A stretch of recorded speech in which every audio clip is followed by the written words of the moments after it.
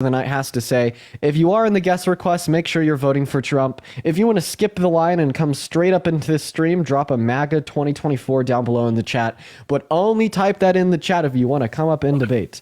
And my American accent's okay.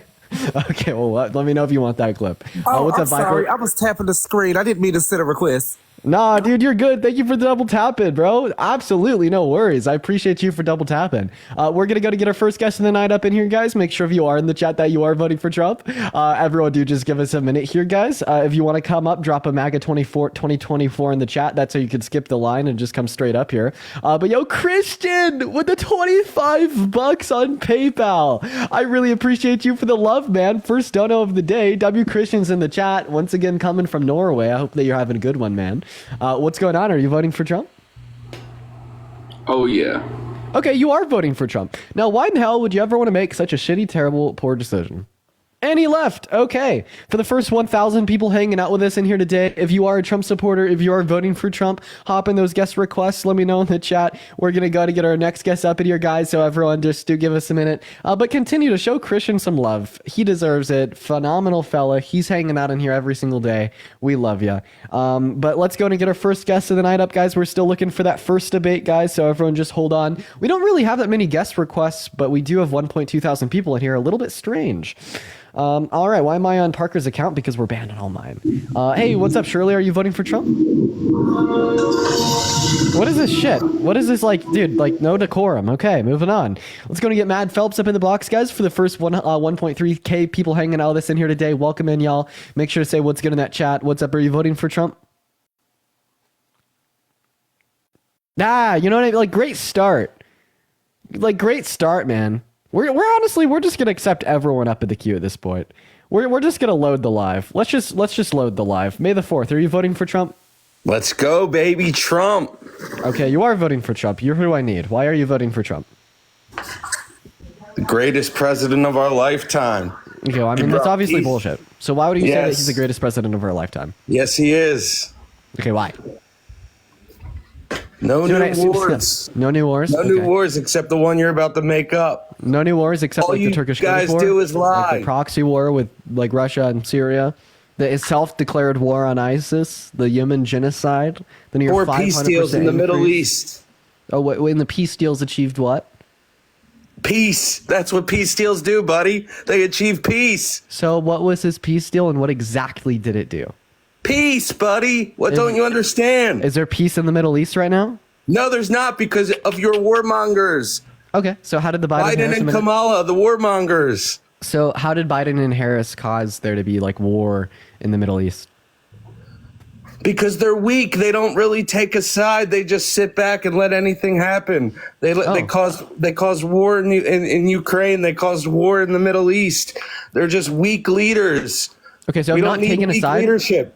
North Korea is sending troops to Ukraine. So if not taking a side, if not taking a side makes you weak, well, then we'd say that Donald Trump has been weak because he hasn't taken a side on the Russia-Ukraine war. Meanwhile, Kamala Harris and Joe Biden have very firmly, unapologetically, Donald Trump's not in office. Stated their support for Ukraine. Donald Trump is not in office. It's not his job to take a side. It is his job to take a side because he's running for office, and he needs to inform the people here at home in America on who he is, what he stands for, and what he's about, and what people can expect if he's reelected. He's made his position clear. He doesn't want people to die. He wants to stop the killing. Him not coming out and saying how he's going to do that is smart. Oh wait, so you think that a presidential candidate not informing his electorate base on what he's going to do when he's in office is smart and strong? Seems like you're just a partisan hack. Oh, a partisan hack. So whatever you say, but he explained that he wants to stop the killing. Him not coming out to say how he's going to do that is smart. Oh, wait, so it's smart for them not to inform us on their plans? Okay, so I've to give detailed war plans. Oh, okay, yes. So like Donald Trump also hasn't informed us on like where the $6 to $7 trillion is going to come from to pay for his tax cuts for another 10 years, and he hasn't informed us on like what parts of our government he's going to cut. He hasn't informed us on what exactly his tariffs are going to be. He's kind of flip-flopped, and he hasn't informed us on a whole load of his policy. Would you say that that's smart? I've never seen people from, that are so excited for lower class and middle class people to pay more money in taxes than you guys. Oh, so how's Kamala Harris going to make the low and the middle class pay more in taxes? Because she's going to let the Trump tax cuts end. Oh, but she's going to let them run her out tax plan. with her tax plan to tax unrealized gains. Oh, for members of the low and the middle class. So people, If you with own a $100 million house, in invested asset. If you own a house and your house goes up in value, and now you have to start paying more money in taxes when you're already paying property taxes, how do you expect people to be able to afford that? So the unrealized capital gains tax only applies to people with over 100 million in invested assets. Are That's people with not over true. 100 million in invested assets members of the low and the middle class? That's not true. She It is. plans to tax unrealized gains on everybody. No, you could literally go to kamalaharris.com/issues and read how it only applies to centimillionaires for yourself. Or you could just look up Kamala Harris's unrealized capital gains tax and read it from a multiplicity of sources, including from her own campaign. You're lying. Stop spreading misinformation. If I took Kamala Harris's word on anything she says today, I wouldn't be any, dumb as you are. So I want to clarify. You're making her policy bad by changing it from what she's announced. No, she started off when she ran in 2019 by saying all of these things. She's going to ban fracking. She's going to tax unrealized gains. She's all for just getting rid of ICE, getting rid of the Border Patrol. She's Okay, all well, I mean, if we could starting just look from at what scratch. candidates said in 2019, you shouldn't vote for Trump and J.D. Vance because J.D. Vance called it Trump America's Hitler in 2019. Does that mean that Vance still thinks it to this day? Does that mean that the administration is not going to be effective via any means because J.D. Vance is going to stage a coup internally because he absolutely hates and despises Trump and would never vote for him? He's a never Trump guy that thinks he's America's Hitler? But we should trust the woman who changed her position on everything. Yeah, I think Okay. that we should because in Congress you either sink or swim, right? And her being able to moderate her own views, meet in the middle of the aisle to effectively work with Congress and pass some of the most monumental legislation in modern U.S. history, being literally more active than Trump during his 4 years as VP, right, would be indicative of great leadership skills that demonstrate to American people that she's a swimmer and she can come together, control, and sway Congress to do what she wants for America. And not to mention, in 2018, 2019, she was what? She was the senator of California. What is a representative supposed to do, right, in our country? They're supposed to represent the views of their constituents. Do you think that the constituents of California have more left-leaning views than that of the average American? Oh, well, would I say sure do. so. They're the most liberal state in America. So, of course, we are going to see her holding to more left-leaning views when she's representing the constituents in the state of California in comparison to campaigning to represent all the constituents of our country. When someone says there is no doubt I am in favor of banning fracking, that means there is no doubt.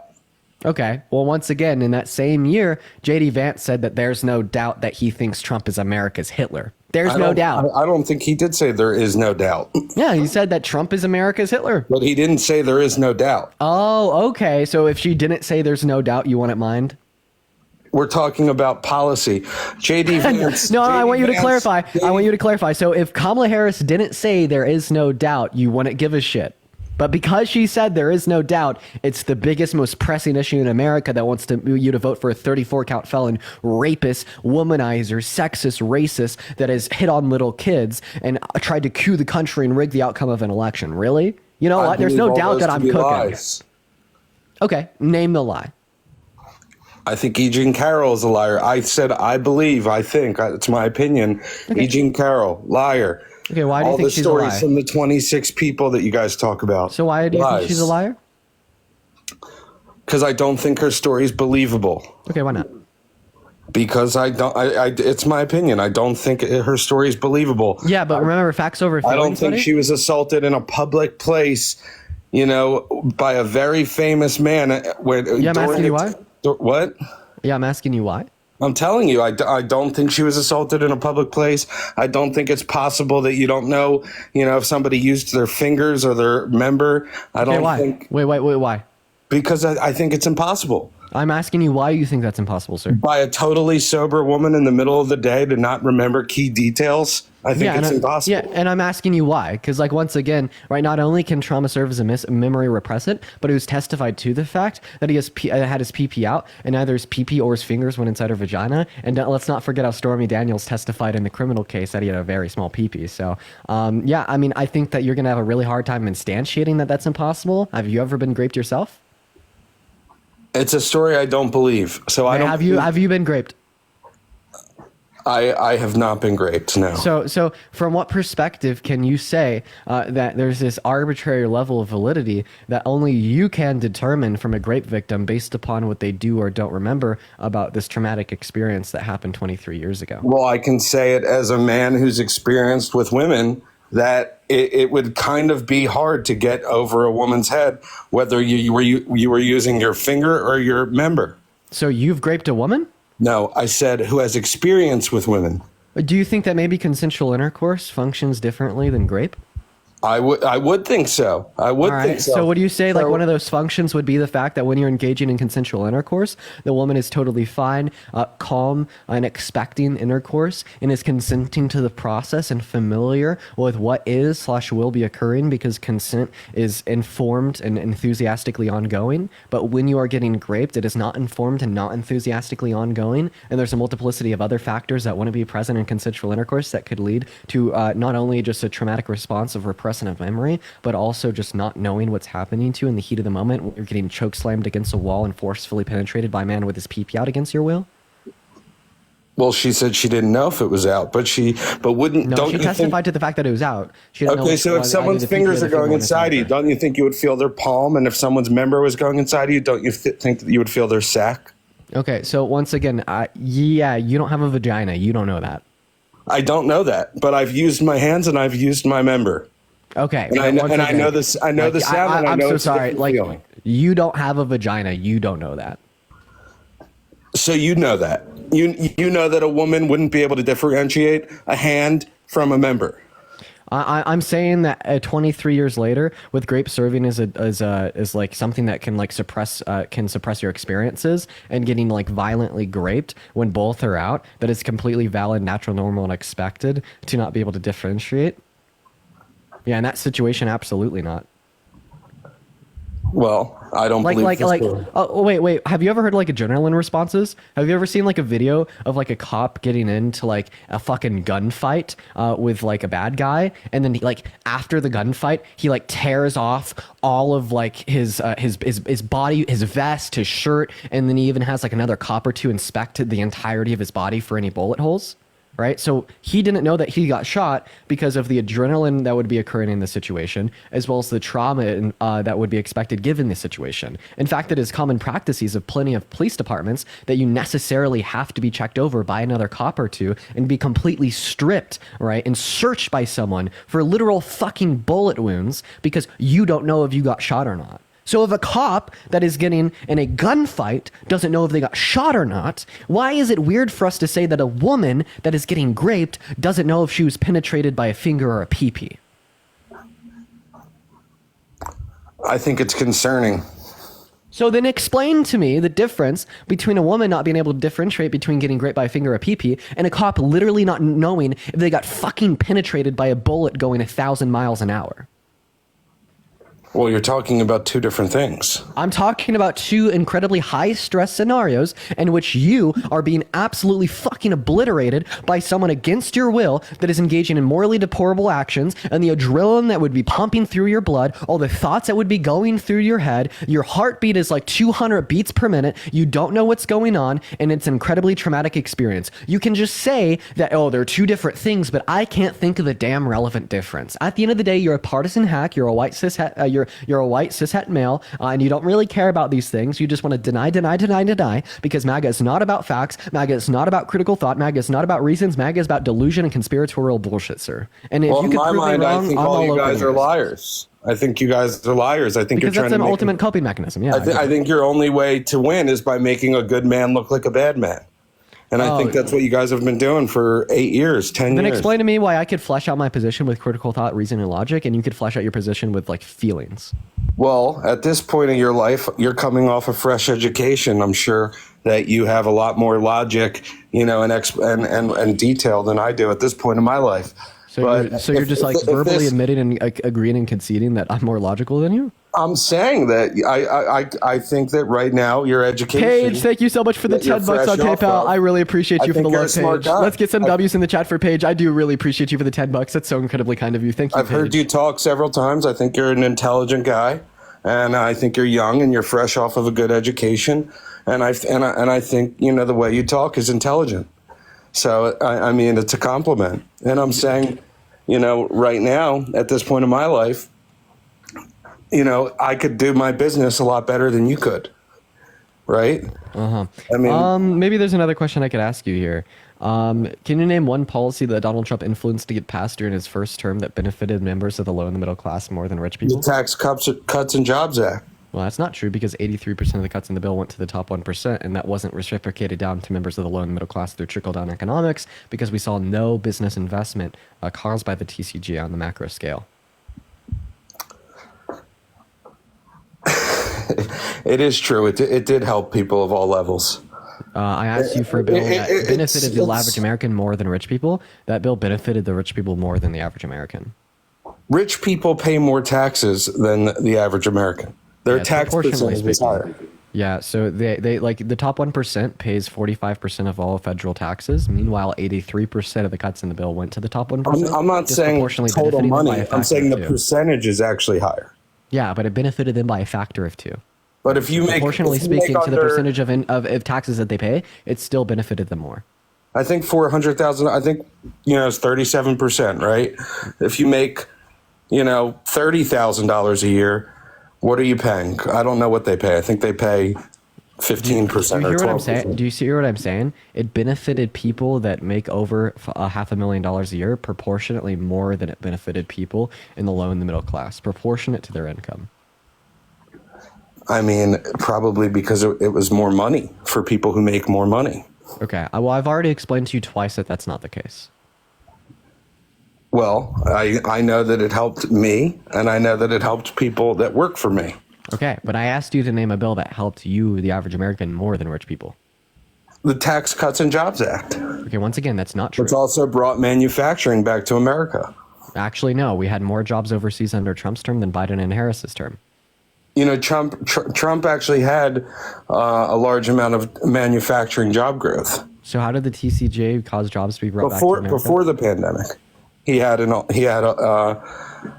Even after the pandemic, I think he still had 400,000 gain in jobs, manufacturing. Okay, so how did it cause people to be brought back to jobs here at home in America? Between that and tariffs, I think that, I don't know exactly how or what jobs. Trump's tariffs on China actually destroyed U.S. businesses. They bankrupted American farmers by decreasing and plummeting their exports of predominantly soybeans because of a trade war that it started with China. Historically speaking, every single time we've increased tariffs on them, they've just reimposed tariffs back on us, and our exports have plummeted. In fact, it was so bad that Trump had to bail them out with $28 billion from the feds. Well, I think that Trump does a much better job for this country. And I know, but you can't respond to any of the particular reasons why. Matthew, I appreciate you for the $5 on Venmo saying that I my can't pants are fire as speak fuck. on Thank what you, I don't Matthew. know. I can't speak on what I don't know. So All right, no worries. Well, do you have anything else you want to go over here with me today, man? I'd rather see, people struggling on the street, people struggling from drug addiction, get the same kind of money that illegal immigrants are getting to stay in hotels and to feed them and their families and to keep bringing over other members of their families to put them together. What about people that are struggling on the street? Name one federal program that benefits undocumented migrants. What are the names of the programs that benefit them? Just What's name them. the name of the program that pays for their housing? Who puts them up in these hotels in New York City and wherever they go? The What's state name of government, not the federal government. I'm still waiting for you to name like any federal. Why program that why benefits aren't those undocumented cities migrants. helping out Americans in their city? Yeah, well, we can get to Why that, but is right New now we're York talking about helping the out New federal Yorkers? government. Why are they helping out people from, China? You could go Mexico? debate someone. You could go debate someone, right? That would be arguing that the New York state government is doing something good. I'm here to talk about the federal government. Okay, right? So can you name any federal programs that are benefiting undocumented migrants?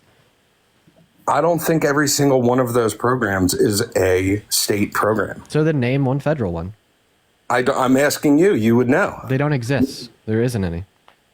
Like the So only it's- federally it's- funded programs that that like serve to undocumented migrants are things like ICE and like Border Patrol.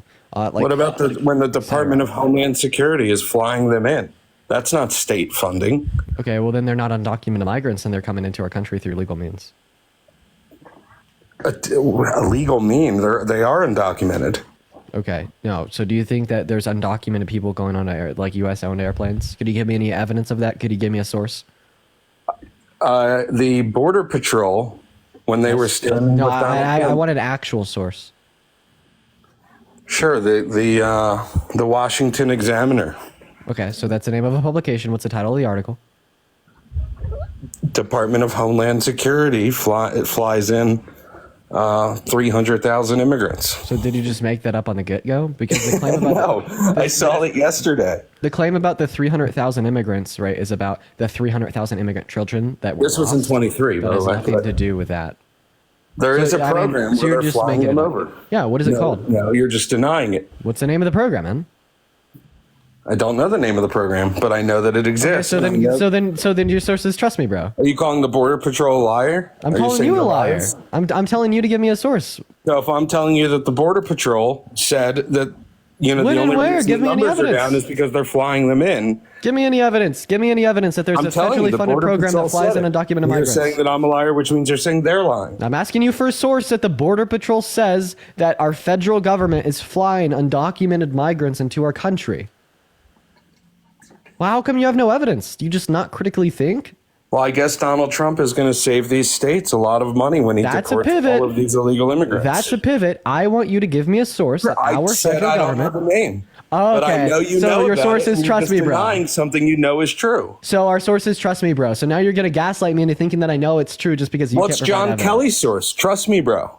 I don't know who John Kelly fucking is, nor do I care. Your You don't know who sources John trust Kelly me, bro. is? Can everyone laugh at the guest in the chat for like just not having a source? Hey man, so the reason I'm not voting for Trump is because he like sleeps with little girls, and I don't want to vote for a P3DO. I once had somebody message me that your friend Parker sleeps with little girls. Parker does not sleep with little girls. That is outrageous. I once had somebody message me that. Who? A girl, she said that Parker had assaulted her when she was a minor and he was an adult. Yeah, and who's this girl? Some girl in my DMs. Are you saying that what's she's her name? lying? Are you saying she's lying? Well, at first I'm just asking you what her name is.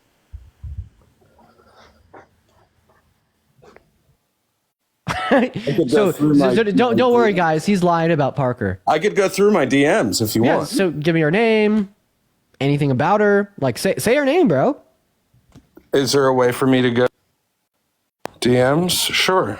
Like say her name. Say her name. I don't know. You what I don't. It's not like I keep account of these things. Oh, okay. James, thank you for the $5 on Venmo. So I just want to clarify, you're a conservative that got proof that one of the biggest liberals currently debating on the internet, pushing for people to vote for Kamala Harris, as a literal child fucking rapist. And you're saying that you just kind of don't take count, you just kind of forgot, even though if you were to publicize this information, you would be one of the biggest fucking conservative icons over fucking night. Really? You just I don't don't- really. do you You just think don't I really wanna keep be a account of that conservative icon? information. You just don't think really. I wanna You just be an don't really. icon? I mean, we're gonna make you an icon right now. Let's rally against him. So do you First, think we I'm just making need up this proof. claim? Do you think Yes, I'm making absolutely. it up?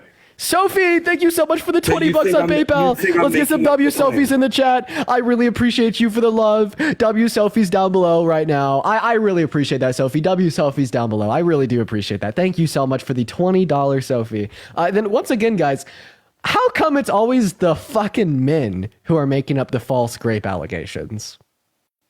And then it's the same men who accuse the women of doing it. Every goddamn time. Every goddamn time. I appreciate it, but you're calling me a liar? But so if I can show I you, sure am. how can I sure show am. you? You could tell me your name. You could tell me Well, your how can I app, go to my you could show me a messages? I'm asking you. screenshot. You're better at operating the app than I. So how can I go to my private messages? You have to leave the live, and then you got to go to your messages, and then you got to screenshot, then you got to come back and put it on the big old green screen. Okay, sure. Let's see the green screen. Why don't you want to go do take it? a screenshot and bring it up? You'll bring me back on Oh, here? hell yeah. I will bring you up. You will be on this live for us all to see it. Okay, BRB. Wait, I have a question. If a girl like DMs you telling you that she got raped, why didn't you report that to the authorities? I don't know who the girl is. I don't know her name, but I also it's Whoa, how do you not know her name, dude? I feel like if like a girl like I'm sure I could see her name on TikTok. One moment. If a girl DM'd me saying that she got graped, like my immediate response would be like, first of all, her fucking name in that DM would be burned into the brain for the rest of my goddamn life. And then second of all, my immediate response would be to call my local PD, get in touch with them, try to tell them to tell their fucking parents, get in touch with their parents. And then if it was by like a massive influencer like Parker, I assumed I'd be going around and I'd be airing this out goddamn everywhere. I assumed that this was a known thing. I didn't assume I was the only person. So you just assumed that like this girl was going around DMing everyone? I assumed that it was known that if she was saying that somebody who had a relatively larger following did something like that to her. Wait, why did she DM you about it? Probably nobody. because I Why'd was she DM talking you about something similar. I think I was talking about the E. Jean Carroll thing with Parker, possibly.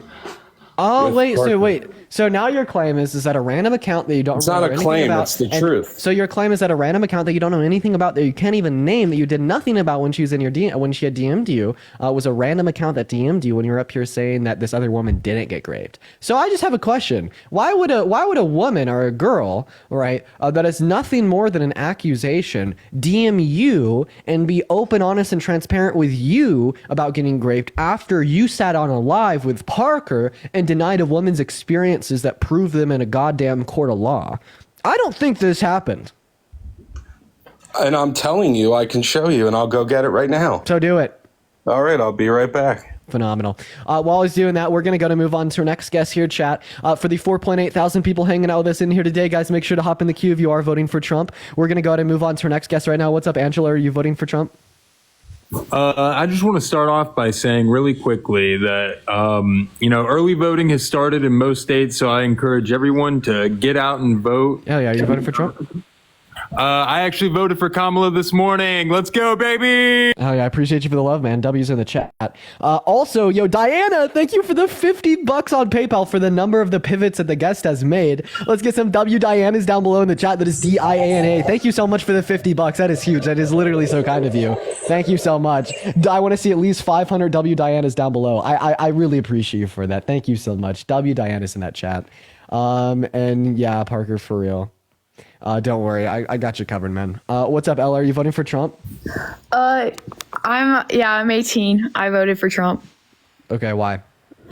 So I'm a Christian, and I gotta be honest, I don't really like Trump or Kamala. I'm not a big Trumpster, but my stances on abortion was what had to take me over. Okay, wait, I have a question. If God saw a woman getting an abortion, could stop them but didn't, would God be doing anything wrong? What do you mean? Well, I'll repeat it. If God saw a woman getting an abortion, had the power to stop them, but didn't stop them, did God do anything wrong?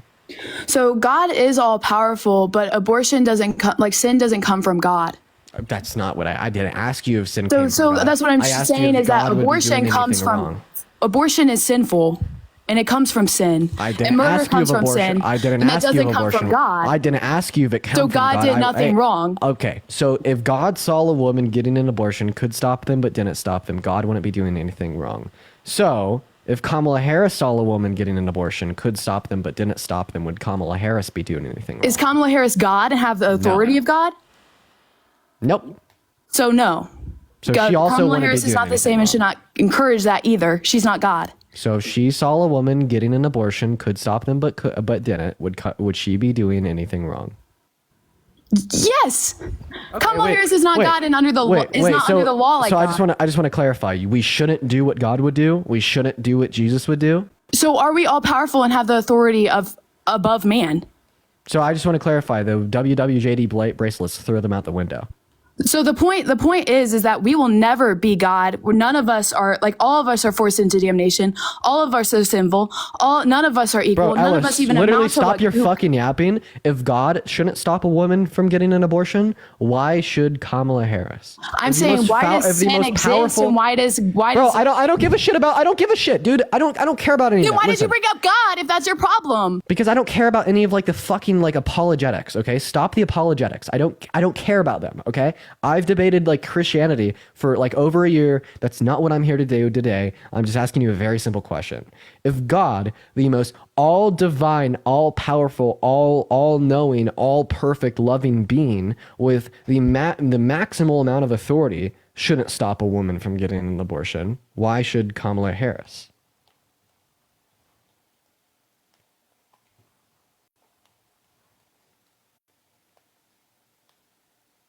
Go ahead and unmute your mic, Ella. See, I want you to answer that question without any of like the weird pivot apologetics, because that's all the Christians know how to do, to be honest.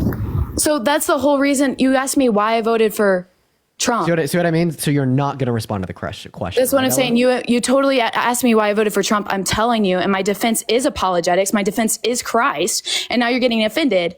No, I'm asking you a simple question about your apologetics, about your religion that you can And I'm answering that, but you're not letting me. I'm literally giving you the mic to answer my question. Do you need me to repeat it? So your question is why should we not act and do what Jesus would do or God would do in this situation? And my answer to that is Kamala does not have the authority to be God. We're all under the wrath of sin, death, and damnation. None of us would ever be God or have the authority to do so. And to put Kamala why humans have an obligation to stop sin if God doesn't. Humans are the essence of sin. Humans cannot stop sin. Stop sin. Okay, so Humans do not. Okay, Humans cannot and will not ever stop sin. If Kamala Harris does not have an obligation to stop sin, then why is she in the wrong for not wanting to legislate against abortion? So why is she in the wrong for just wanting people to die? Because God gives us morals. Oh, wait. So the morals are an extension of God. If our morals are an extension of God, and a moral that exists in God is not infringing upon people's free will, should that same moral exist in Kamala Harris, although you think abortion is wrong, she should uphold the moral that she shouldn't be infringing upon the free will of women, and at the end of the day, that choice should be left up to them. Okay, first of all, I'm already going to go ahead and say that Jesus is life. And so the idea that Jesus didn't choose life is insane. Jesus already died for every single person that committed the sin. Like, this is all irrelevant to my argument. It is extraordinarily irrelevant because it comes back to the... Ella, I know more about your religion than you do. Oh, really? Because I'm a church major. That's insane. Okay, what are the first 4 books of the New Testament? Are you crazy? Genesis, Exodus, Leviticus, Deuteronomy. That's the Old Testament. The New Testament, Matthew, Mark, Luke, John. There we go. And if you know a lot about your Bible, what does Leviticus 25 verses 44 through 46 read? Well, it's talking about law. It's talking about how God loves So you're picking out certain pieces of scripture without recognizing all of scripture. All of scripture. Which is basically you're going to go to the crucifixion. No, that's what and you guys do. my question to you is authority, and that Kamala does not have the authority to choose whose life is whose and who gets to live and who doesn't. Okay, so here's my question to you. Do you think that slavery's always been wrong? So you're going to bring up slavery in the Bible? Yes. Do you think that slavery has always been wrong? Any sort of man controlling, but God doesn't agree with slavery. Hebrew slaves. Okay. Who was Moses? Hey, Ella, has slavery always been wrong? Who was Moses? He was an Old Testament prophet. What did Moses do? He got the 10 Commandments on Mount Sinai and wrote. What else did Moses do? Where was Moses called? He freed the Israelite slaves from the land of Egypt when God fucking genocided all their kids through. Who is God's chosen people? So this is all great, the Israelites. So can you please tell me, has slavery always been wrong? What did I just say, bro? What did yes I or just no? say? Can you answer my question? Moses of father, one of the main prophets of the Old Testament, who freed the Israelites, who freed them from slavery and bondage. Yeah. Mm-hmm. So has slavery always been wrong? Yes or no? Yes. Thank you so much. I hate that I had to ask that 10 times. So yeah, in Leviticus 25 verses 44 through 46, God says that Israelites, his chosen people that he freed out of slavery in Egypt, could turn around and own non-Israelites from the land of Canaan or Egypt as human property for life. And they could even bequeath them to their children as inherited property when they die. And then in Exodus 21 through 21, he says that they could even beat those slaves as long as they recover in a handful of days because they were their property. So okay. God actually says that slavery is okay as long as the Israelite is the enslaver and the non-Israelite is the enslaved. Did you know that? Okay, so yes, But the thing is that you didn't put context before and after, and that all of that points to Christ and what Christ has done that, and that Christ saved us from the ultimate bondage of sin and all of slavery, and that Yeah, the that's a whole pivot. intention of the Bible was already pointing to Christ. So I just want to clarify. Do you think it was okay? Like slavery was okay as long as there was an Israelite, like owning a non-Israelite as human property for life? So no, but that's not the argument. So that wasn't okay. So God commanded something that was morally wrong. So he's not all good. Did God command that exactly, or was that the he said context of that- the time? So he you're said not that really they paying made that. attention to the context of the Bible either, are you? Okay, so what was the context when God said that slavery was okay for Israelites? So the context of the only- time- the only context that I think could ever exist to justify that is, haha, just kidding, it's opposite day. No. So then what context I'm would not exist to denying justify scripture God either. saying that Israelites could own non-Israelites as slaves for life? I'm not denying scripture Okay, either. well, you are when you So- say that it was wrong, because it would follow, No. given God's No. perfect character, that his commandments and moral prescriptions are also perfect, and it was a moral prescription that Israelites may own non-Israelites as human property for life, so it would follow that that's perfect as well. You literally think that slavery is perfect in some contexts. So there are multiple parts in the Bible where there were certain things that were sinful that are impossible to avoid. In that case, where I'm talking about context, that was impossible to avoid. So then how did God avoid it in Egypt? So like sexually immoral sin. Ah, how did God avoid it in Egypt? How did God avoid it? How many years were the Hebrews enslaved? 120. Exactly. That's what I'm saying. So it wasn't really avoidable for that long. No, it was. So, like, the whole point here is now you're going to say that the only reason he allowed Israelites to own non-Israelites as human property for life is because he couldn't stop it. But he literally clarified in those same verses that non-Israelites could not own non-Israelites as human property for life, and Israelites could not own Israelites as human property for life. If God didn't like Israelites owning non-Israelites as human property for life, he would have said that that is wrong, just as he said it was wrong between two Israelites, or just as he said it was wrong between a non-Israelite owning an Israelite as human property for life. He said that it was wrong in 3 other contexts and that he didn't allow it, and even genocided Egyptian youth, killing their firstborn sons to fight against the enslavement of the Israelites. But then he turns around and says that it's okay for the What did Israelites to King do it. Herod And then do? you're like, he couldn't stop it. He couldn't stop it. There's nothing No, he I could didn't. do. Wait, so you're saying God can't stop something? So God's No, not I'm saying God. all-powerful? I already claimed God's authority, and that's my whole point. Is God has authority where Kamala Harris doesn't.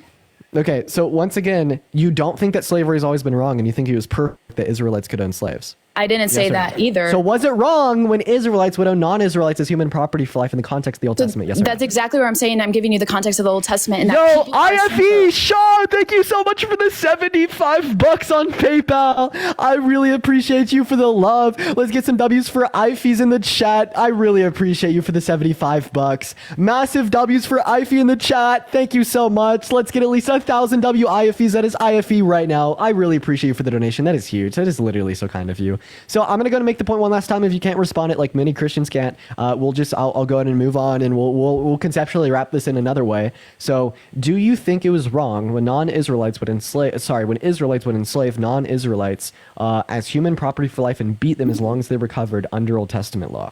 crazy. People being sinful. Is that new? Is that wrong?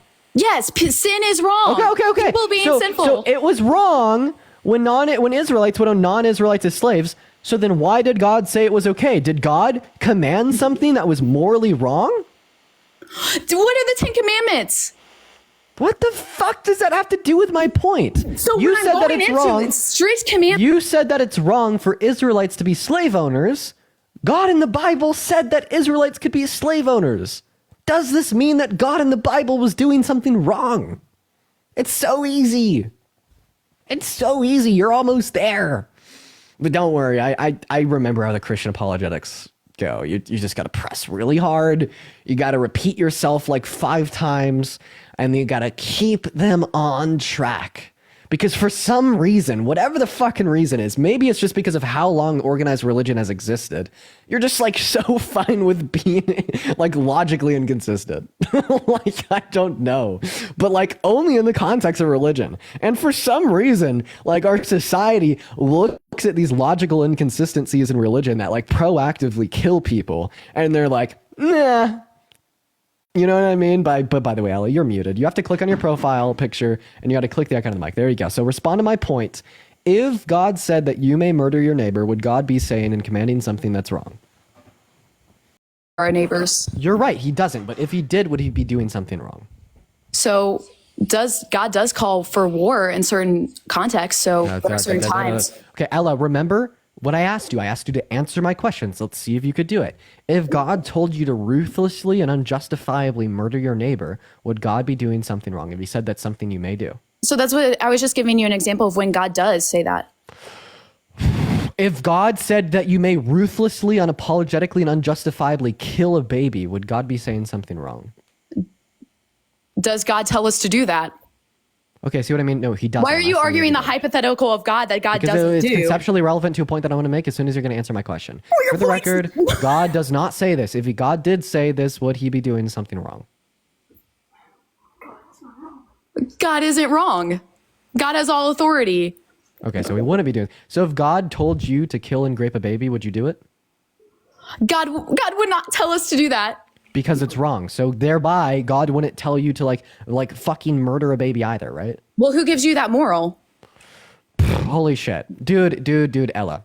If God told you to grape a baby, That's if what I'm God saying. said that you may grape babies, would God be commanding something wrong? That's why I'm saying is why. Okay, Ella, Can you Ella, let me get to the point? I'm just gonna give you like an answer, okay? This is what I want you to say.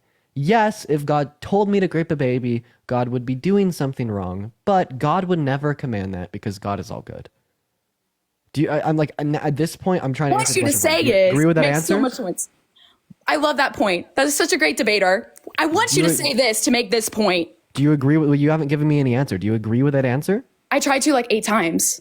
So the point is why I think that is wrong is from God, and because God is perfect, and because God is holy. And the reason why I think that God gives me morals is because God says he did. God gave me creation. God gave me life. All of those none great of these things. are answers. If God So that told is you to an grape a answer. baby, would Why God I think that is wrong is Okay, because of God. Ella, I want you to listen very closely to my answer, to my question. If God said that you may grape and kill kids, would God be commanding something wrong? Yes or no? Again, God would never do that. Okay, yeah. So is your answer, God would never do that, but if he did, it'd be wrong.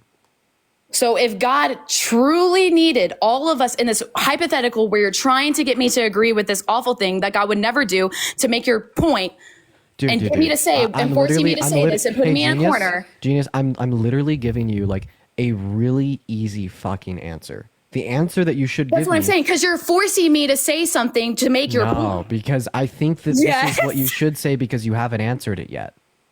Right? So, like, what you should say here is that if God did command me to grape a baby, God would be doing something wrong, but he never do that. If God said that you may grape children, God would be doing something wrong, but he never say that. Is So- that a fair answer to that question? So, no, like Okay, so God then would what's a never fair have answer? us do.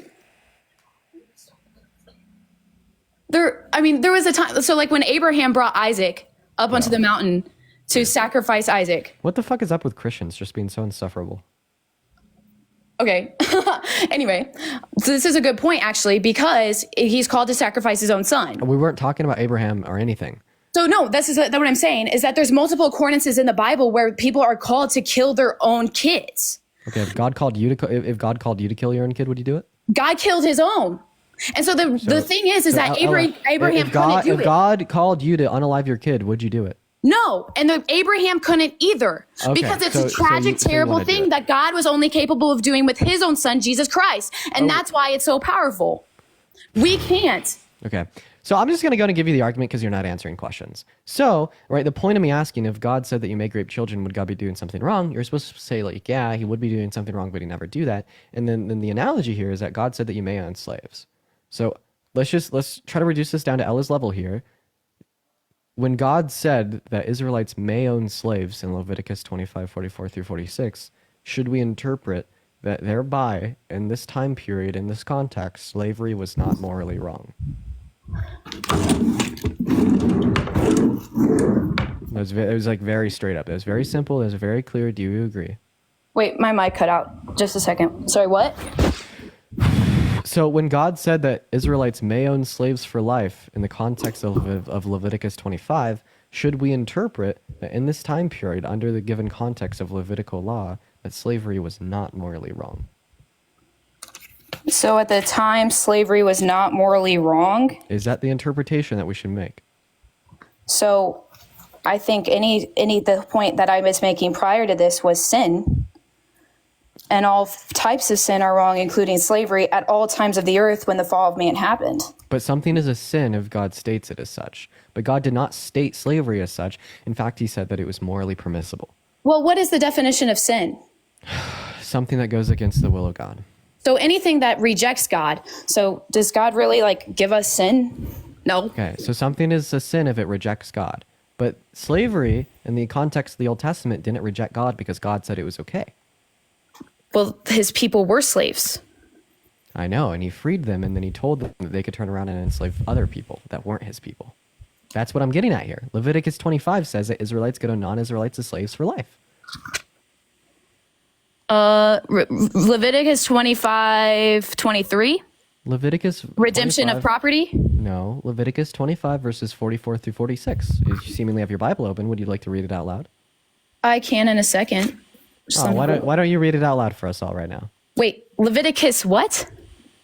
25, chapter 25, verses 44 through 46. Someone in the chat said, yay, story time. Hilarious.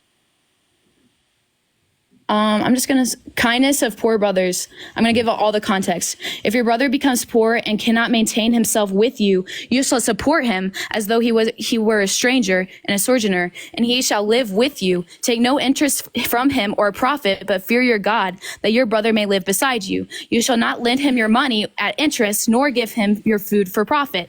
I am the Lord your God, who brought you out of the land of Egypt to give you the land of Canaan and be your God. Could I ask you what like verse you're starting at to know how much I stopped at Leviticus 35, kindness for poor brothers, to give full context. That's fine. That's fine. Just read it, please. If your brother becomes poor beside you and sells himself to you, you shall not make him serve as a slave. If shall be with you as a hired worker and a sojourner, he shall serve with you until the year of Jubilee. Then he shall go out from you, he and his children with him, and go back to his own clan and return to the possession of his fathers. For they are my servants, whom I brought out of the land of Egypt, and shall not be sold as slaves. You shall not get into the part about the people that weren't his citizens, that weren't you shall from not Israel. rule over him ruthlessly, but shall fear your God. As for your male and female slaves whom you have, you may not buy male, female slaves from among the nations. Oh, it did not say you may not. Go ahead and repeat that No, verse. it literally does. You may. Stop lying, Ella. Anyone could go on their phone and look up the verse. Be fucking honest. I'm literally holding my Bible right now. No, you're not. No, you're not. No, you're not. No, you're not. Everyone get your laptop out right now. Search up Leviticus 25 verses 44, which is the verse that she's reading right now. It says, you may own slaves. She is lying. Everyone could fact check this. Where's All your 7.2 thousand people in the live right now could fact check that she's actively lying. It does not say you may not own slaves. It says that you may own slaves. It says the fucking verse. Everyone pull up the laptop and look it up. Everyone open the laptop. Everyone open the laptop. Look up Leviticus 25, 44 through 46. Everyone look it up on the laptop. Among the nations that are around you may also, okay, this also says you may also buy from among the strangers who sojourn with you and their clans that are with you, but you did not let me keep reading, who have been born in your land, and they may be your property. You may bequeath them to your sons that you inherit as your possessions forever. You may make slaves of them, but over your brothers, the people of Israel, you shall not rule one over another ruthlessly. Great. So what it's explaining is that Israelites couldn't own other Israelites as slaves. Clarifies that 3 times. No, And it God's literally like, "But you just may own says non-Israelites as slaves." it needs to take them under like their family. Okay, I'm going to read the verse because she just lied about it. And everyone can fact check that. I mean, we have 8,000 people in here. Leviticus 25 verses 44 through 46. Everyone open up your laptop, look it up yourself. Everyone knows that you are lying because yes, the Bible is online publicly. So once again, the verse says your male and your female slaves are to come from the nations around you. From them you may buy slaves. You may also buy some of the temporary residents living among you and the members of their clan born in your country, and they will become your property. She also skipped that. You can bequeath them to your children as inherited property and can make them slaves for life. She also skipped that, but you must not rule over your fellow Israelites ruthlessly. Just like we had racial chattel slavery here at home in the U.S. that deemed white people could own white people as slaves, but white people could own black people as slaves. Out of my Bible, out of Leviticus 25 in the context of chattel slavery in ancient Israel, Israelites could not own Israelites as slaves, but Israelites could own non-Israelites as slaves. Anyone could fact check this. She actively lied in front of 8.4 thousand people on live. I don't know why Ella didn't know that the Bible's online for everyone to read. Anyone could open their laptop. Straight out of my Bible, bro. Ella, this is an indefensible view because anyone watching could open their. Straight out of my Bible, bro. Ella, the reason this is an indefensible view is because anyone could open up their laptop and fact check that you are lying. But do you realize that there are certain Bibles that cut out certain verses because they don't agree with it? Okay. Wow. So you think that so like certain people have made interpretations of your religious text and they just cut out what they don't like? That's how the branches have branched off. That's how denominations have happened. Yeah. But this is specifically. What the fuck? Do not understand it. What the fuck? You don't say. So did you just concede that there's absolutely wait, Ella, did you just concede that there's absolutely no reliable, credible, and trustworthy basis to determine what the true words of God are? Given one moment, did you just concede that there's absolutely no reliable, credible, and trustworthy basis to determine what the true words of God are in the Christian Bible today? Because factions of Christianity have just take out parts of the Bible that they disagree with. So even if it was the case that Christianity was correct, even if it was the case that the Christian God existed, that we cannot reliably determine what he thinks is good and what he thinks is bad due to how the Bible has changed self-admittedly by yourself? Travis, thank you so much for the $1 on Venmo. So seemingly, right, even if it was the case that Christianity was true, you have no reliable basis for determining what the Christian God thinks and Yes, we do. feels. First of all, okay, we could get into this really if you want to. The school I go to is Concordia University, Nebraska, and has one of the biggest branches for Bible translators. I'm an LCMS Lutheran, and I do not believe in taking or putting scripture in. I just wanted to. My roommate was just making a point that a lot of Bibles. Bethany, thank you for the $6 and the 66 cents on Venmo to buy a MAGA Bible. I appreciate you for the love. W Bethany, W666. I appreciate you so much, Bethany. So my Bible that I use is very standard. Concordia St. Paul doesn't take away or add anything into the Bible. And the point it was being is that a lot of Bibles misinterpret or do have false teaching, like AKA a lot of special Bibles that a lot of politicians use. Whatever the And that Bible is you're reading is. blasphemy. Because you said that Leviticus 25 verses 44 says you may not buy slaves from the countries around you. You said that, right? I read you exactly word for word what scripture says. Okay. I also So what read- translation of the Bible are you reading from? So I just read that to you, but I did tell you that literally right No, no, before no, that. no, no, no, no, no, Ella, So Ella, literally Ella. right before that. No, no, no, no, no, no, no, no, no, no. There was never. No. Nat, thank you for the fireworks. W's for Nat in the chat. What translation of the Bible are you reading from? I just told you it's Concordia St. Paul, Concordia Publishing House, ESV. So it's the ESV. Thank you. I guess technically it would be, but it's a pretty. Because it's strictly a Concordia LCMS church. Okay, so now we're going to look up Leviticus 25 verses 44 through 46 in the ESV. That is the translation that Ella is reading from. Here's the translation of Leviticus 25 verses 44 through 46 in the exact translation that she's reading from. For your male and your female slaves, whom you may have, you may buy male and female slaves from among the nations around you. That's not what mine says. That is the ESV, the English Standard What I was Version, trying to tell you before the is that I have ESV of the Concordia Bible. St. Paul, but you don't understand like what. Yo, that- Reagan, thank you so much for the $2 on PayPal. W's for Reagan in the chat. So wait, you should burn that Bible because it's blasphemous, right? No. Juju, thank you so much for the fireworks. W Juju in the chat, and Nat, thank you for the fireworks as well. Wait, why? You just said that it was blasphemous. You just said that it wasn't truly reporting the word of God. I just read you out the ESV. So Shelby, thank you so much for the $5 on PayPal. W's for Shelby in the chat. Thank you so much. So that's what I'm trying to say is that there's different things like New King James Version, ESV, and different like hard like especially like if you get into the study. Offline, thank you so much for the Galaxy. I appreciate you for the love. And Like- Nat, thank you for the Galaxy as well. You guys are phenomenal. Like if you get in Catholicism and the Lutheran Study Bible, there'll be more in depth or like harder translations to understand, which are not typically, but are closer to the original translations. But modern translations typically not switch the words, which is Nat, thank you so much for reading. the Galaxy. I appreciate you so much for the love. But- So how come the Bible that you're reading has a completely different interpretation, meaning, and words? Right, So it than your doesn't. Standard ESV. But Yes, remember, because you said the Bible that you're reading says that you may not own slaves. The ESV, which you no, claim was because later it did, and you nodded your head in agreement of like, yes, that's when it says it. Because Okay, so at I first, want you to read word for word Leviticus 25 through 44 through 46 out of your Bible. again, Yes, only 44 through 46. Let's clarify here. I have the ESV, so we should be reading from the same exact translation. that's Read what I me was trying to 44 tell through you. 46. oh my god, Juju, thank you for the fireworks. Read it off. I'll be quiet. again, Yes. you're gonna make me read this off again Just the two verses, Ella. of 44 through 46. Wait, why? Okay, why are you making me read just like very? Wait. Did you just slur? What? Did you say the R slur? No. Oh, okay. I just saw a couple people in the chat say that. So, anyways, read off the verse. Oh, I thought you were talking about me. I was like, what? No, I don't say that. But anyway, I'm just curious because again, we're going back and forth over this. No, read the verse. So I'm trying to tell you right now is that like I did put the reason I read from 35 all the way through. Just 44 through 46, please. But that's what I'm saying is you cannot just take a verse from scripture. Bro, and you literally already read us the context. We just want you to reread this that's verse because how we're you- that's confused how on what you your Bible get says. Certain thoughts like Nah, thank you for the massage. Dude, we already read us the context. We just want you to reread these two verses because we're unclear on what your Bible says.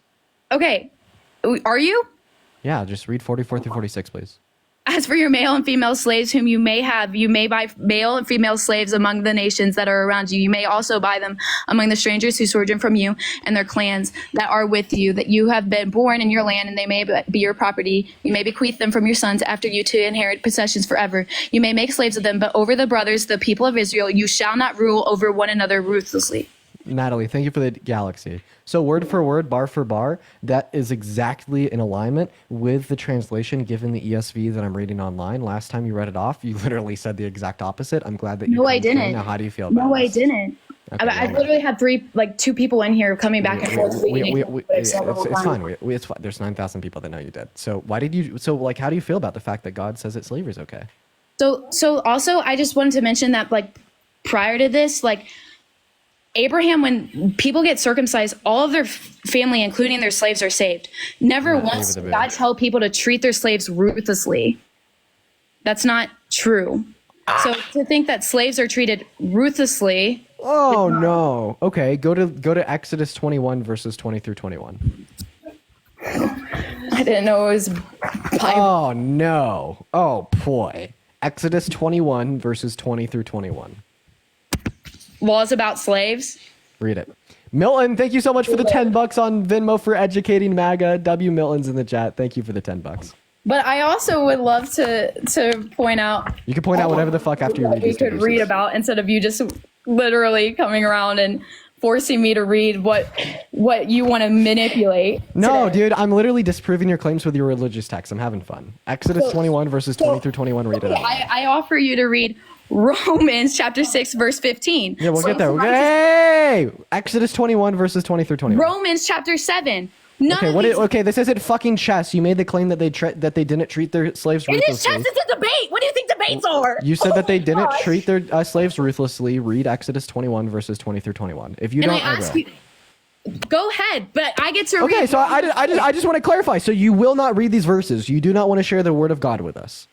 No, I do, but what I'm Okay, saying so then is read that- Leviticus 21 verses 20 through 21. That's what I'm trying to say is you're only talking about old law, which has already been broken to prove your point. You're already Hillary, thank you for the $2 on You're Venmo. So trying to my explain opening sin with question, sin. my opening You're not question explaining sin with my opening question was, should we interpret that under the old law that slavery wasn't wrong because God said so? Okay? I showed you the verses where God said so, and then your response that was that they didn't treat them ruthlessly. I'm countering the claim that under old law they did treat their slaves ruthlessly, right? Because like first of all, right, that's just going to be intrinsic to slavery's violation of human rights, and second of all, because of Exodus 21 verses 20 through 21. I will either have you read Exodus 21 verses 20 through 21, or I will read it. Which one would you like? is not to like not speak about certain parts of scripture or to not show them, but obviously you have a very calculated way of doing this, and I'm not denying that. I can argue Exodus and other things all day if you want me to. My point is that there's a much broader picture, which is Christ crucified, that is for us, and that's what I was trying to show you before. Yeah, I'll let In you preach Romans. later. I'll let you preach later. Right now, we're just talking about slavery in the Old Testament, bro. So I thought we were just talking about why you're voting for Trump or Kamala. And now So we've we're gotten into obviously this off. discussion. So please read Exodus 21 verses 20 through 21. Dude, this is the stupidest thing I've ever... Are you going to read it or are you not? Just tell me. Okay, I'm flipping to it right now, but this is so... Danny, thank you for the $1 on Venmo. I appreciate you for the like. Wait, so is there a specific verse, or do you want me to read the whole chapter? Exodus 21 verse 20 through 21. Stowe, thank you for this subscription. When a man strikes a slave, male or female, with a rod, the slave dies under his hand. He shall be avenged. But if the slave survives a day or two, he is not to be avenged, for the slave is his money. When men strive together and hit a pregnant woman so that her children come out, but there is no harm, the one who hit her shall Thank you for reading the one rule about slavery. Jacqueline, I appreciate you for the $4 on Venmo. So you said that slavery wasn't wrong because they're not treated ruthlessly. Well, here's a verse in the Bible that says they could beat them as long as they recover because they're their money/property. Not to mention that like a violation of human rights would be intrinsic given slavery, and that the argument that it's not wrong because they were treated good was the same argument upheld by the Confederacy here at home in the U.S. So the Confederacy actually argued for racial chattel slavery, that the slaves had better living conditions on the plantations because they were provided free food, free water, free housing, all right? And they'd actually have worse living conditions if they were released out of slavery. So the defense that you are giving to the slavery in the Old Testament of the Christian Bible is actually logically synonymous to the defense given from the Confederacy. Oh my gosh. Okay, so first and foremost of that, I've argued this a million times, and the reason Scout, thank you for the $5 on Venmo. W's for Scout in the chat. Thank you for the $5. the reason that I'm getting upset is because I hate the idea, and I know this is wrong because in Romans it's shown that this is wrong, of taking a scripture without any context and using it and manipulating it for this purpose, and that's exactly what you're doing, which is tell me what the context is. That's what I was trying to like show you, that there's multiple other contexts. And the point is that we've already been saved and we're all slaves to sin. And you would know that if you read multiple other parts of the Bible. So the context to comes from. So your context to like nationalistic discrimination and violation of human rights in the context of chattel slavery is that we're all slaves? We are all slaves to sin. We are all terrible people. None of us are perfect. And that's awful. Okay, so how does the context of none of us being perfect, right, explain the fact that God endorses chattel slavery? I'm saying this doesn't come from God. Okay, it does, because that was a This is commandment. historical context. Morgan, thank you so much for the fireworks. Okay, it literally did. Okay, Leviticus 25 verses 44 through 46 is literally God talking to Moses on Mount Sinai. Read the first fucking verse from Leviticus 25. This is but you're totally dismissing historical context. You're totally dismissing. So what was the prior historical chapters of the context that Bible. justified God saying that slavery was okay? That's what I'm trying to tell you, is that you're totally dismissing multiple is it? contexts of the Bible. What's the context that justifies this verse? That's what I'm saying, is that no sin is justifiable. That's God's point. Well, That's remember, why. this isn't sin according to God because he endorses it. Sin is something that goes against Yes, his will. it This is. is his will. Yes, it is. And we learn this with Christ. Okay, is that okay. anytime a man does wrong. Hey, Ella, it's not wrong because God says it's not wrong. Oh my gosh, dude. Listen, the whole point is that God is doing this, and God has already made all of these laws about slaves. He did this intending that there was already going to be salvation in Christ. These people were already saved. But you're not going to sit here and tell me that this is worse than Joanne, I Christ dying appreciate on you the so cross much for the us. $5 on Venmo. I'm saying you can't look at this and without the context of Christ already dying for us. So Christ dying on the cross explains and justifies like hundreds of years of chattel slavery in ancient Israel that God endorsed explicitly. They're already marked. All those people were saved and are living in eternal salvation with Christ. Oh my God. Okay. Wow. So you're saying because they died and went to heaven, it doesn't matter that they're slaves on earth? No, I'm saying that sin happens to everybody. What? I'm saying that. Are you a chattel slave? I'm saying this is a reflection of sin. So And you're they're terrible people. So you think that you go through similar struggles and hardships to African Americans that were enslaved in America and non-Israelites that were enslaved in ancient Israel? I'm not saying that I'm a slave as in a physical slave or that I was ever that. I'm saying you are bound to being a terrible person. Everybody is. Everybody's Wait, bound so you're to saying that the imperfections. individuals that enslaved the ancient non-Israelites were just bound to it? I'm saying that you're not getting the bigger picture. I'm saying you're not giving me a bigger picture. I give you 2 verses of Leviticus 25 where God said that it's okay for his people to own slaves, and then I gave you another verse where God said that it's okay for them to beat their slaves. Stacy, thank you for the subscription. And then you've just been fucking like going everywhere trying to find any way to justify this. It's not you going said that there was anywhere to justify. One moment. Yeah, I asked you for the historical context to God saying that that slavery is okay. You couldn't give it to me. I asked you for context from the Bible to justify God saying that slavery is okay. You couldn't give it to me. You just said that God died on the cross. Like, you understand here, all that I'm trying to get you to admit is that slavery was okay in this time period because God said that slavery was okay with this time period. But But right now you are saying that it was not okay in this time period. And while this is the answer that I want you to give, it's incongruent with the religious text, because we got to remember that under the Christian worldview, morality is an extension of God. His commandment and his will, his nature, and its perfection, right, is the one determinate factor of what is good and what is bad. So when his will, his nature, and his words determine that it was not bad for Israelites to own non-Israelites as human property for life, you are appealing to a different secular standard to determine that that is morally wrong. And in appealing to a separate secular standard to determine that morally wrong, you're inherently rejecting the truth of Christianity, given that you don't think that morality would be contingent upon the supposed Christian creator. And that's the only point that I'm trying to get you to make here. She just got her account permanently banned.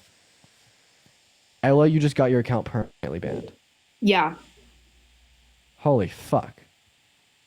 Dude, what the heck? I was just trying to have a humble debate over here. I wasn't actually trying to I feel like, what the heck, man? Oh, you only had 400 followers. Just make another one. We're going to move on to our next guest. Okay. All right. I actually don't think that her account should have been permanently banned. I don't think that. Because she, I think that she didn't know what the hell she was saying. Like, to be fair, she was calling slavery sin, I think, which is slightly better than the people that just say, nah, it was totally fine because God said so. What's going on, Emily? Are you voting for Trump? Yes. All right. Why is that? I just think, well, first of all, One second. Guys, please don't mass report the people I'm debating. Like, oh my gosh, please don't do that. Yeah, please don't mass report the people I'm debating. Let's not get their accounts permed. But we're going to move on. What's going on, Emily? So why are you voting for Trump? Okay, so mostly I'm doing it for economic policies, for his tax cuts and deregulation. I think it's really beneficial for businesses and the economy. I'm also voting for him for foreign policy. I just appreciate his approach to foreign relations, and then his negotiation with peace agreements in the Middle East, and his tough stance on China for sure. And then Start off with your economic policy. It actually wasn't that beneficial for big businesses. So we saw from a Brookings study done after he implemented these in 2017 that on the macro level, there's no increase in business investment, meaning that they just didn't achieve trickle-down economics at all. Then additionally speaking, 83% of the cuts in the bill went to people making over $500,000 a year. They're estimated to cost another $6 to $7 trillion for 10 years. He has no clue for how he pays for it. It's going to balloon the debt. It's going to balloon the deficit. He's just going to be extra debt added to our country. And then with his tariffs, they're going to regressively impact members of the low and the middle class the most, causing inflation and destroying American businesses by plummeting exports. Right? Kamala Harris definitely has a better tax policy. Okay, so with the 2017 legislation reduction for the corporate tax, we saw a rate from 35% to 21%. So that I would argue that it definitely encouraged business investments and job creations within that. We actually didn't see that. Like you could look this up. I could give you the source. Just look up Brookings 2017 macroeconomic impacts business investment. We saw no macro level business investment caused by the TCJA, including the reduction in the corporate tax rate. Okay. So it says,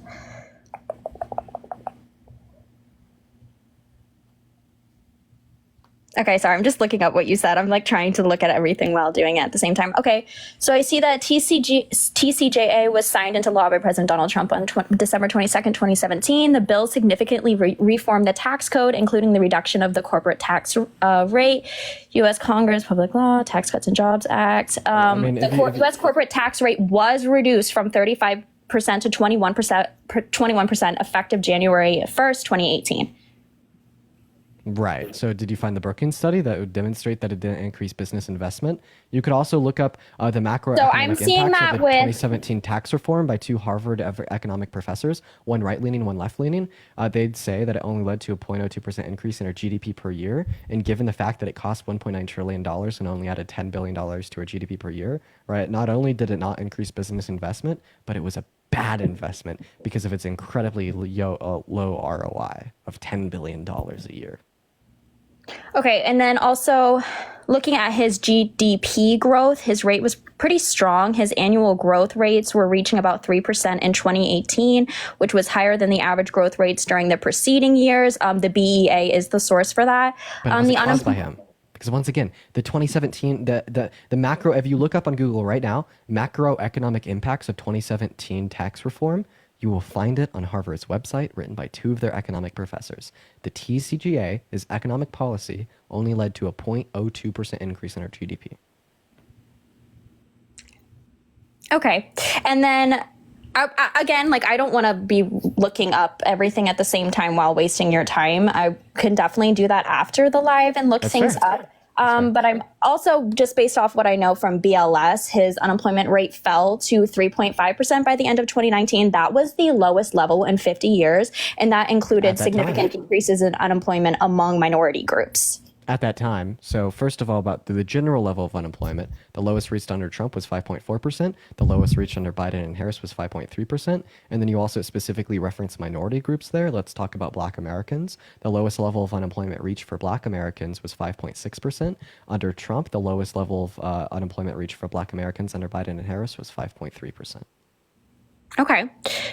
And then, sorry, I'm like also reading off my notes, so I don't want to sound like disrespectful or anything. I'm a registered independent, so I usually do vote blue. I voted for Biden in the election against Trump, but this year I am voting Trump just because I do think Kamala had a lot more at play as a vice president than we want to lead on, and I don't see why I would give the weight of my country to someone who failed carrying 5 pounds. I just watching very closely with the election and everything going on in the past 3.5 years. Name a failure of Kamala Harris's.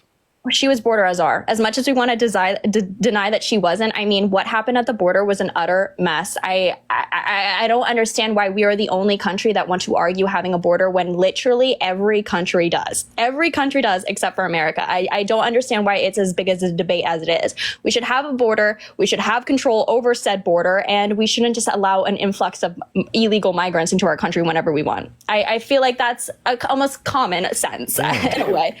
Yeah, if only you knew about Trump allowing more undocumented migrants to come into our country by telling Republicans to vote against the 2023 Secure Border Act with bipartisan support drafted by a Trump-endorsed Republican Lankford.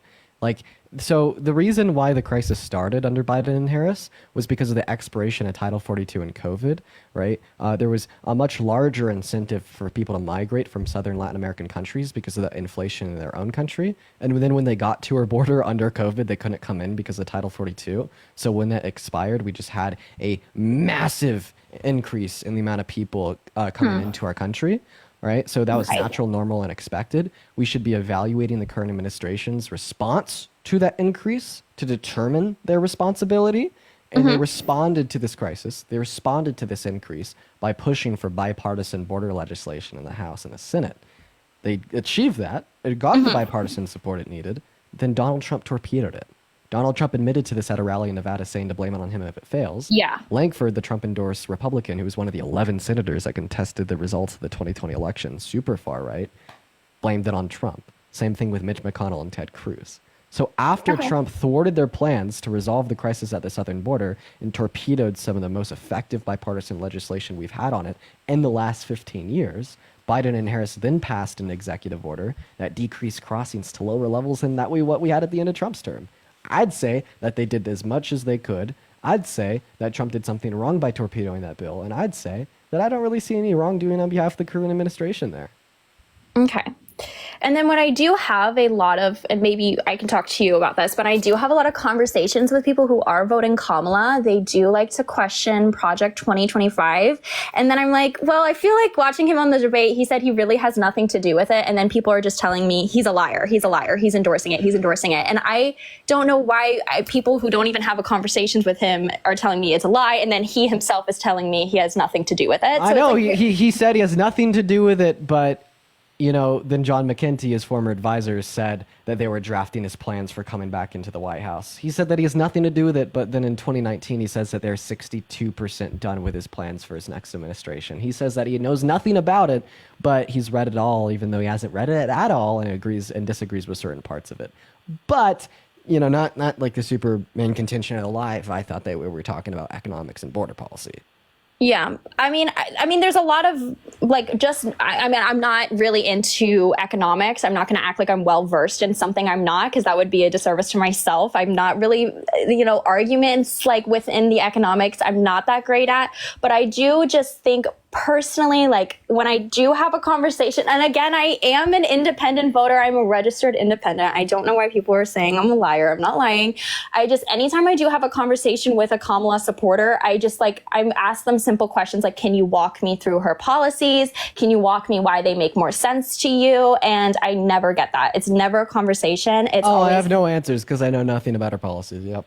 Yeah. Reagan, thank you for the $2 on PayPal. Shelby, thank you for the $5 on PayPal. And Cassie, thank you so much for the $1 on PayPal. Thank Reagan, Cassie, and Shelby in that chat. And Gerard, thank you so much for the $15 on Venmo, saying dropping in 5 ballots of Kamala today for Nevada. Hell yeah, I appreciate you so much for the love. Let's get some W's for Gerard in that chat for the $15. Charles, thank you for the $2. And Joanne, thank you for the $5. If anyone else wants to support me, my Venmo and my PayPal are in my bio, as well as they're in my link tree if you want to make sure you're doing the right one. I appreciate you guys for the love. Anyways, so what do you want to know about her policy? Well, I do want to know what her policies state for border control. That I'm definitely most interested in, because if we're saying, I appreciate you, Joanna. Yeah, sure. So what she wants to do is she wants to increase funding not only to border provisions such as Border Patrol, so we could have higher rates of seizures on drugs coming across our border, or like a higher clampdown on like transnational gangs and sex trafficking. But she also wants to further fund the courts on the borders and hiring more judges, so we could expedite asylum-seeking processes to make the legal process to come into our system, to come into our country much safer and faster, to further disincentivize undocumented migration into our country. And this is a more comprehensive approach to disincentivize undocumented migration into our country, so we can make sure that people are going through those legal ports of entry. And the reason why this is exponentially better than anything that Donald Trump has to offer is because Donald Trump just has to offer like the persecution of minorities and further disparaging them to get the vote of prejudiced people in our country.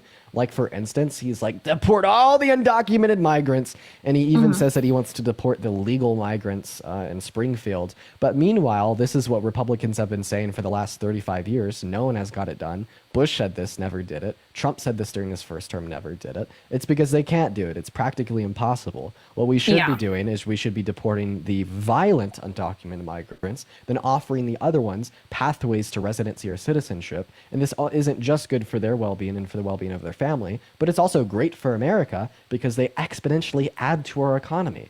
In the next 10 years, they're projected to add upwards of $2 trillion to our GDP, and they will reduce your tax burden by there just simply existing more constituents in our country to pitch into the bin. I see this as a phenomenal approach, right? Kamala Harris is the only candidate that actually wants to talk about real effective solutions, not just deport them all, hate, like that one Nazi in The Boys with Homelander. That's my stance. Do you mind if I ask you a question? Yeah, of course. So like an undocumented migrant that has like raped an American woman and like committed a bunch of felonies, they should definitely be deported out of the country and not allowed in, right? Okay, no. But a U.S. citizen like Trump that has raped an American woman and committed 34 felonies, he should be allowed to run the country from the Oval Office in the White House, right? So he was not charged for the rape of a woman. So I'm not going to play into that because he was not charged with that. That was not. You could keep talking. I thought you were going to show me something, so I was going to. But again, I don't think just because you have felonies, you no longer can run for president, and you are no longer a good person. I mean, my mother was a felon, and she was wrongfully convicted of that, and I mean, she's already getting an expunged, but she is a prime example of sometimes the system does fail us. And she had a lot of her rights stripped away from her. She was treated less than human, and I mean, even her judge on her case was. He was Democratic, and he was absolutely terrible. So what was your first point there? My first point was that I don't think just because he has 34 felonies, your first point was that like he's never been like held liable for like rape or anything. I said that he wasn't found guilty. Liable is different than guilty. So he was found liable, but he was not guilty of. Here's a jury verdict form that found him guilty. So everything that I read did say he was just found liable. I did not see anything that said defendant was guilty. So when you're saying that a defendant has been found guilty, you're just determining that they've engaged in these actions, and then you determine the responsibility, whether it be financial or criminal. So this is the liable jury verdict form that determined he was guilty of raping or sexually abusing Miss Carroll, right? And then they held him financially liable for paying her $87 million.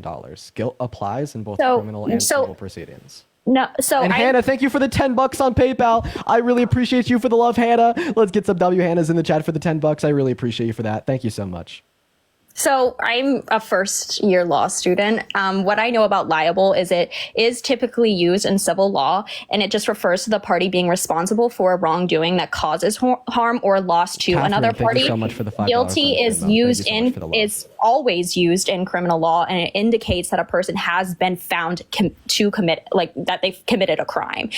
So in order typically to after a hold trial someone or plea. liable and force him to pay out $87 million, does the court have to determine that they did do those actions? Mandy, thank you for the manifesting, and Claire, thank you for the $2 on Venmo. Wait, can you repeat that question? In order for a civil court to force Trump to pay the victim $87 million, the court has to what? Determine that Trump did rape her, right? That he was held liable, yes. Right. And if the way that you're using guilt here is you're saying, well, it's where a jury will determine that someone did a crime. Well, I'm using guilty in the sense that they determine that Donald Trump had raped her. Okay, so the argument is since he was held liable for raping a woman, he should not be running for president, and that should No, completely. the argument would be is that you shouldn't vote for a rapist. I right? shouldn't Would you- vote would for you him ever vote because for he a was rapist? held liable. Huh? Would you ever vote for someone that's been held civilly liable for rape? Well, I guess I am if he is again held liable. I mean, Would you still vote for Trump if he was held liable for raping a little girl? absolutely not. So why would you vote for him if he's been held liable for raping an adult but not a minor? Because I think that Trump is, it's mostly a witch hunt for him, and anything they can find him liable for, they're going to find him liable for or Wait, but guilty. wouldn't the standard of evidence be the same in both courts? So it's just as likely that they're witch hunts. So you said that you want to vote for him if he's held liable for raping a little girl, right? But the implication there is that you wouldn't believe that's a witch hunt. So why do you believe it's a witch hunt when we're talking about being held liable for the rape of an adult, but you just I believe absolutely it- affirm and accept so- that it wouldn't be a witch hunt if he was held liable for raping a little girl? So if I mean, if I was under the impression that he was found guilty in criminal law of raping a Oh, little no. I asked girl, you if he was held liable for raping a little girl, and you said you would never vote for him. if I would honestly, that would be a case on case basis for me. I would definitely have to research that more. I mean, I can't. I mean, we're playing. Would we're you playing research? what- Would you definitely that's not- research the but that's case not before what you cast actually. your vote? Okay, but that's not what actually happened though. So now we're Emily, playing would you what ifs. would you definitely research the case before you'd cast your vote for him? Yes, I would. Okay, so then the implication here in reality is that you've definitely researched the civil court that held him liable for raping an adult because you're going to cast your vote for him. If you've definitely done your research on that case, name one piece of evidence that the prosecutor, Eugene Carroll, set forth to the jury that determined that Trump had raped her. I would. I'm trying to think off the top of my head. I remember it was there was an obstruction of justice debate, and then there was no I'm asking you for collision a piece of findings. evidence. Well, I was about to tell you. So no collision findings. He had there was like obstruction of justice debate. I mean, I'm just telling. Can you like name any of the pieces of evidence that Eugene Carroll and her attorneys like submitted into the court of law for the jury to use to hold Trump liable? I know of her. No, I don't. I mean, I know. I watched her testimony. So how come you'll sit here and you'll tell me that if Trump was held liable for raping a little kid, that you would sit down, you do your research, you determine if he's a rapist, you'd look at the evidence, and you'd critically think. But as soon as we're back in reality, I'm away from not- the I'm- one moment, Okay. and then as soon as we're back in reality, away from that hypothetical like make believe world, and he actually has been held civilly liable for raping an adult woman, you haven't done any fucking research, but you're still gonna vote for him. That's a bit hypocritical, Emily. I feel like the red Well, it's lines in the just- sand with Trump it's presumption. only It's exist just in my your presumption of it's- imagination. No. It's just my presumption of his innocence. So I think there's a lack of criminal charges that can reinforce that Trump is guilty of the alleged what's held against him. I do think it is presumption of innocence. I won't say But you wouldn't presume innocence if he was held liable for raping a little girl. The only difference here is who he's held liable for raping, not the standard of evidence. But I think it's not really the conduct of the jury used, not the unfair. evidence submitted. All the difference is who he's been accused and held liable for raping. No, in but this I think one it's- make-believe scenario that's never happened, you act Yeah, like you I mean- care, you act like you do your research. No, but as soon no. as that's in reality, you don't give a shit and you're going to No. presume he's innocent even though a jury determined that he's guilty. 100%, I know my heart. If I heard allegations from a child, I would 100% look into that. But now, you wouldn't look into what's been proven in court by a woman. Why? because from what I heard, he was found liable, which Okay, Emily, I'm done. We're done with this because the whole time you're just saying that you don't care because he was held liable for it, but then I've incessantly saying I fucking don't care. I'm incessantly fucking repeated that in this hypothetical reality that we've referenced that he would have been held liable in the same civil court for raping a kid. Like your only critique, right, of this idea that Donald Trump had raped Jean Carroll is that he was held liable in a civil court for it. But I literally asked you how you'd feel if you was held liable in a civil court for raping a little girl, and you're like, you do all the research, and pull out your heartstrings, you'd make sure you're educated, you'd really care, you'd do this, you'd do that, you'd read the court documents, you'd watch the testimony, A through Z, you'd have all your bases covered, because Emily self-reports as a phenomenal person that really cares about these things. But then as soon as we just step back, put it in reality, all of a sudden, well, she's only held liable, is only a civil court. You know what I mean? James, thank you for the $5 on Venmo. So either like own the shit and say if you was held liable for raping a little girl that you do zero research because it was a civil court and you wouldn't really care, just like you don't care about E. Jean Carroll, or be like, yeah, like maybe I should hear you out. Maybe I should listen to the Why evidence. are we spending more time arguing something that didn't happen? Swipe it in and out of the app. Swipe it in and out of the app. Swipe it in and out of the app, Emily. There you go. Peter, thank you so much for the $50 on Venmo. I appreciate you so much for the love, Peter. Let's get at least 500 W Peters in the chat. Peter says maybe Emily, the actual MAGA loser, needs to pay for better law school. Oh wait, Peter, you're the realtor from LA. I remember you, Peter.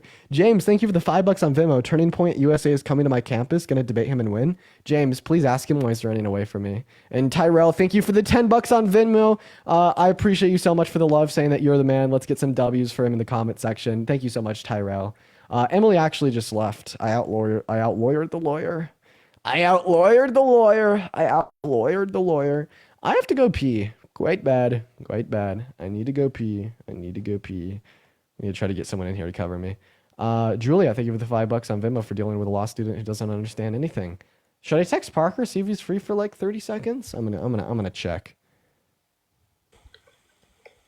Hi. Yo, what's going on? Are you voting for Trump? No, I'm actually an undecided voter, and I want to be convinced for Kamala, so that's why I was joining. Yeah, sure. Honestly, I would if I were you, what I'd do is I'd go to my main account, add it's Dean, just look up Dean, you'll find me. Go to my repost and you'll find like a 2-minute video of me going over all the reasons why I'm voting for Kamala Harris. And then after you watch that, I'd just then recommend coming back to the live and listening. Then just come back to the live and listen into the debates.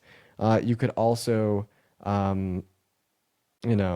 hang out in the Discord. We're gonna get our next guest up in here, y'all. Everyone just give us a minute. And Sav, thank you so much for the $20 on PayPal. I really appreciate you for the love, Sav. Let's get some W Savs in the chat for the $20 on PayPal. I do really appreciate you for the love. Massive W Savs down below, you guys. Thank you so much for the love, for the $20. That is so incredibly kind of you. Also, guys, if you're MAGA, if you're voting for Trump, let me know in the comment section. Here, guys, I'm going to go pee for like literally 30 seconds. Parker is going to cover me just for a second. Parker, thank you so much for the love. Do I have mod powers? I don't. Wait, I'll hit you up with those really quick. Thank you so much. You were literally the fucking man. Thank you so much. You were phenomenal. Of course. What's up, chat? I'll be right back. How's everyone doing? Yo, Harsh, are you voting Trump? Yeah, but real quick, I just wanted to touch base on what he was just. I don't know what he was talking about. So like, All I'll let's be just treat super it as quick. a. Super quick. No, it's fine. All people You have can to when he do gets is back. Google the difference between the standards of guilt and criminal and Okay, civil bro. court. Yeah, okay. Well, I mean, I can address this. So I know what the difference in standard is. Do you know what the difference in standard is? What? Do you know what the difference in standard is in terms of evidence between a civil and a criminal court? I do. Yeah, what is that? There's a beyond reasonable doubt and preponderance of the evidence. So is preponderance of evidence not acceptable in any circumstances? Civilly liable of sexual abuse get access to a gun? No, what it means is No, that you every wouldn't? person accused of a crime is presumed innocent until their guilt is proven beyond a reasonable doubt. No, but like you just said that you would accept it in certain circumstances. Like you would accept civilly liable of that. Wait, so again, you just said someone who is held civilly liable of sexually abusing a woman, right? Okay, so they should be able to get access to a gun. But I didn't hear your question. You just assumed something. Okay. I literally clearly asked it, and I'll ask you again. So the way, would you Parker, let feel someone free to held say civilly whatever you liable? believe. Yeah, would you let someone held civilly liable of sexually abusing a woman get access to a gun? Well, as I just explained, everyone's presumed innocent until their guilt is proven beyond a reasonable doubt. Is that an answer to the question? Yes. What was the answer? Yes or no? Were they found guilty beyond a Were reasonable held doubt? civilly liable unanimously by a jury of 9 people for sexually abusing a woman. Should they be able to get access to a gun? Do you not legally? agree everybody has the right to be presumed innocent until Okay, they're proven good luck with guilty? this one, Dean. Good luck with the Jesus Christ, dude. This guy. It's a basic question, man. I know. Thank I you just so much asked for some covering me, basic Parker. questions. Thank you for coming up. I hope that you have a good rest Yeah, of you your run day. you run this point. This guy's fucking terrible. Have a good one. Thank you for the good luck. W's for Parker in the chat. Thank you for covering me when I need to go pee. That is the homie pulling through when I need it the most. Okay, I'm going to be a little bit harsher on you than Parker. He's a little bit nicer than me. Can I say something real quick? Nope. If someone is held civilly liable in a civil court of law for raping a woman, should they be able to waddle down to their local Sportsman Warehouse and buy an AR-15? There is 2 possible answers to this question. Thank you for the trash panda and the cap. One possible answer to this question is yes. The other possible answer to this question is no. If you answer this question with anything outside of the possible answers, I will cut you off, I will re-ask the question, and I'll probably get a little bit more frustrated. Take it away.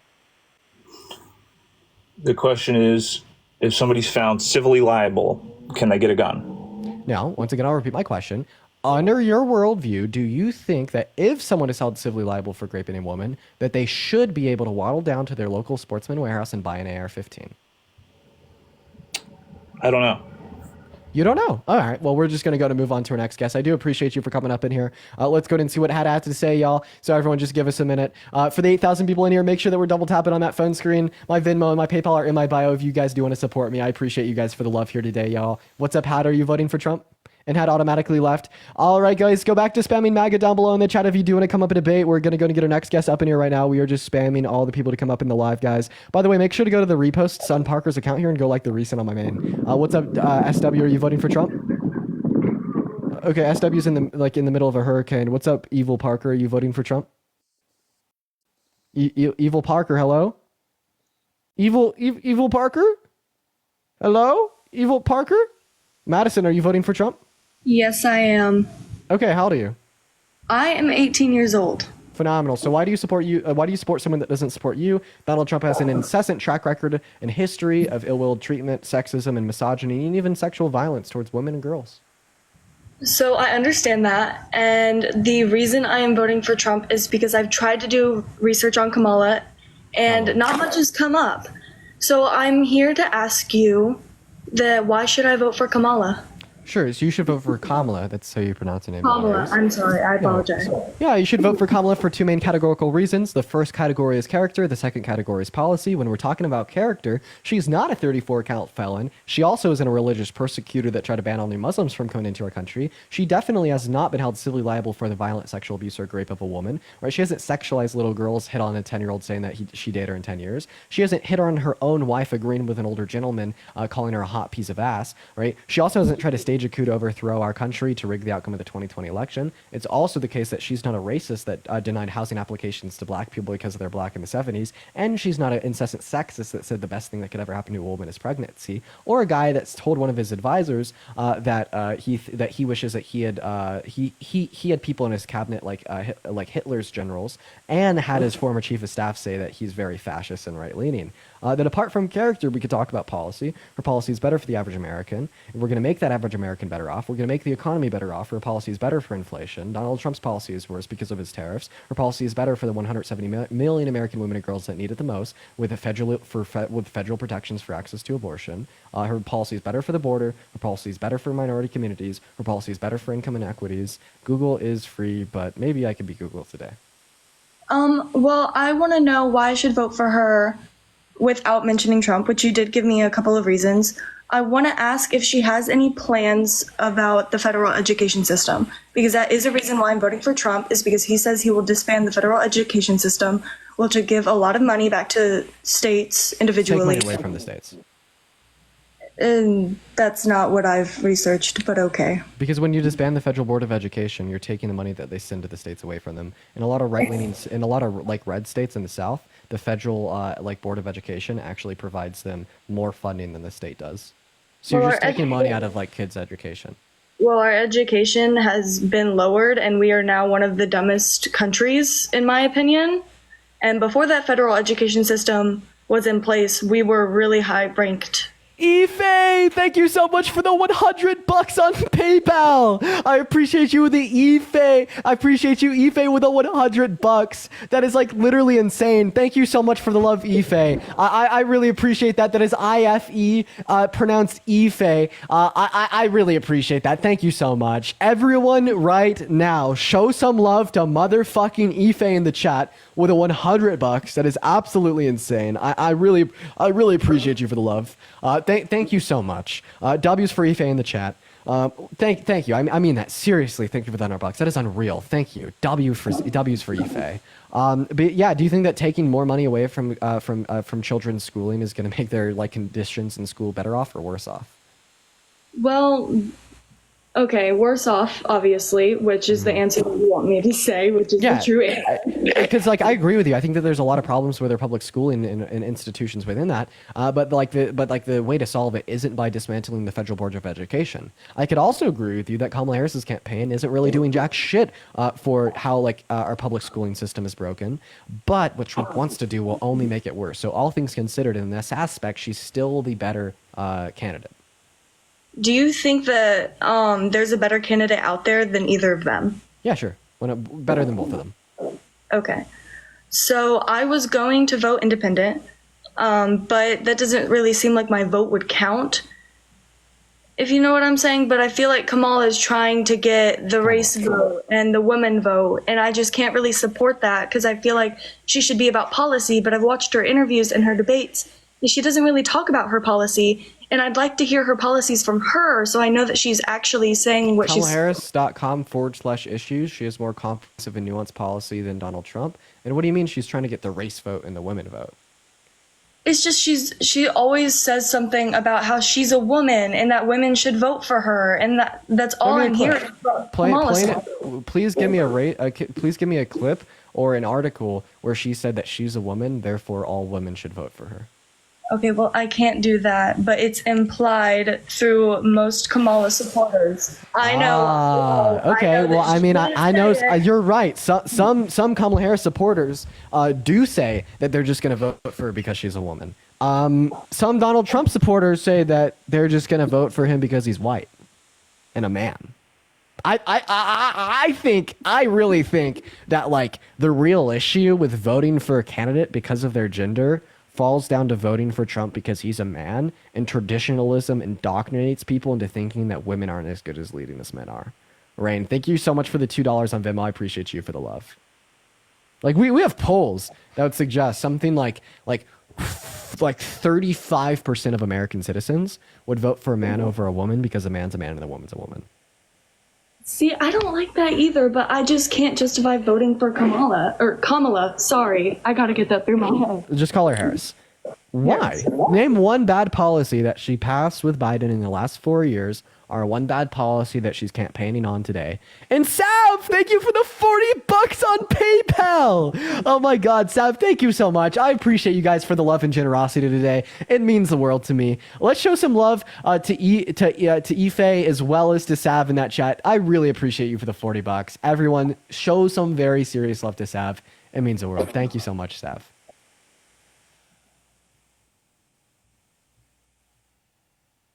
But go ahead and answer the question. And Sammy, I'd love for you to join. I haven't heard any of her policies, really. Okay. Well, yeah. So I'll go ahead and inform you. So she wants to offer $2.4 trillion worth of the tax cuts for 100 million American workers in the low and the middle class. This would include an increase in the child tax credit that will reduce childhood poverty. This would include a $25,000 subsidy for first-time homebuyers for new homes to increase the amount of available supply of houses. Okay. I thought they wanted to hear about her policies. But Why does this always happen? Where's that money coming from? Okay. Well, first of all, I don't know why all Trump supporters do this. Sure, we could get around for that, but it's like I'm literally trying to explain to you her policies, and then it's just like you don't want to hear. No, I want to hear. I'm all for that. I just want to know where this money is coming from. If it hasn't already been implemented, then where's it coming from? If it's coming from a place where it doesn't affect middle class or poverty, I hear you. Dan, thank you for the $20 on Venmo, and Sav with another $40 on PayPal. Sav says, as a Canadian, I love watching you, and Dan with the $20 as well. Guys, everyone, show some love to Dan, that is DAN, and Sav, that is SAV, in the comment section. I want to see those W Dans and those W Savs in the chat. Everyone, show them some love. I really appreciate you guys. Thank you so much, Dan and Sav. But let's answer your question on where that money is going to come from. Let's see first if we could agree on a conceptual basis. Would you say that if Kamala Harris has this proposed tax policy that's going to cost trillions of dollars, and she's not announced a plan where that money is going to come from, that is a very negative, undesirable quality of her proposed policies that may sway your vote away from her, outright? Was there a question in there? Yeah, like a candidate like Kamala Harris is proposing trillions of dollars of tax cuts, but will not announce and is refusing to tell us where that money is going to come from. Is that like a hard line that would make you never vote for her? It makes it difficult to see how that would improve the economy if she doesn't give an explanation for how, the detailed explanation on where that money is coming from. And you'd say that gives you a lot of good reason not to vote for them, right? Yes. Okay. Well, let's go ahead and answer the question. So the $2.4 trillion is going to come from a 7% increase in the corporate tax rate. The Treasury estimated last year that would generate $1.3 trillion over the next 10 years, right? So we have $1.1 trillion remaining. 300 to 400 billion of that is going to come from granting Medicare a greater renegotiating ability with private pharmaceutical companies, right? And that's going to save in government spending. And then the remainder of the 600 through 700 billion dollars is going to come from the introduction of an unrealized capital gains tax on people with over $100 million in assets, as well as an increase in the realized capital gains tax for that same group of people. So over the next 10 years, the $2.4 trillion that she's going to spend will also be brought in giving these tax hikes on the ultra wealthy and these corporations, and it will not increase a debt by a dime over the next 10 years. But the reason why I asked you before I answered that question, if it is incredibly undesirable to have a candidate with announced tax policy without a plan how to pay for it, and for you to say that gives you a lot of good reason not to vote for them, is because that's Donald Trump. Donald Trump is proposing a $7 trillion tax relief bill for the next 10 years. He has never told the American people where that money is going to come from. He has no plan. And when J.D. Vance was asked this question on stage with a debate with Tim Walz, he didn't answer. Okay, I can see that. So does this give you a really good reason not to vote for Trump? The same way you explicitly said it gave you a really good reason not to vote for Kamala Harris? Yes, it does, actually. It's a great consideration to make. Romer, thank you for the blooming. And I respect you so much for coming on here and putting yourself out here with all the hate and everything.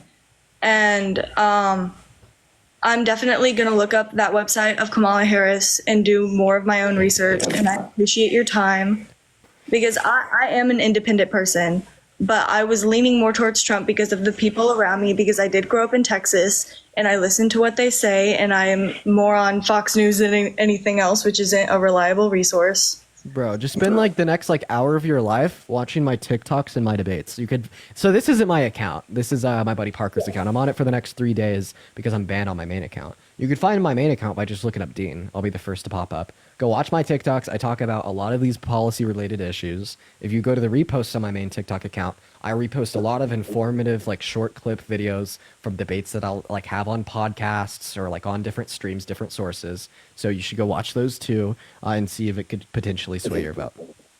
All right. Thank you for your time.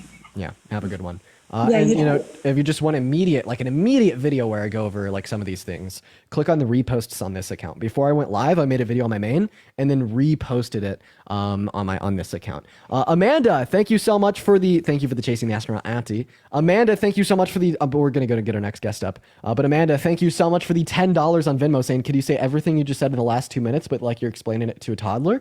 Yes. Go to the reposts on my main account. You can find my main account by clicking on the repost on this account. Literally, I reposted a video from Now This Impact where they had posted a clip of me explaining my reasons to vote for Kamala Harris in a nutshell. I also reposted a video about me talking about tariffs and their taxes, and I just posted a video about the tax policy. So go watch that, you guys. But thank you for the $10, Amanda. You're phenomenal. And Christina, thank you for the $5 to help with my mental health with dealing with these people. That's insane. Thank you for the love.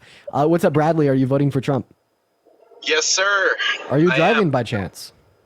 I'm in a car. I'm not driving. Okay, is it possible that you could disconnect the Bluetooth so we could have all of the audio coming in through your phone? It just makes the audio quality a lot better. There we go. So why are you voting for Trump? Man, can I ask a question and then I'll kind of give my response to you? Yeah, sure, man. And I mean this respectfully. I do think you're very smart, and I've watched a lot of your videos. I'm curious. I've seen some things about... Loan, thank you for the fireworks. I appreciate you so much for the love, Loan. W's in the chat for the loan. I really appreciate that. I've seen some things about Trump and them changing the court case. Do you know anything about that or what I'm reading? Because I can't really find any solid information on what's going on. There's like multiple court cases that have been held against Trump. One for fraud, one for rape, one for 34 felonies, one for missing documents. Like you'd probably have to specify what court case and what your contention is. Gotcha. No, I just saw, I was seeing TikTok videos, but I was trying to follow it and find information. Apparently there was 6. Okay, I think he's driving, so we're going to move on. I do appreciate you for coming up here and asking that question, but I just really think you're driving. But yeah, I'm honestly just looking up online. But you know, if you could ever specify like what exactly you're looking for, that'd be awesome. You could answer your question. By the way, for the 9.3 thousand people hanging out with us in here today, you all should all really go to the reposts on this account and like the recent video. It's from my main account. It's sitting at 55,000 views. I want to get that up to 100K. Welcome back, Dander. Do you have any more like psycho insane stalker shit to throw at me again today? Dander, you're on the live, buddy. Any more psycho insane stalker shit to throw at me today, buddy? Dean, you never... Oh, there he is. You never answered my question yesterday about the hard R. Whoa, what? Yesterday, before you kicked me, I had asked you about people of color in that statement, and I'll respect your live if you don't want to talk about it now, but you ran yesterday and kicked me, so do you what want question did you ask that I didn't answer? That we're people of color and that black's not a color. So is it a derogatory term? So you're saying that black people are not people of color, but you are? I'm saying if you look on the spectrum, black is not a color, however white is. Okay, yeah. So first of all, do not refer to black people as black with an S at the end. And then secondly, when we say people of color, we don't mean that in like a literal sense, because literally you're right, black is a shade, but also literally speaking, black people don't have black skin. Like it's not like the absent of all light, okay? Right? So when we use the phrase people of color, right, we are communicating, right, a message of individuals in BIPOC communities. Like also, like I'm not literally white, you know, like I'm not like, you know, like these are two different shades right here. This is white. I'm not literally white. Okay. So is it fair? That's just the way that we use those terms to refer to people. Is that still considered a slur? No. Wait, the hard R? Yes. I thought you were saying people of color. I did say people of color. Yeah, no, people of color is not any type of like slang or slur, no. But you said it's not referring to them in specific color. It's just a term. Yeah. Yeah, it's a term that we use to refer to members of the BIPOC community. Is white a color? Is white a color? Dude, I don't like, off of my specifications, I'd say that white is a color, black is a color. All right, but that's just by the way I'm specifying. White is a If you color. want me to go back to like Art 2 of high school, there's probably some technicalities that you could get within color theory that would like say the otherwise. No, I don't want you to go back to. Actually, you probably can recollect. What was it like last year? So wait, where are you? Wait, are you saying that I was a sophomore in high school last year? Why are you talking to a high schooler? Why are you talking to? Oh shit! Wait, yeah, you said that I was a sophomore in high school last year. Why are you such a fanboy for a high schooler? If you go to his account, every single recent post is about me. Why are you so obsessed with a high schooler? Why are you stalking a high schooler? And Shelika, thank you for the $10 on PayPal. One moment. I appreciate you for the $10, Shelika. W Shelika's in the chat for the $10. I do really appreciate you for that. Massive W's in the chat for Shelika literally right now. And Zoe, thank you so much for the $1 in Venmo. I kicked him yesterday because he slurred. I didn't even know that. I'll kick him again. Let's go and see what our next guest here has to say. Everyone just do give us a minute. We're going to get our next guest up in the box. If you guys do want to support me, my Venmo as well as my PayPal are in my bio. I get 100% of the proceeds on those platforms. What's going on? Are you voting for Trump? Hey, how's it going, man? Oh, it's going all right. You voted for Trump?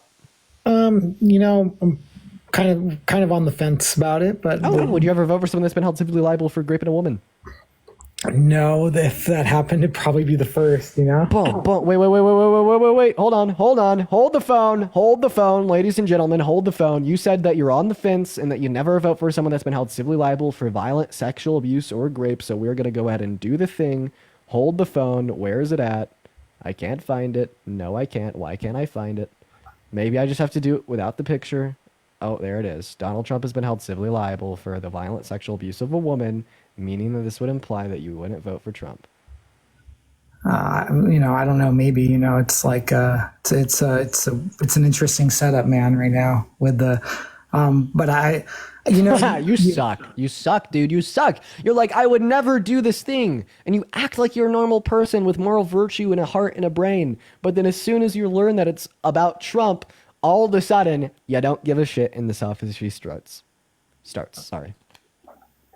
I mean, I understand. Like, what would you say is like the best reason to vote for Kamala? A little bit of background about me. Like, I'm a debate student. Like, and you know, I like to be able to like debate it on both sides. Like, you know, I feel like anybody that's good at debate can debate it for Trump or could debate it for Kamala. It could go both ways. Thank you for the $5. I'm asking you who you're voting for.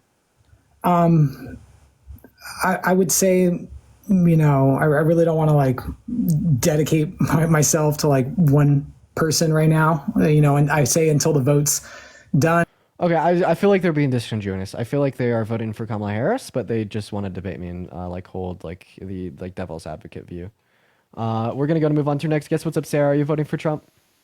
Hi. I don't know. I just have a question for you. Sure. I watched your interview with that girl, the hot Trump supporter. You know what I'm talking about?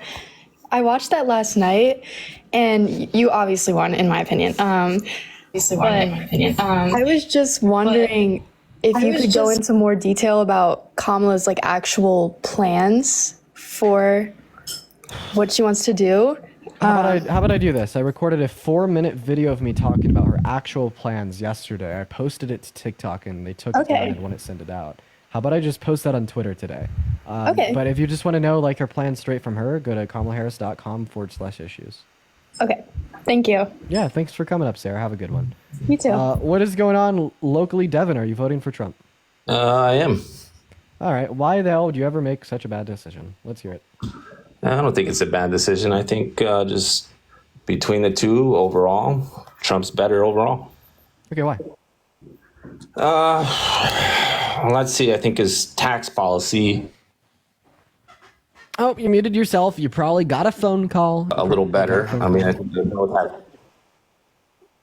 So why do you think his tax policy is better? Am I off? Now you're back. Why do you think his tax policy is better? So both their tax policies are basically tax breaks for one class or the other, and none of them really address the issue of inefficient government spending and over government spending. Oh, actually, one does more than the other because one costs $7 trillion. The other costs $2.4 trillion. The one that costs $7 trillion, Trump has no plan how to pay for it. Kamala Harris, the one that costs $2.4 trillion, has an exact plan for how to pay for it. But so one definitely addresses our government's debt more than the other. It really still misses it though, because we're still spending about $1 trillion every 3 months going into debt. Paying for things like $10,000 per toilet seat. One adds $7 trillion to the debt over 10 years. One adds nothing to the debt over 10 years.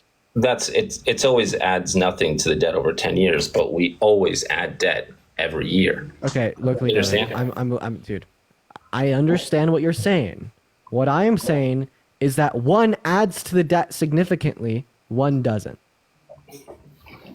Okay, but none of them addresses the problem that we're still. One addresses it more than the other. Yeah, it still doesn't address that we're overspending. Bro, dude, one addresses it more than the other. It's irrelevant whether it's not one irrelevant more than the other. No, it's not. Would you rather vote for it? Really is. Okay, let's just say that we have an epidemic of people dying from like certain drugs in America. One candidate is going to make sure that the same amount of people that are dying now continue to die, which is bad. But the other candidate is going to make sure that significantly more people die. Would you say that one candidate addresses the issue of people dying from drugs more than the other candidate? Yeah, and it would, yeah. Okay, so just replace overall, people dying. No. Just replace people. No. Just replace people dying from drugs with government funding being spent ruthlessly. So Kamala Harris's policy addresses the issue of government spending compared to Donald Trump's significantly more. I mean, still, look, overall, we're still spending $1 trillion. We got one candidate who's ready to set up a government efficiency. Bro, stop, fucking stop, dude.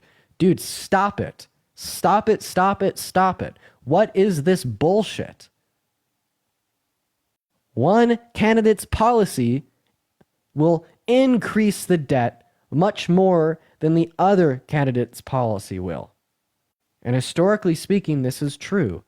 Donald Trump signed $8.7 trillion into law through debt-related spending. Biden and Harris signed in $4.6 trillion into law through debt-related spending. And this is according to the Congressional Budget Office,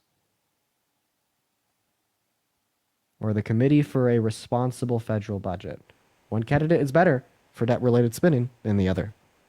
Okay, do you think it would be better to have a candidate that sets up a committee to address spending or the other that doesn't? Lindsay, thank you so much for the $20 on Venmo saying listen to your current live on Parker's account while filling out my mail-in ballot for a candidate. You've helped me express to others why I live in a red state. You're phenomenal, Lindsay. Let's get 200 W Lindsays in the chat. I really appreciate you for that. Thank you so much, Lindsay. You are phenomenal. W Lindsay's down below. I really appreciate you for that donation. W's for Lindsay, seriously. And Shelika, thank you for the $10 as well. You were phenomenal.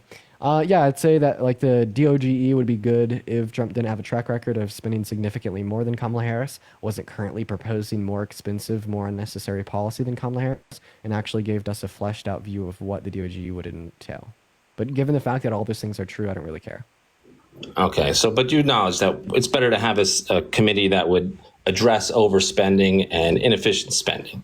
Yeah, so that would be if Donald Trump didn't overspend more than Kamala Harris was with their proposed policy. I mean, if you exclude more COVID than spending, Biden and Harris did more than they did over. If you exclude COVID spending, they're about the same. Actually, false. According to the CRFB, if we exclude COVID spending, Donald Trump signed $4.8 trillion of debt-related spending into law. Meanwhile, Biden and Harris only signed in 2.2. I think it's 3.2, but it's roughly according to the CRBF. That's false. So then give me a source out. No. Give me a source out to indicate that what you're saying is true, because I gave you a source out to indicate that what you're saying is false. All right, I'll come back on and I'll give you the source, because I'm pretty sure it's 3.2. But they're very closely related. So it's without the COVID spending, they're almost identical. You'd have to give me a source, because once again, I'm literally indicating to a source right now that would say something different. The CRBF, the Committee for a Responsible Federal Budget would say that if we ignore COVID-related expenditure, Donald Trump signed $4.8 trillion of debt-related spending into law, and the Biden and Harris administration signed 2.2.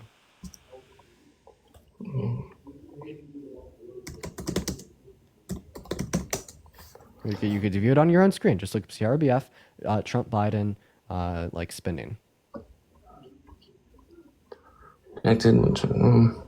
See what I mean? No, I mean, I'm seeing multiples. I'm seeing a ton of numbers right now. I'm seeing 7.2 trillion higher since Trump left office, which would be more. And the source isn't exactly. No, you're looking at the increase in the debt since he left office. We're looking at what they signed into law given the administration. So they signed 1.6 trillion in spending for federal climate.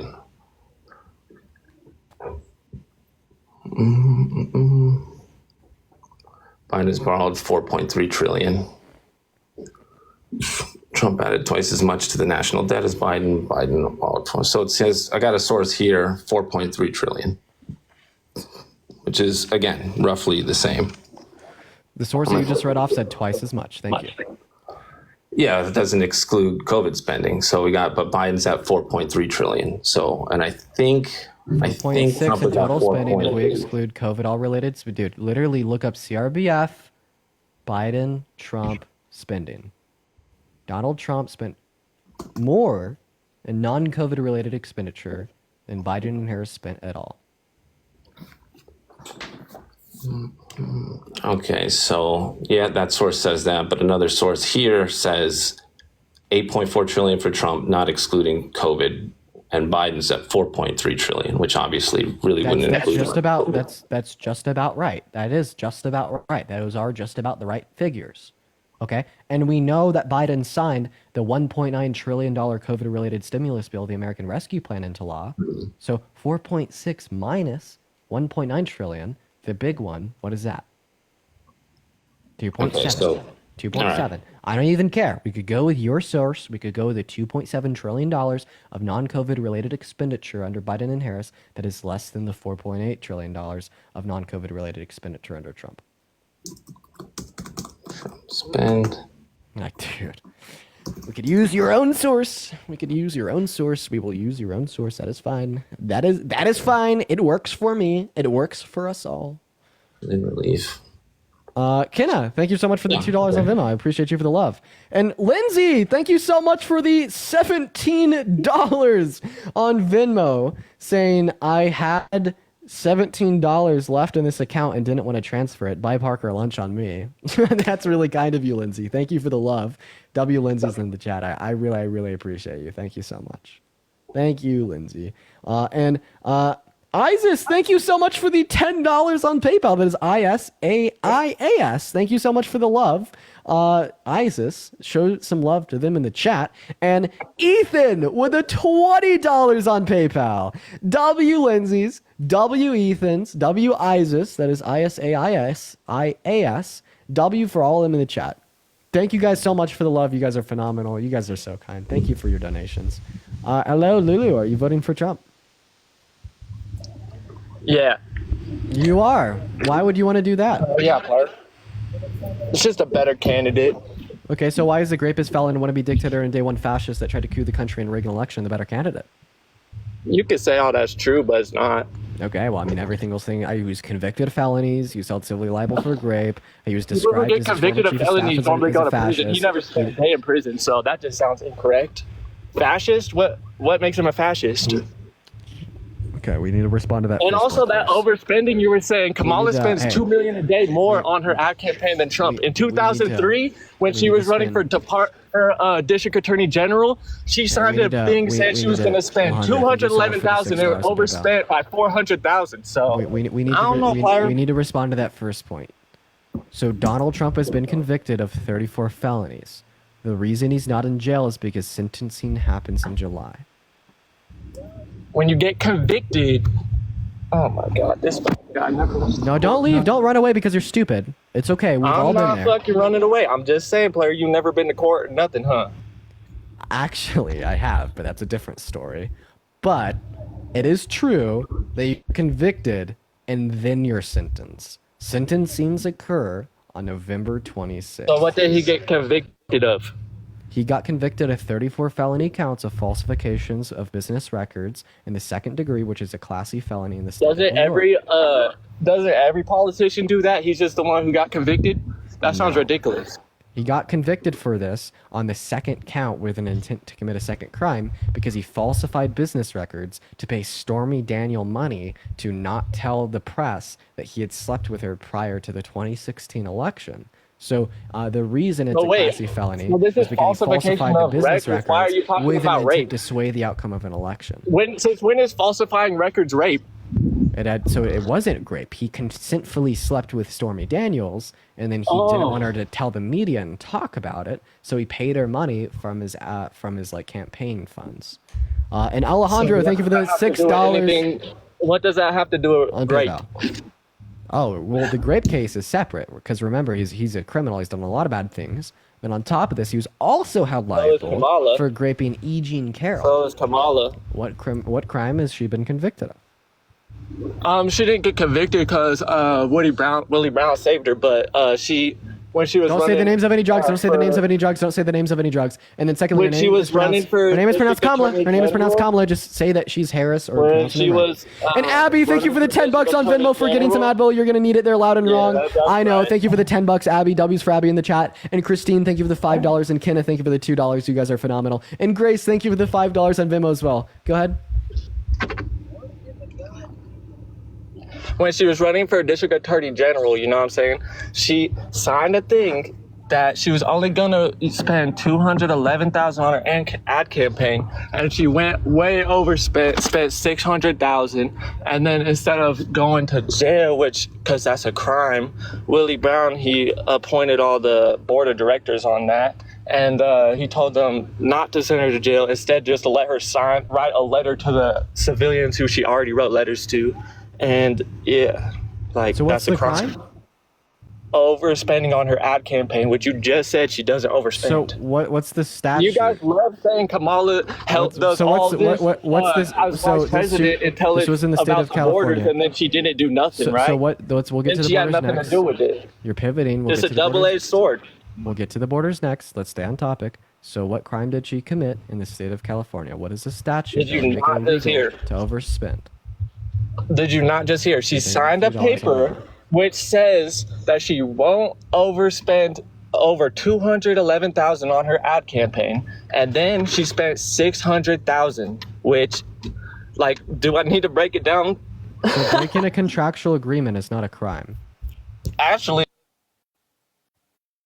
that'd be a civil offense. I mean, if you do some research, it Bethany, is. So then what statute in the state of California makes it a crime? And Bethany, thank you for the $20. I really appreciate you for the love, Bethany. Let's get some W Bethany's in the chat. I really appreciate you for the $20. You were absolutely phenomenal. Thank you so much. Massive W's for Bethany in the chat. I really appreciate you for the $20. You were phenomenal. Everyone shows some love to Bethany. Thank you so much. And then it's only a civil offense if it's legally binding. Right, and seemingly, right, if it was ruled on, what statute makes it a civil offense? That's so when you go into a legally binding contract, you're legally held, given law. Feel free to come up. You're held. Wait, you're asking me what makes it a civil offense to break a contract? Yeah, but no. What statute is it? That's law. So what? Yeah. Fuck, so really? what he's talking about? What's that? He's just saying that he doesn't know that it you could bring someone to civil court for breaking a contract. But anyways, go ahead, Law. I'm just asking. Yeah. So what happened is in her 2013 campaign for DA. In her 2013 campaign for DA, she limit, which was $211,000. She overspent it by $94,000, not $400,000. She overspent it by $94,000, which is a violation of their campaign finance laws. Their campaign finance laws say if you overspend it, you're going to get a fine assigned to you from the election finance board. The election finance board fined her $34,000. She paid it. Yeah, so she was fine and she got paid. Yep, sounds like it's not a crime. It's literally just like a traffic ticket for campaign finance. And thank you for the Galaxy as well. And by the way, they got their account permanently banned. Oh. I know. I think that we definitely have someone at TikTok watching the live right now, and like banning people that are like breaking TOS. I don't know. So hey, for the random TikTok employee that's watching the live, I appreciate you for not taking me down yet. You were phenomenal. Also, unban Dean's accounts. Yo, yes, for the TikTok employee, please look at my main account, @itsdean. Please take the live ban off so I could go live on it tomorrow. Please. Oh, by the way, Law, feel free to hang out. I'm sorry that they got banned so quick, so you couldn't really talk to them. No worries. Yeah, I'll hang out if needed. Cool. Tina, thank you for the $12 on PayPal. Let's show some love to Tina in the chat. I really appreciate you, Tina. Everybody, all 9,000 of you, let's get some Tinas in the chat. And Joey for the $20, just sending this to piss off the MAGA guests. Joey, you are great. W's for Joey with the $20. You are so based. And W's for Tina with the 12. Colby, thank you for the $5, saying these MFs make me so mad. And Christian with the $100 on PayPal. Oh my God, dude. Christian, dude, thank you, Christian. That's coming straight from Norway too. We love you here. Everybody, W Joey's, base Joey's in the chat. W Tina's, base Tina's in the chat. And based fucking Christians in the chat for the $100 on PayPal. Thank you so much, Joe. You guys are so incredibly kind. Go Christian. What's up, Facts Still Matter? You're voting for Trump. Yes. Facts don't matter. Why are you voting for Trump? And Matthew, thank you for the $5 on Venmo. Because he's a better choice. Okay, what are the facts? Tell me why.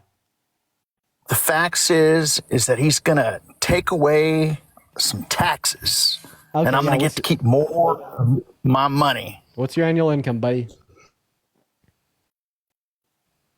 Like $120,000.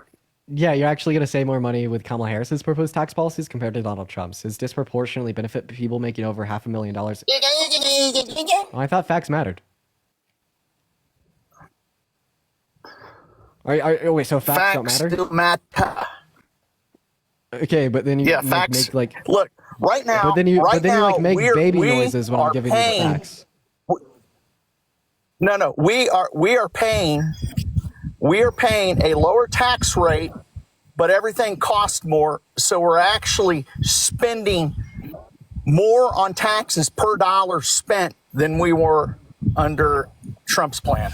Do you think that our tax policy right now is communist dog shit because of the Biden-Harris administration? Yeah, it's communist dog shit because Biden. I just want to clarify. You would never vote for the communist dog shit tax policy we have right now. Right? Yeah. I'm not, because Biden's Inflation Reduction Act and spending is what's driving the dollars up.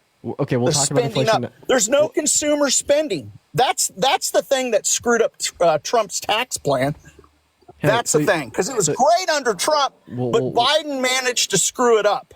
Yeah, so right. We'll talk about inflation next. You agree with me? Good. I actually don't agree with you. Somewhere, Parker Dean. We're getting somewhere. Oasis, I appreciate you for the $10 on PayPal. Oasis is in the chat. Thank you so much for the $10. Seriously. And John with the $20 on Venmo. Thank you, Oasis and John. Everybody, show some love to Oasis and John. Before I give you my cogent response, would you be able to say W Oasis and W John facts? W Oasis? And also say W John. Then also say W John.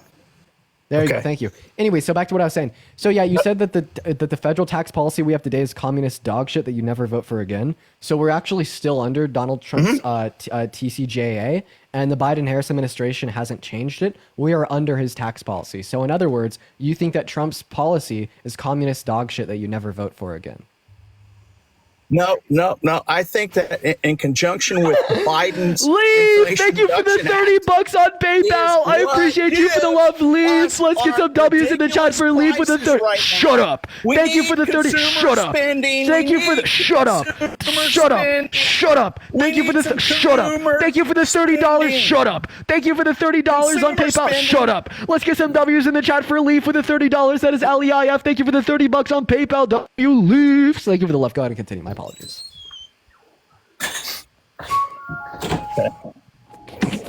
Okay, what did the Inflation Reduction Act change about our federal tax policy? But before you do, Heather, thank you so much for the. I can't do it. Okay, fine. I'll thank the donors after. I can't do it. Just go. Okay. I'll thank the donors after. Sav, thank you so much for the $20 on PayPal. I appreciate you for the love, Sav. Let's get some massive dough. Shut up. Thank you so much for the $20 on PayPal. Heather, thank you for shut up. Thank you for the shut up. Shut up. Thank you for shut up. Thank you for the $10. Shut up. Thank you. Shut up. Shut up. Thank you for the $10 on Venmo. Heather, I appreciate you for the love. And Nola, thank you for the $5 on Venmo as well. Thank you. Shut up. Shut up. Have you ever like crank started like a lawnmower before? It's like you have to pull it a certain amount of times and the engine starts. You have to really rile it up. I feel like that's what I do with a lot of these Trump supporters. I've done it sufficiently and now you're crashing out. Alicia, thank you for the $5 on Venmo. I appreciate you for the love. Anyways, go ahead. All right. I'm waiting. You froze, man. Oh, well, I'm back now. What are you waiting for? Yeah, so how did the... Are you waiting for the Grapist sympathizer? No, there are the Grapist sympathizer. So yeah, what did the Biden and Harris's Inflation Reduction Act change about our federal tax policy?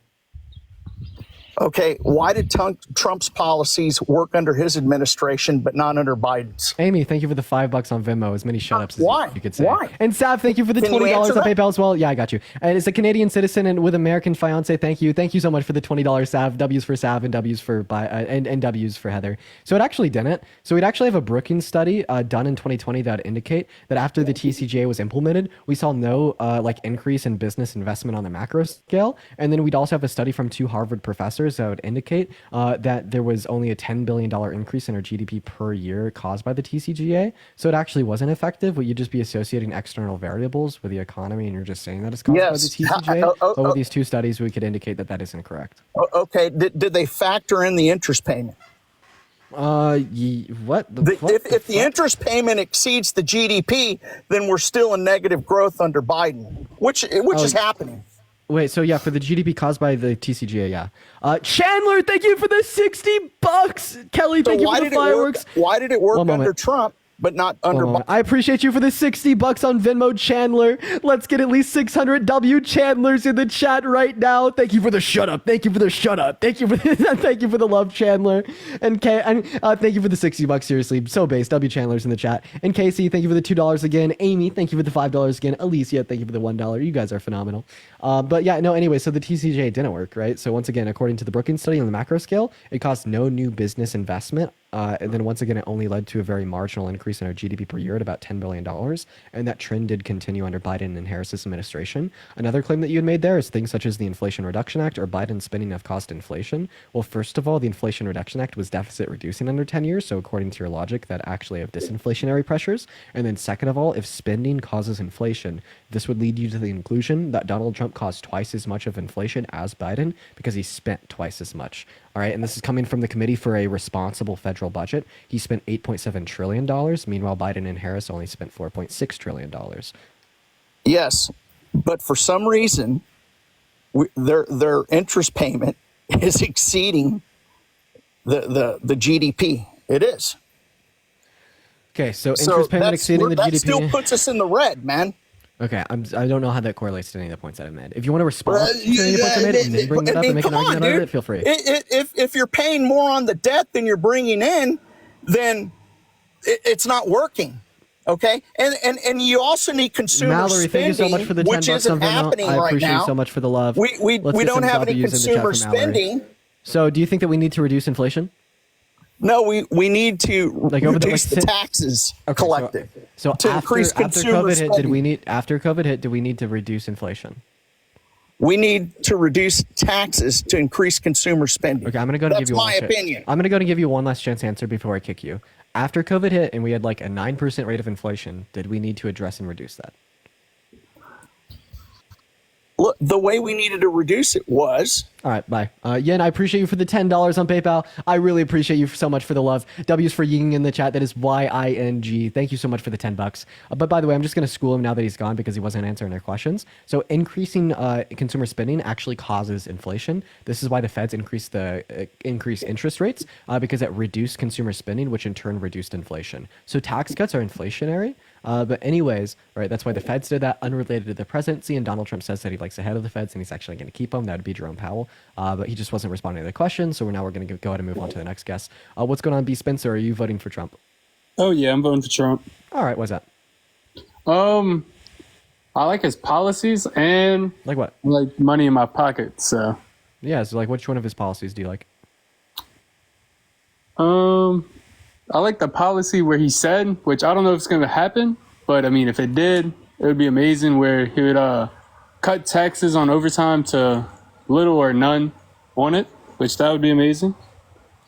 Yeah, so the reason I don't think he's going to implement that policy is because he has no plan for how he's going to pay for it. He's just been like ruthlessly announcing all of these tax cuts. They're estimated to cost $7 trillion by the CBO. Where's that money going to come from? And Tessa, thank you so much for the $5 on Venmo. W's for Tessa in the chat. And Mallory, once again, thank you for the 10.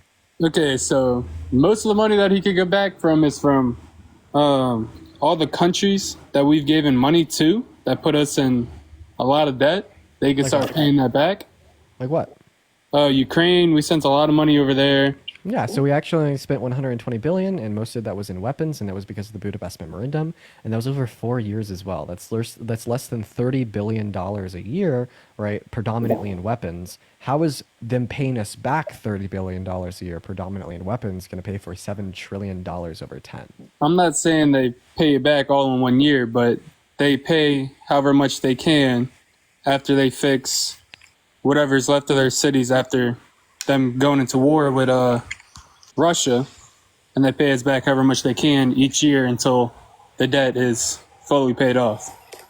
Yeah, so let's just say that they gave us all the money that we sent to Ukraine back. That actually only pay for 1.4% of the burden from another 10 years of the TCGA. Just saying. But it's Sorry, still 10.4, I think. even us, the U.S., getting more money back than us putting out. I asked you where the $7 trillion is going to come from to pay for another 10 years of his tax cuts. Oh, from all the countries. I don't really do my research. I just know what I know. So wait, you think that other countries are just going to pay for our tax cuts? Why would they do that? They're not paying for our tax cuts. They're paying us back because we gave them money whenever they needed it. Like which ones, bro? You said Ukraine. Okay. Well, first of all, right, they don't have an obligation to pay that back according to the Budapest Memorandum. Second of all, is predominantly in weapons. It was less than 100 billion in funding. So that is only going to cover about 1% of the $7 trillion for another 10 years. So, I mean, where's the remainder of like the $6.9 trillion going to come from? I don't really know. I haven't really thought that far, you know? Yeah, right. So that's why I'd say that we don't know that he's actually going to implement these policies. Do you mind if I ask you a question? Yeah, go ahead. Would you still vote for Trump if he called for a total and complete shutdown of all new Christians coming into our country, which is like religious persecution, anti-constitutional, all that shit? But why would he do that when at a Trump rally they said Jesus is king, Jesus is Lord, right? Yeah, I'm just saying, if he did do this, would you still vote for him? Hypothetically, no, because I'm a Christian, but he never did, and he's not going to do that. Okay, so do you think, so you wouldn't do it because it's religious persecution. Do you think that all religious persecution is wrong, or just religious persecution against Christians? All religious persecution is wrong. Okay, so seemingly if he called for that total and complete shutdown for any other religion, you'd also not vote for him, right? I mean, I wouldn't like it, but I'm still going to vote for him. Okay, so that'd only be a deal breaker if it was about Christians, not about like Muslims or something. No. It would be a deal breaker if it was about Muslims too? No. It wouldn't be a deal breaker. So. Oh, okay. So you're like totally fine with discrimination and persecutions against Muslims, but not against Christians. Discrimination. And so then why? Econ, feel free to request that. So I just want to clarify, you're totally fine with religious persecution against non-Christians, but not okay with it against Christians as well, right? When has he ever said he was going to persecute them? I mean, we'll get around to that. I just want you to first admit that you shouldn't vote for Trump if he's called for any religious persecution, right? True. Thanks. Can figure out Donald J. Trump is calling for a total and complete shutdown of Muslims entering the United States until our country's representatives can figure out what the hell is going on. Yeah, we got there. We cooked. You told me that you want to vote for him if he had tried to implement any religious persecution. Yeah, there's him wanting to implement religious persecution. Did I totally change your mind? No. Is it? Oh, fuck you. Why? Yo, Santan, I appreciate you for the fireworks. W Santan is in the chat. Thank you so much for the fireworks. So, do you not believe Jesus is king? Oh my God, I believe that if Jesus was king, that he would actually send you to hell. I mean, who did Jesus sit at the table with? Matthew, the Jewish tax collector, Mary Magdalene, a Jewish woman who was literally infested and possessed with a demon. The idea that you're superior to everyone else and religious persecution doesn't matter if it doesn't apply to you is just so antithetical to the fucking teachings of the gospel, bro. Okay, so Jesus, he chose his followers? He didn't really choose them, they chose him.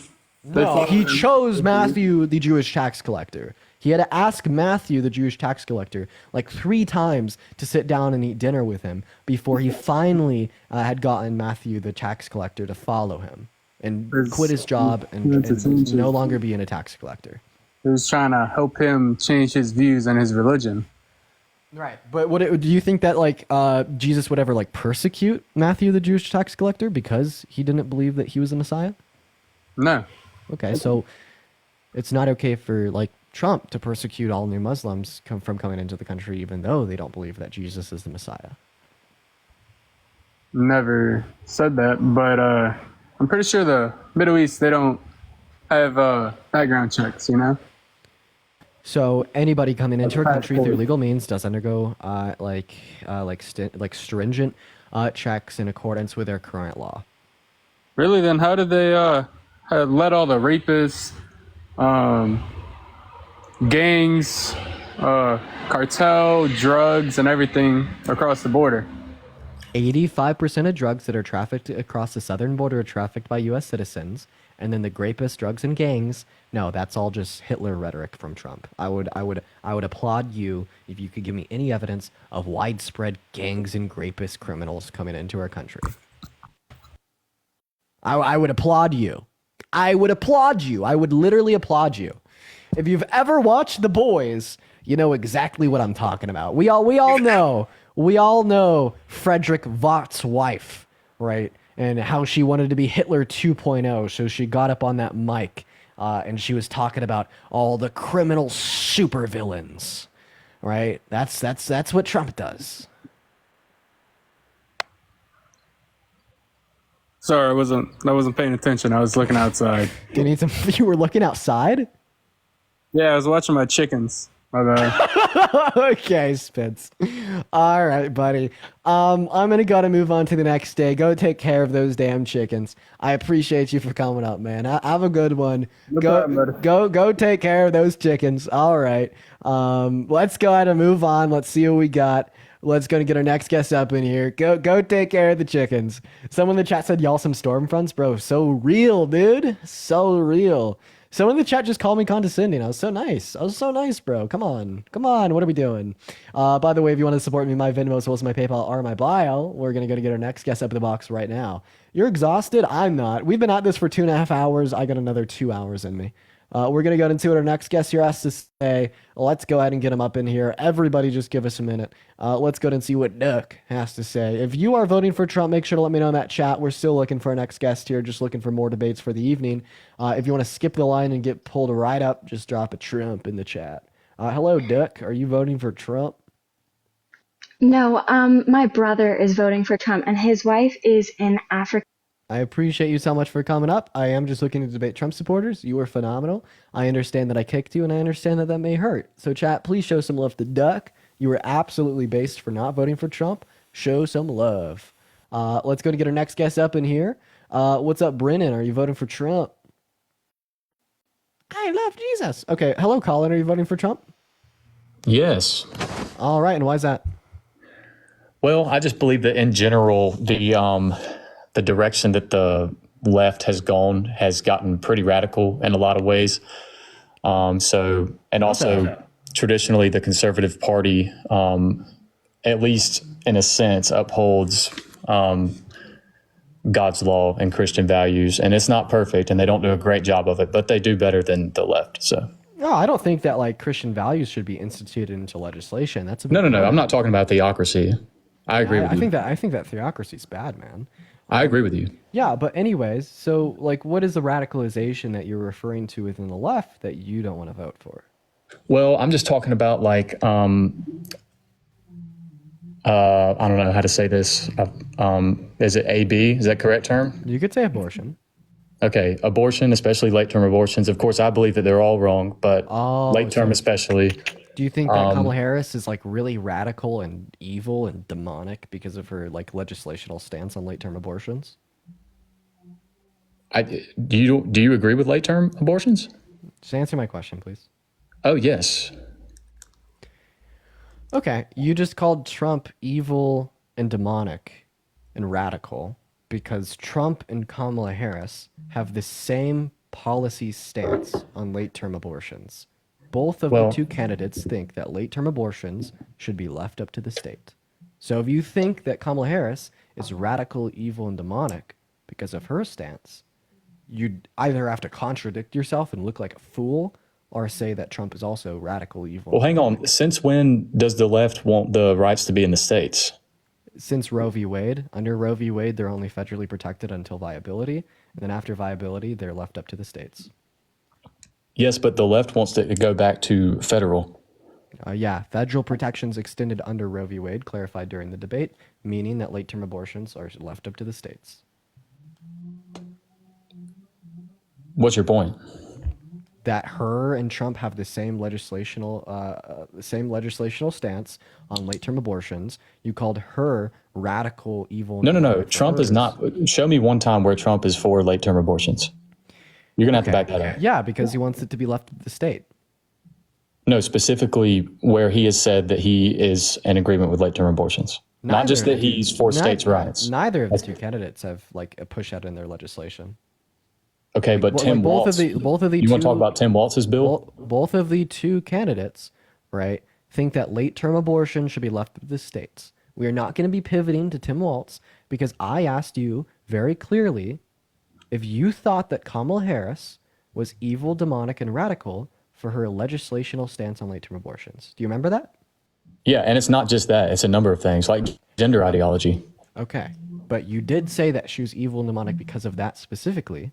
Right? And if she is radical, evil, and demonic because of her legislational stance on late-term abortions, and she has the same legislational stance on late-term abortions as Donald Trump, does this make the implication that Donald Trump is radical, evil, and demonic because of his legislational stance on late-term abortions? Sure, except that I reject that Trump is anywhere near Kamala Harris's stance on late-term abortions. They have the same legislational approach. They both think that they should be left up to the states. Show me the difference in their proposed policy for access to abortion. No, you're making a category error because states' rights is not the same as when it is that they agree that abortion should be okay. That's two different discussions. We're talking about their legislational policy approach here. So where has Donald Trump ever supported or endorsed or said that he neither of the two candidates have said that they approve of late-term abortions. You said, once again, that because of her policy, she is evil and demonic. Okay? She has the same policy as Trump. So because of Trump's policy, he is evil and demonic. So you're actually saying, and you actually believe that they're in the same camp in terms They of have abortion. the same exact policy. What's the difference between their policy?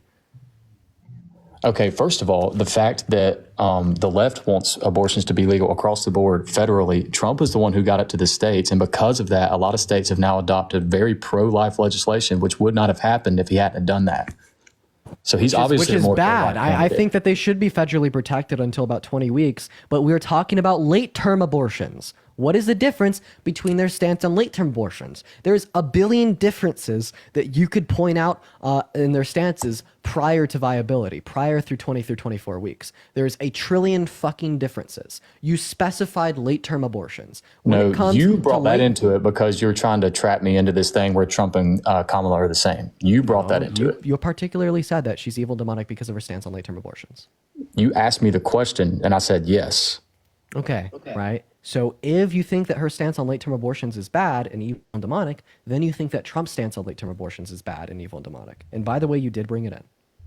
If anyone has a stance that late-term abortion is okay, which I've never seen a single Republican say that. Her legislational stance is not that it's okay, but it should be left up to the states. There's no difference. That's the same thing. Okay, so then Donald Trump thinks that all abortions are okay because he thinks that all abortions should be left up to the states? No, again, you're making a comment. Oh, no. You just said thinking that it should be left up to the states is the same and identical to thinking that it's okay. Donald Trump thinks that all abortions should be left up to the states, and if thinking that that should be left up to the states is identical to thinking that it's okay, you would say that Donald Trump thinks that all abortions are okay. Donald Trump has never said anything about late-term abortions other than that they are heinous. He has said that he thinks all abortions should be left up to the states, and if that means that he and if saying that they should be left up to the states is identical to saying that they're okay, he thinks that all abortions are okay according to your own logic. What aren't you understanding about this? Do you affirm or deny the fact that you said that saying abortion access should be left to the state is identical to saying that it's okay? Well, you're confusing my whole argument. No. Do you affirm or deny the fact that you made the claim that saying that abortion should be left up to the states is identical to saying that abortion is okay? Do you affirm or deny that that is a statement that you uttered? When did I say that? Bro, Colin, really? There's 9,000 people in here. You're going to try that? Justin, thank you. Justin, thank you so much for the $10 on Venmo. I really appreciate you for the love. Let's get some massive W Justins in the chat. I really appreciate you for the $10. Colin, buddy, you forget that there's like 9.1 thousand people to hold you accountable. You can't just lie about what you've said. Dean, buddy, you like to play word games. Let me ask you this.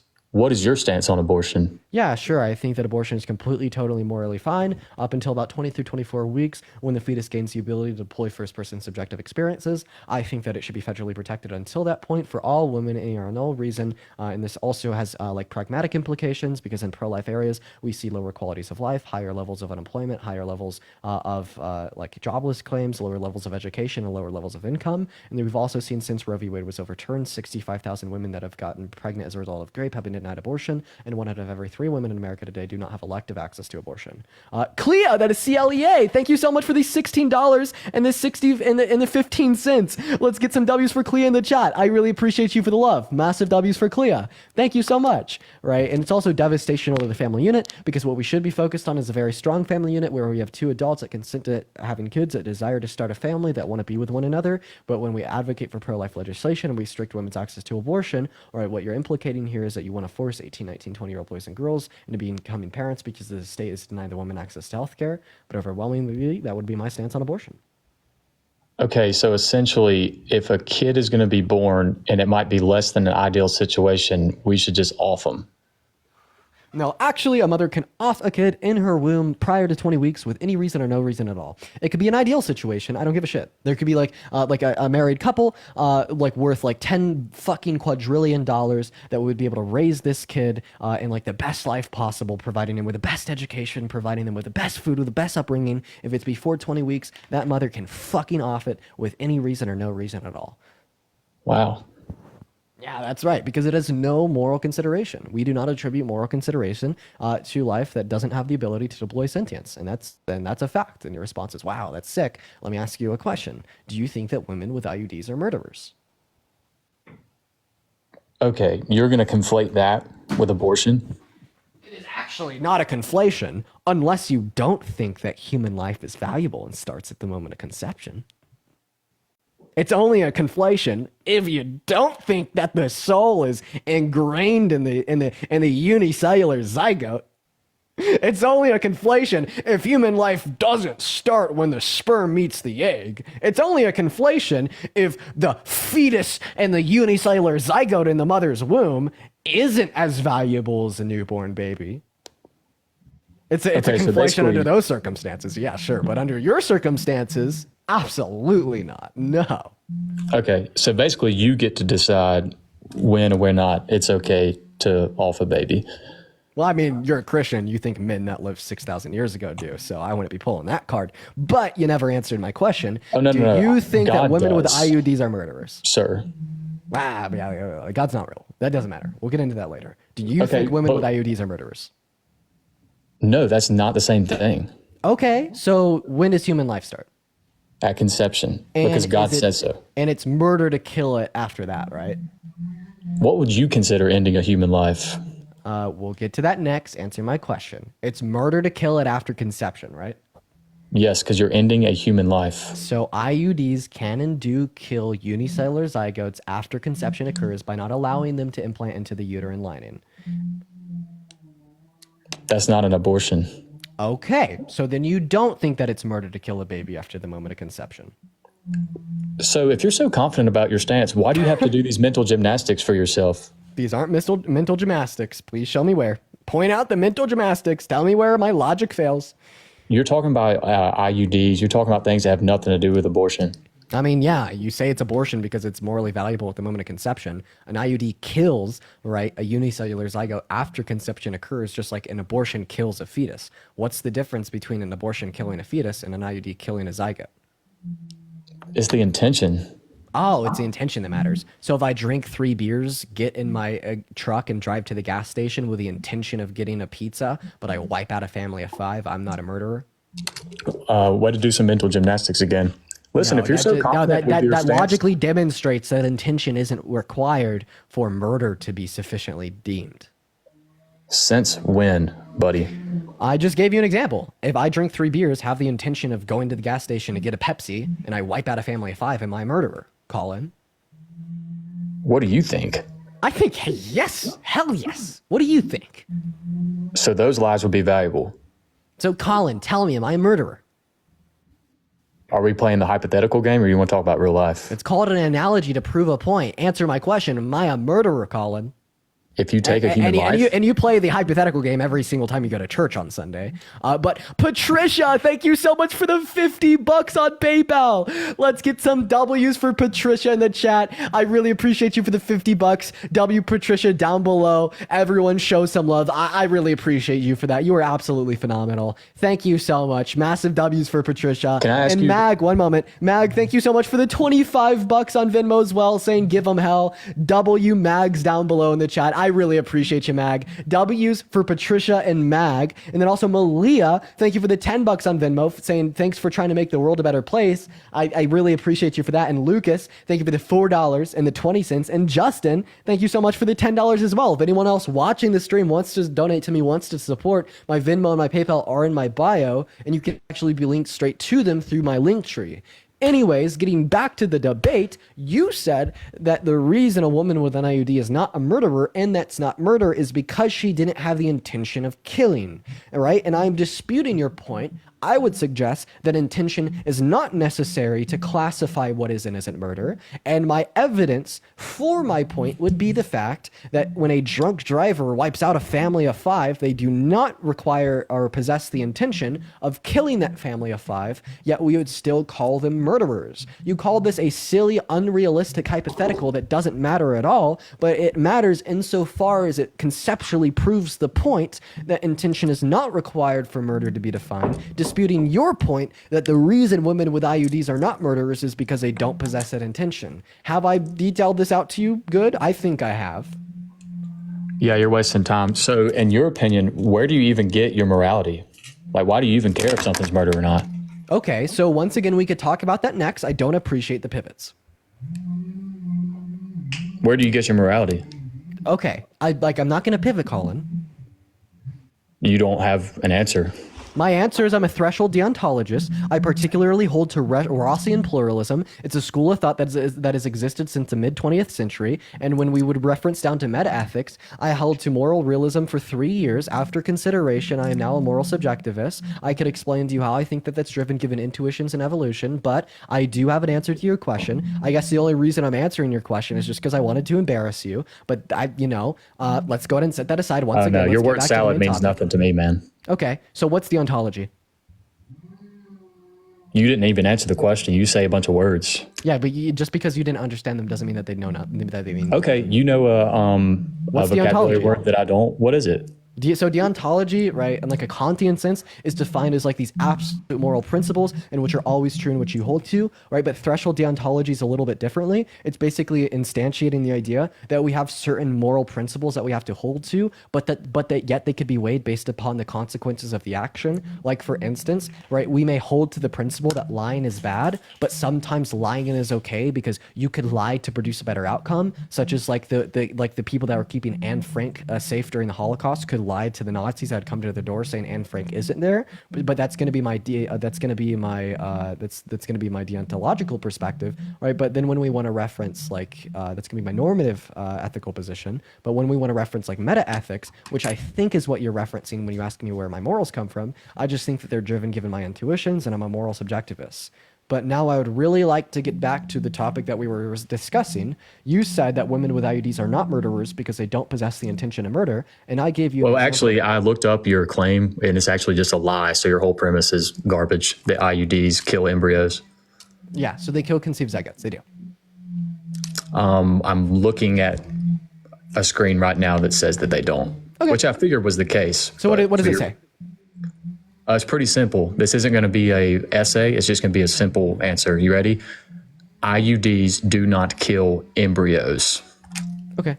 So where's this coming from? And it's not an embryo, it's a zygote. Boom. Thanks. Phenomenal. Beautiful. Just saying. I don't know. Oh, here we go. Neither the hormonal IUD nor the copper IUD works by causing an abortion. Yeah, because typically when we refer to an abortion, we'd refer to like flushing out an embryo or a fetus, but this is killing a zygote prior to implantation. Like in a typical sense, we define abortion to be like killing after implantation, not prior, but an IUD would kill prior to implantation. It kills the sperm, sir. No. So they have two main functions, right? It's all on the label of the IUD. This was brought up in the congressional court hearing about federal protections for contraceptives such as IUDs and other forms of birth control. So if you're going to watch that, you can. But they have two main functions. First, right, they could kill before conception occurs by not allowing the sperm to implant into the egg. But the second function would be to allow for conception to occur, but then to prevent implantation into the uterine lining, essentially starving that conceived zygote.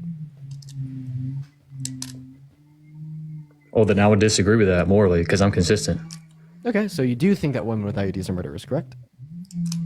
I don't think that you should take any kind of physical outside measure to end a life that otherwise would be alive. It's pretty simple. So it's not an answer to my question. Try again. No, it is. Are women with IUDs murderers? The possible answers to this question is yes and no. Which one? Okay, so I get it. So if I give a nuanced answer, it's not okay. But if I ask you a simple question, you get to babble for 5 minutes instead of just giving me a simple answer. No, you could give me a nuanced answer. You just have to point out which category the answer would follow under. Did your nuanced answer fall under the category of yes, or did your nuanced answer fall under the category of no? Yes, if you do something that causes a life to end, that is what the definition of murder is. Phenomenal. The answer is yes. So should all murderers go to jail? Yes. Okay, so women with some forms of birth control should go to jail? Okay, some forms of birth control, or are you talking about something specific?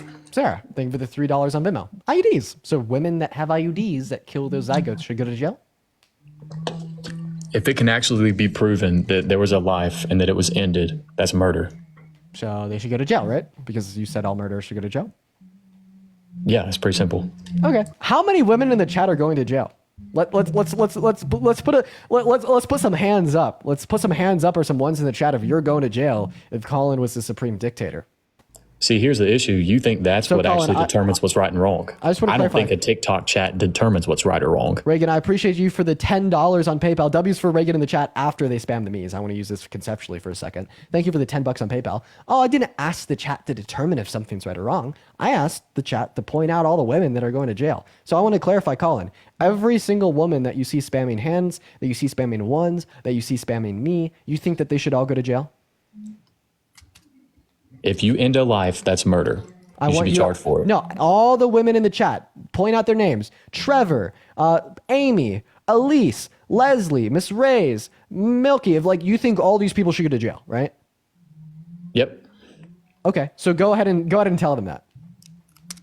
If you end a human life, it's No. murder. and you Tell should all go to these jail. women that have IUDs that they should go to jail. I just did. Did you not hear me? Okay, so do you think that's absurd? No, I think it's consistent. Okay. You're delusional. Hey, do you think that it's murder to pull the plug on a brain dead patient? Well, you would say that their life isn't valuable because they're not sentient. Yeah, they lack a conjunction between past, or present, and future sentience. What about you? Do you think it's murder to pull the plug on brain dead patients? Of course. Veronica, I appreciate you for the $10 on Venmo. This guy's confusing mental gymnastics with critical thinking. So real. I appreciate you for the love, Veronica. Let's get some W's for Sydney in the chat as well for the $5 and Sarah with a $3 and Austin with a $1. Okay, so it's not murder to cut a cow's head off while it's like screaming and crying, but it's murder to pull the plug on like a human that won't have any like consciousness or brain cognitive function ever again. Why? Well, What's in my it- worldview, I'm just trying human to point lives out. are more. Is No, it sure, like go is it ahead the and- actual structure of the DNA? In my worldview, human lives are more valuable than cows. So is it the structure of the DNA, or what is it? It is that we are made in God's image. Okay, we're not. That's what you think. No, because Christianity is not true. Okay, But if that's what you Christianity think. was true, let's see if you really hold to the implications here. Is genocide and ethnic cleansing always wrong? What do you? Okay, pivot. Talk about a pivot. No, it will wrap in. It's conceptually relevant. We're talking about Christianity. But before I do, Katie, thank you so much for the $50 on Venmo. Bail money for when you get put in jail. Thank you so much for the $50, Katie. W's for Katie in the chat. And Sav saying $15 on PayPal for the bail fund for when I go to jail. Thank you so much, Katie and Sav. W's in the chat for Sav. W's in the chat for Katie. I really appreciate you guys so much. Reagan, thank you for the $4 on PayPal. Tell Colin he's talking himself in a circle. It's all right. He's oblivious. He doesn't care. Thank you, Reagan, Katie, and Sav. W's for Reagan, Katie, and Sav. And Katie with another $5 saying, thanks, Dean. I got you. So is ethnic cleansing and genocide always wrong, sir? Samantha, thank you so much for the $10 on Venmo for the bail fund. I appreciate you for the love. Massive W's for Samantha in the chat. Thank you so much. So go ahead and answer, Books. Yep, and you're going to say that it's in the Bible because you're Christian, ignorant. thank you for the money gun. And Law, thank you for the $5 on Venmo as well. Thank you so much, Law and Christian.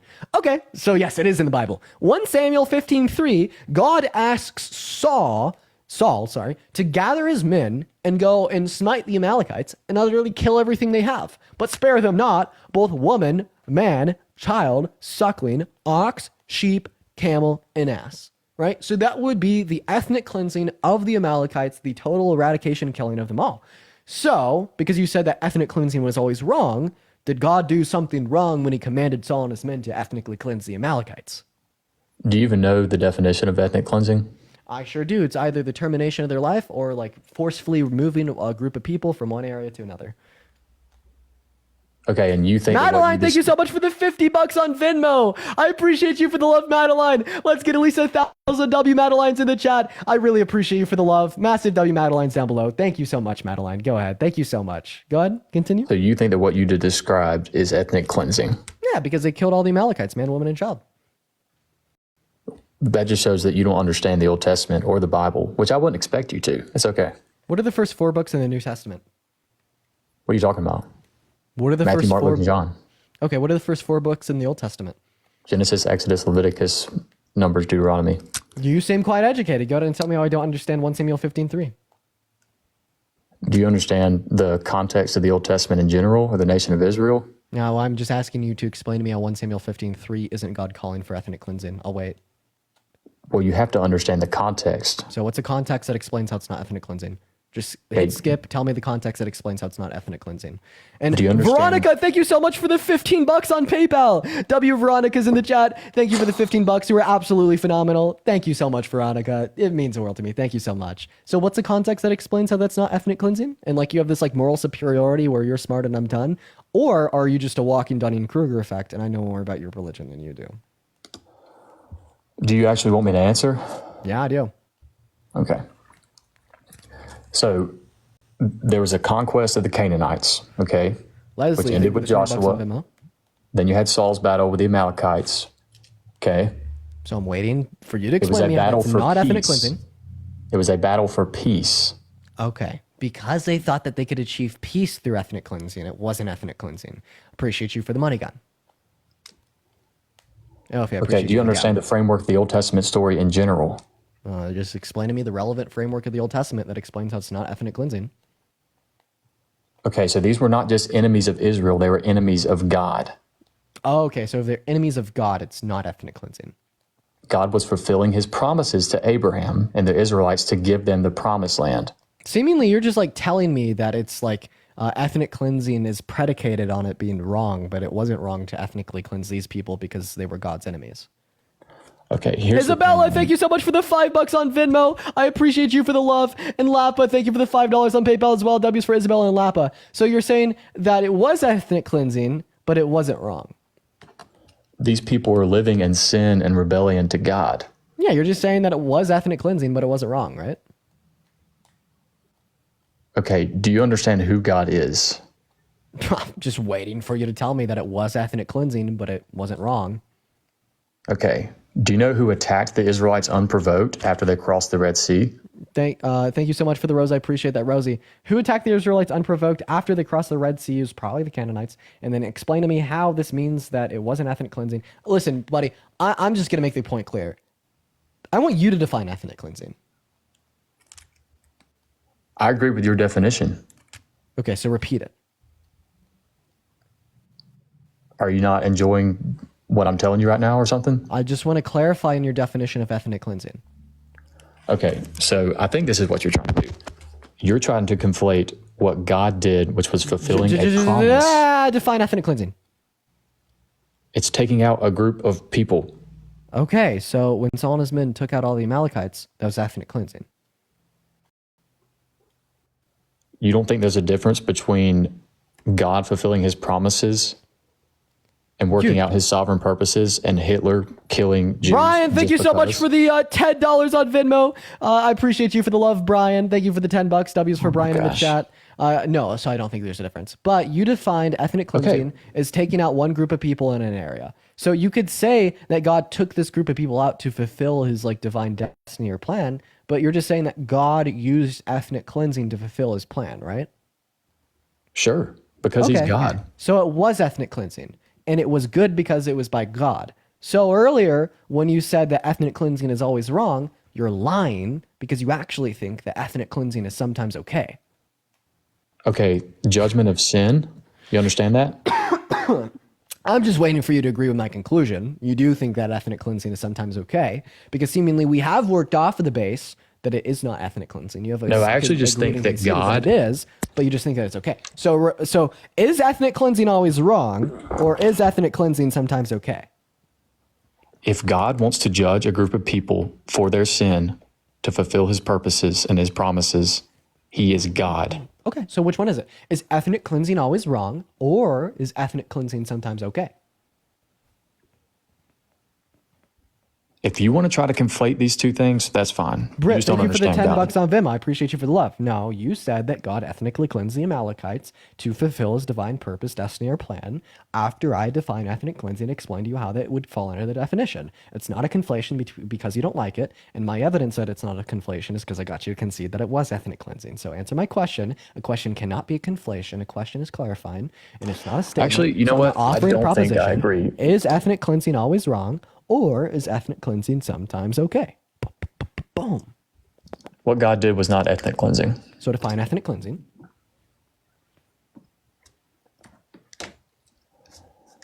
I'm actually going to look up a real definition. Victoria, I appreciate you for the $5 on Venmo. Thank you for the love. And Reagan, thank you for the $5 on PayPal, saying, can we get a new guest up? This guy sucks ass. Yeah, we'll get someone else up. Thank you, Reagan and Victoria. We'll leave Colin up, though, because I want him to be able to do this. We're just having fun at this point. Jesus Christ, you guys. You want to answer a simple question? I know. Don't worry, guys. I'm good at dealing with it. I've been doing this every day for hours. So I feel like at this point, I'm really good at dealing with it. No, you're really not. Brian, thank you so much for the $10 on Venmo. I appreciate you for the love. Shut your yapping and give me that definition, buddy. But massive W's for Brian in the chat with the $10. I really appreciate you guys for all the love. Thank you so much, Brian. Okay, can you talk like an adult? Yeah. Got you, man. So what's the definition of ethnic cleansing? Oh, wait. Can am I bullying you? You're just immature, man. Well, I mean, Matthew 38 tells you to turn the other cheek. So you better, I compel you to shut the fuck up in the name of God and find me that definition of ethnic cleansing. So, howdy, what's going on? Are you voting for Trump? That is a child.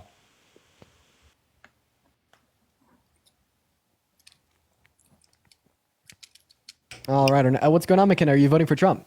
Hi. I kind of wanted to have you ask me some questions and then you guess whether or not I'm voting for Trump. Are you pro-choice? Yes, I am. You're voting for Kamala Harris. W.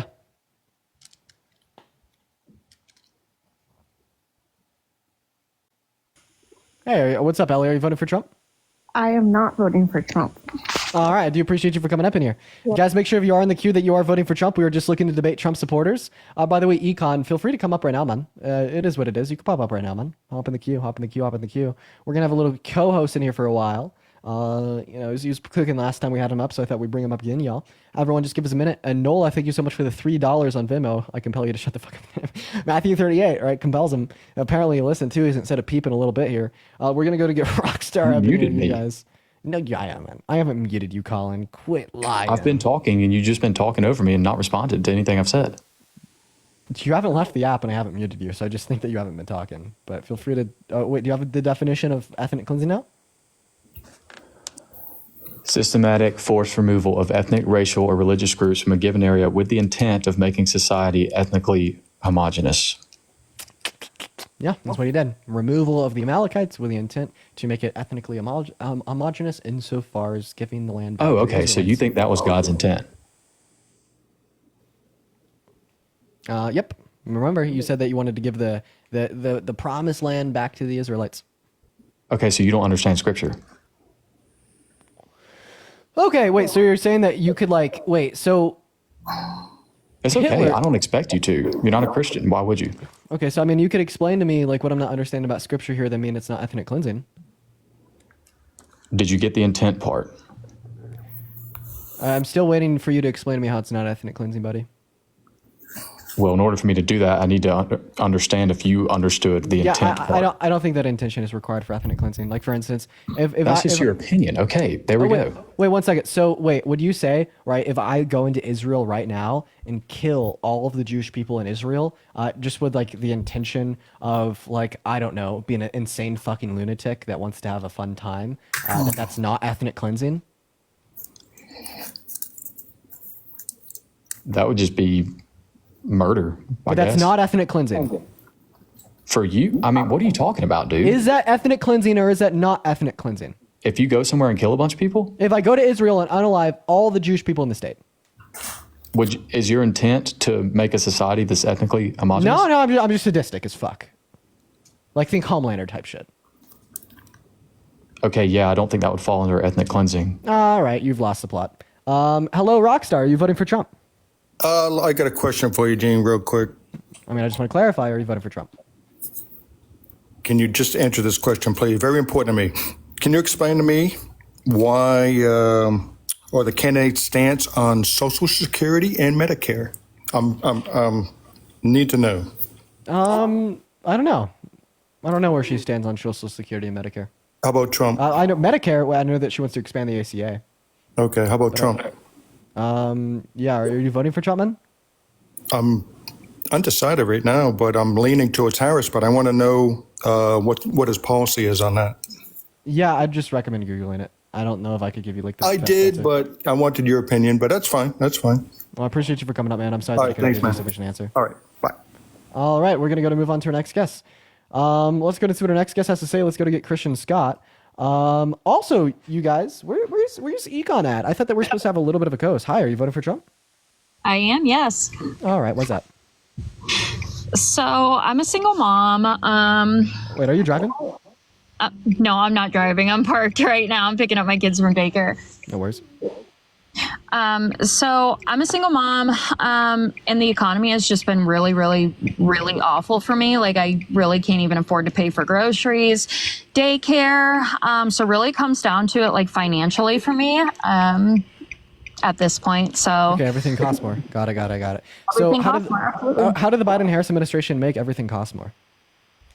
So I know that, I mean, I have to come back to the $60 billion to Ukraine. I mean, we've given a lot. I know that they support illegal immigrants. So, I mean, there are so many illegal immigrants right now getting food stamps, cash assistance for this, small business loans. You know what I mean? Like, I work my ass off every single day. I work in healthcare. I work with surgeons. I work with doctors, and I can barely afford to pay for my goddamn health insurance, let alone groceries.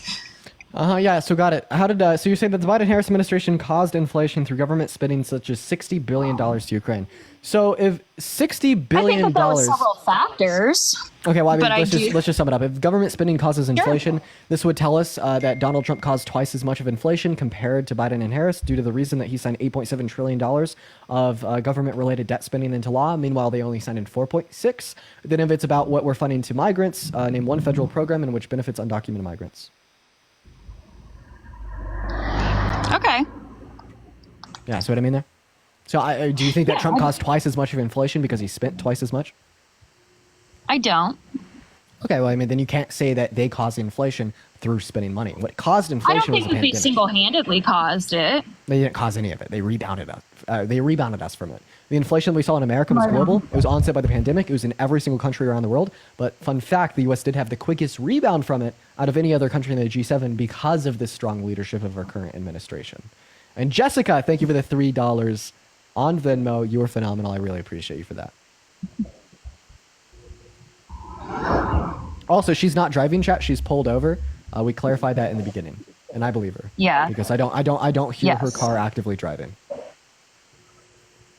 No. Hello, Econ Al. What's going on? I was waiting to see if she was going to give a response, but I guess not. Well, she actually just left.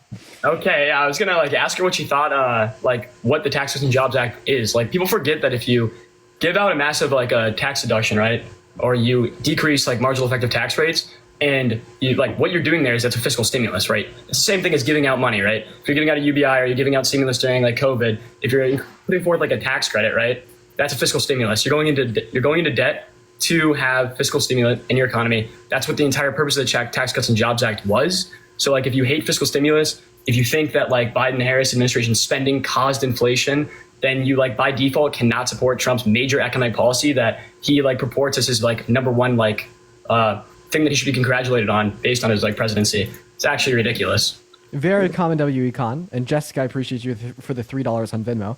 She left out. What is up? Trump 2024 MAGA 230. Do you have enough brains to hello? Evidently not. All right, we're going to move on to our next guest. Everyone, just do give us a minute, y'all. We're going to get our next guest up in here. If you guys are voting for Trump, make sure to let us know in the chat. All right, let's go get our next guest up in here, y'all. Oh, and I appreciate you for that mustache. By the way, for all my Christians for Kamala, I hope that I didn't disparage y'all. I only have an issue with Christians that use it to perpetuate harm, not Christians that use it as a tool of peace and love. Hello, Zachary. Are you voting for Trump? Hello. Wait, I'm honored? Yeah, dude, you're on here. You made it. Let's go. So how old Yes, are you? I am voting for Trump. How old are you?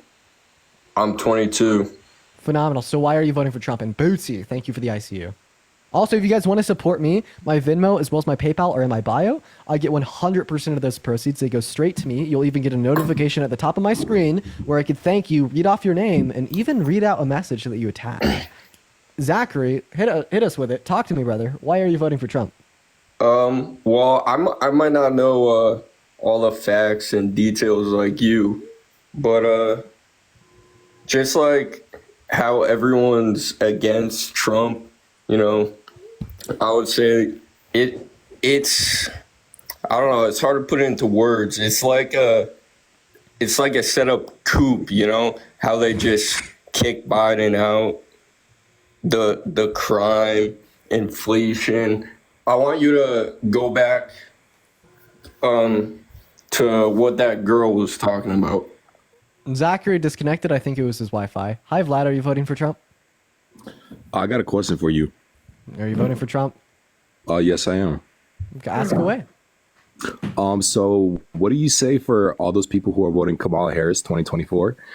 The Christian community in particular, when you said that God is not real? Yeah, that I disagree with him. But I don't have any issue with people being Christian when they use it as like a tool to spread peace and love and like hope for an afterlife. But yeah, unlike a lot of people on the right, people on the left can have civil disagreements. And then second of all, her name is pronounced Kamala. Yeah, I take you here, Mommy. So why are you voting for Trump?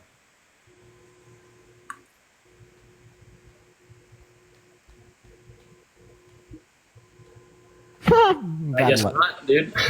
Guess not, dude. I know for real. I don't know what's going on right now, man. I think they just send requests like knowing that they'll like never get up, and then they freak out when they get on the live. It's like for real. I think that's a leading theory. Victoria, thank you so much for the sunglasses. Guys, go back to spamming Trump. Go back to spamming MAGA in the chat if you want to come up. What's up? Yeah, also, just to clarify, like one more time, since we were talking about like Social Security earlier, just like Trump's Medicare and like healthcare plans, he doesn't have one. He doesn't even have a concept of a plan for Social Security. He specifically has no like plan at all to face the 10-year shortfall. So he has nothing. What's up? Enough? Are you voting for Trump? Yes, I am voting for Trump. Okay, how old are you? 25. So why in the hell would you ever want to vote for that maniac? Okay, the reason why I would vote for him, there are many different reasons, but I would like to say it's because I have a daughter who is 7 years old. And the same reason with like babies, I know they're like aborting babies, and I feel personally, to me, like they're innocent. And I think that sometimes when they're like just kind of like the same, I'm not going to relate it to it, but like in the same way, like those innocent African Americans who were getting lynched, who were getting killed, and they were just like violated, and no one had a voice for them. Are you driving? No, I'm not. I'm in my car. It's totally off. I'm sorry. I'm just not going to engage with that shit. Hi, Austin. Are you voting? Oh, Austin's the one driving. Austin, are you driving? Not anymore. I'm parked right now. All right. Can you disconnect your? Could you? Gotta get off. Could you disconnect your phone from Bluetooth?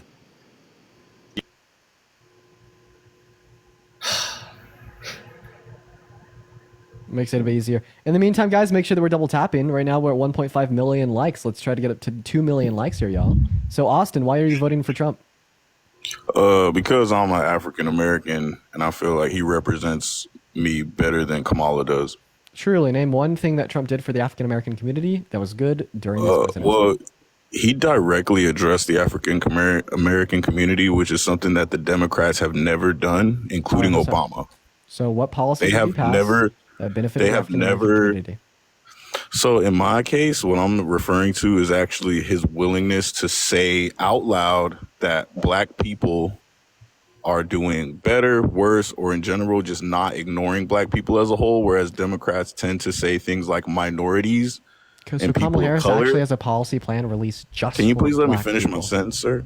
So whenever Democrats as a whole, right, not only Kamala, but multiple Democratic leaders have said things like they're doing something for a minority group, that could actually be anything. That could be someone who's juggling on a unicycle is technically a minority. So they're not specifically addressing the needs of African Americans, where Trump, although it became a meme and became comical, he did Austin. say directly that black jobs were being affected, which is something the Democrats will not address. They do not technically. Okay. So first of all, Kamala Harris has a policy plan released just for black people. And Can then you please second of all, explain that to me? What Like, is a what is that black policy job? plan?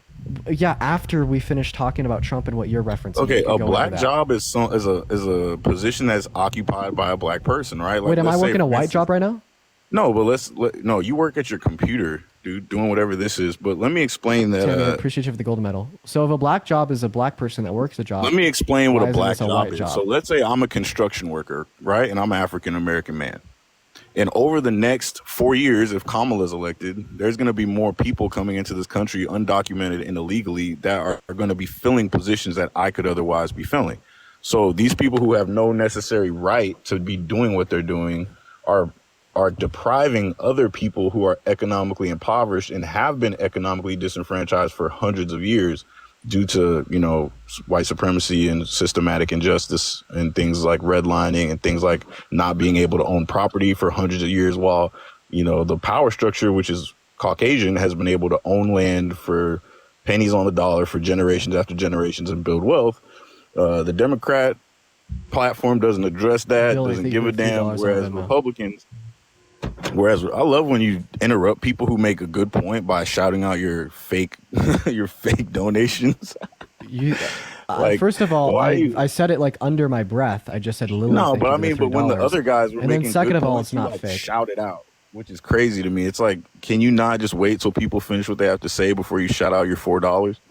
Well, I mean, apparently, according to you, I didn't even get $4 because it was fake. Yeah, well, there's no way for us to verify that you are getting it or not. But my point that I'm Rick, making thank you is for that the $2 on Venmo for the not fake donation, and Kate, thank you for the $5 on Venmo for the fake donation, and Hannah, thank you for the $5 Sweet, bro. on Venmo for the fake money. sweet $17. So anyway, there's points made there that I just said. I don't know if you can address any of that or unpack it because of the fact that you're on you're basically on a liberal platform and y'all are not allowed to address racial injustice unless you're complaining about victimhood, which Jeff, I'm thank you for the totally $10 against. on PayPal for the fake money, and Amy, thank you for the $30 on PayPal for the fake donation. Thank you so much, Amy and Jeff. I appreciate the two of you W's for Amy and Jeff in the chat. Hey, Austin, then you would say, right, like a tax on like the specific type of job, right, that you subscribe to the black community. mainly Abby, engage thank you so much for the $5 on Venmo for the fake Support. donation, and Paul, thank you for the $5 on Hey, Venmo for the fake donation. sorry, brother. Parker was talking over you. Can you repeat that one more Yeah, time? that's not Parker, but like, yeah, so like you'd say like if there's an attack. Evan, thank you for the $25 on Venmo for the fake donation. I appreciate you, Evan. And Christian, thank you for the $2 awesome. on Venmo for the fake donation. Kari, thank you for the $3 on Venmo for the fake donation. Cassie with the $2 on Venmo Can for the I fake please donation. get that question Charlotte one with the more $2 time on so I Venmo for can the have fake an donation. I'm so sorry, you intellectual guys. Brian, thank you for the conversation, $4 on PayPal for the fake donation. Jamie, thank you for the $10 on Venmo for the fake donation. I'm so sorry, guys. Thank you so much for the $10, Jamie. And Dory, thank you for the $5 on Venmo for the fake donation. Christina, thank you for the $6 on Venmo for the fake donation. Amaris, thank you for the $1 on Venmo for the fake donation. I appreciate you guys for the love. My apologies, you so- guys. Go ahead. Austin, right? So like, yeah, if like you're saying like a specific section of jobs, right? And if those jobs are under attack by like, I don't know, allowing in illegal immigrants or like by doing anything and engaging in any policy prescriptions that might harm those jobs, you wouldn't support it, correct? That'd be something you wouldn't like. You're talking about Trump. specifically referring to illegal immigrants, right? Really, wait. So, like, if Trump is like attacking like the National Labor Relations Board, his appointees are. When you like, say attacking, what do you mean by attacking? Yeah. So when I say attacking, right, we have oversight committees, right, that engage with our own the Office of Management and Budget, and within these committees, they direct specific legislation that or like specific policies that engage with corporations. So, for instance, if you're like an Uber driver and you get designated as an entrepreneur or 1099 employee instead of being W-2'd, you lose a lot of union protection labor laws. You lose a lot of things that would benefit you with overtime pay. And guess what? When they had those, Trump replaces the National Labor Relations Board with his own people, because that's what you do. You get committee picks, right? You are a president. That's how that works.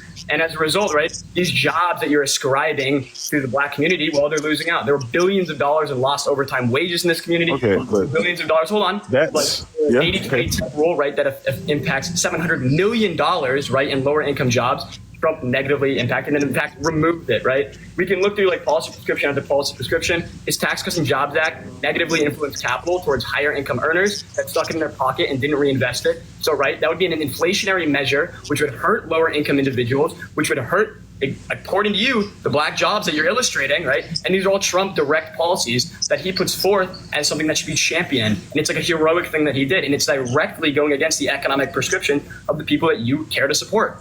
How can you possibly vote for a man? do the statistics not show that African American people were doing better under Trump financially, because can I give me a second? Because coming from a first person perspective, being in the community and speaking with other African American people, there's an overwhelmingly landslide amount of people who admit that Trump has better policy and a better concept of what America's going through versus Kamala Harris, who, when you ask her a question, she's going to say things like, my background and where I came from, and my people, and she's at least she doesn't weave. Whereas Trump has a tangible plan that actually affects black people directly, whereas Kamala Harris is going to vaguely address minorities, which could be anything. I'd like to just butt in here. I'm so sorry, guys. I just have a couple donors to thank.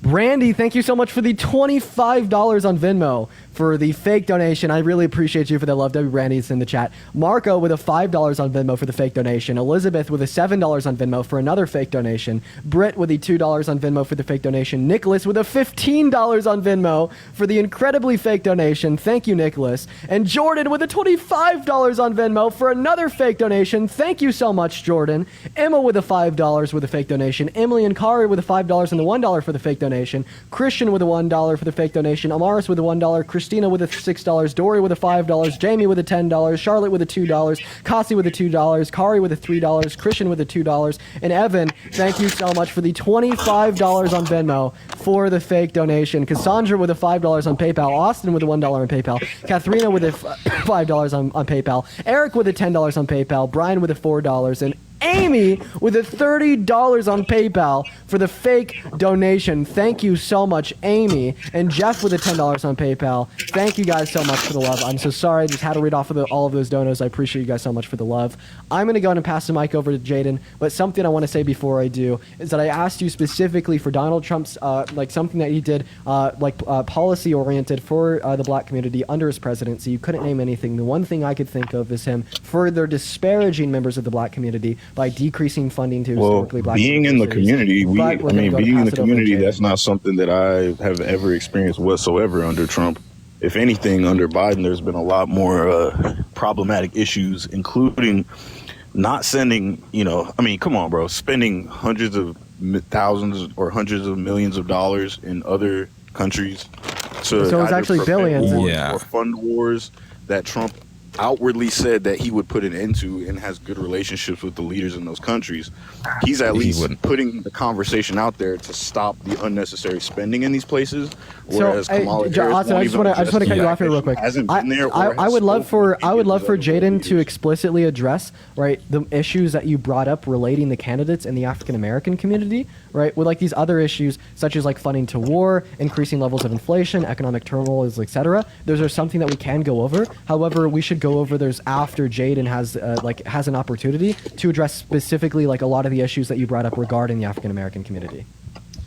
Yeah, so several points here. You brought up an issue that has been central towards the African community, of which I'm a part of as well, for decades, and that is redlining. So this administration, utilizing the tools of the Department of Justice, has settled over a dozen instances of redlining from coast to coast, injecting billions of dollars back into disparate communities, into banking, into credit unions, into resources that can otherwise alleviate these issues. That's what they've done, and this is not something that the Trump administration focused on. This is not something that they tackled. This was not an issue that was even at the forefront of their Justice Department.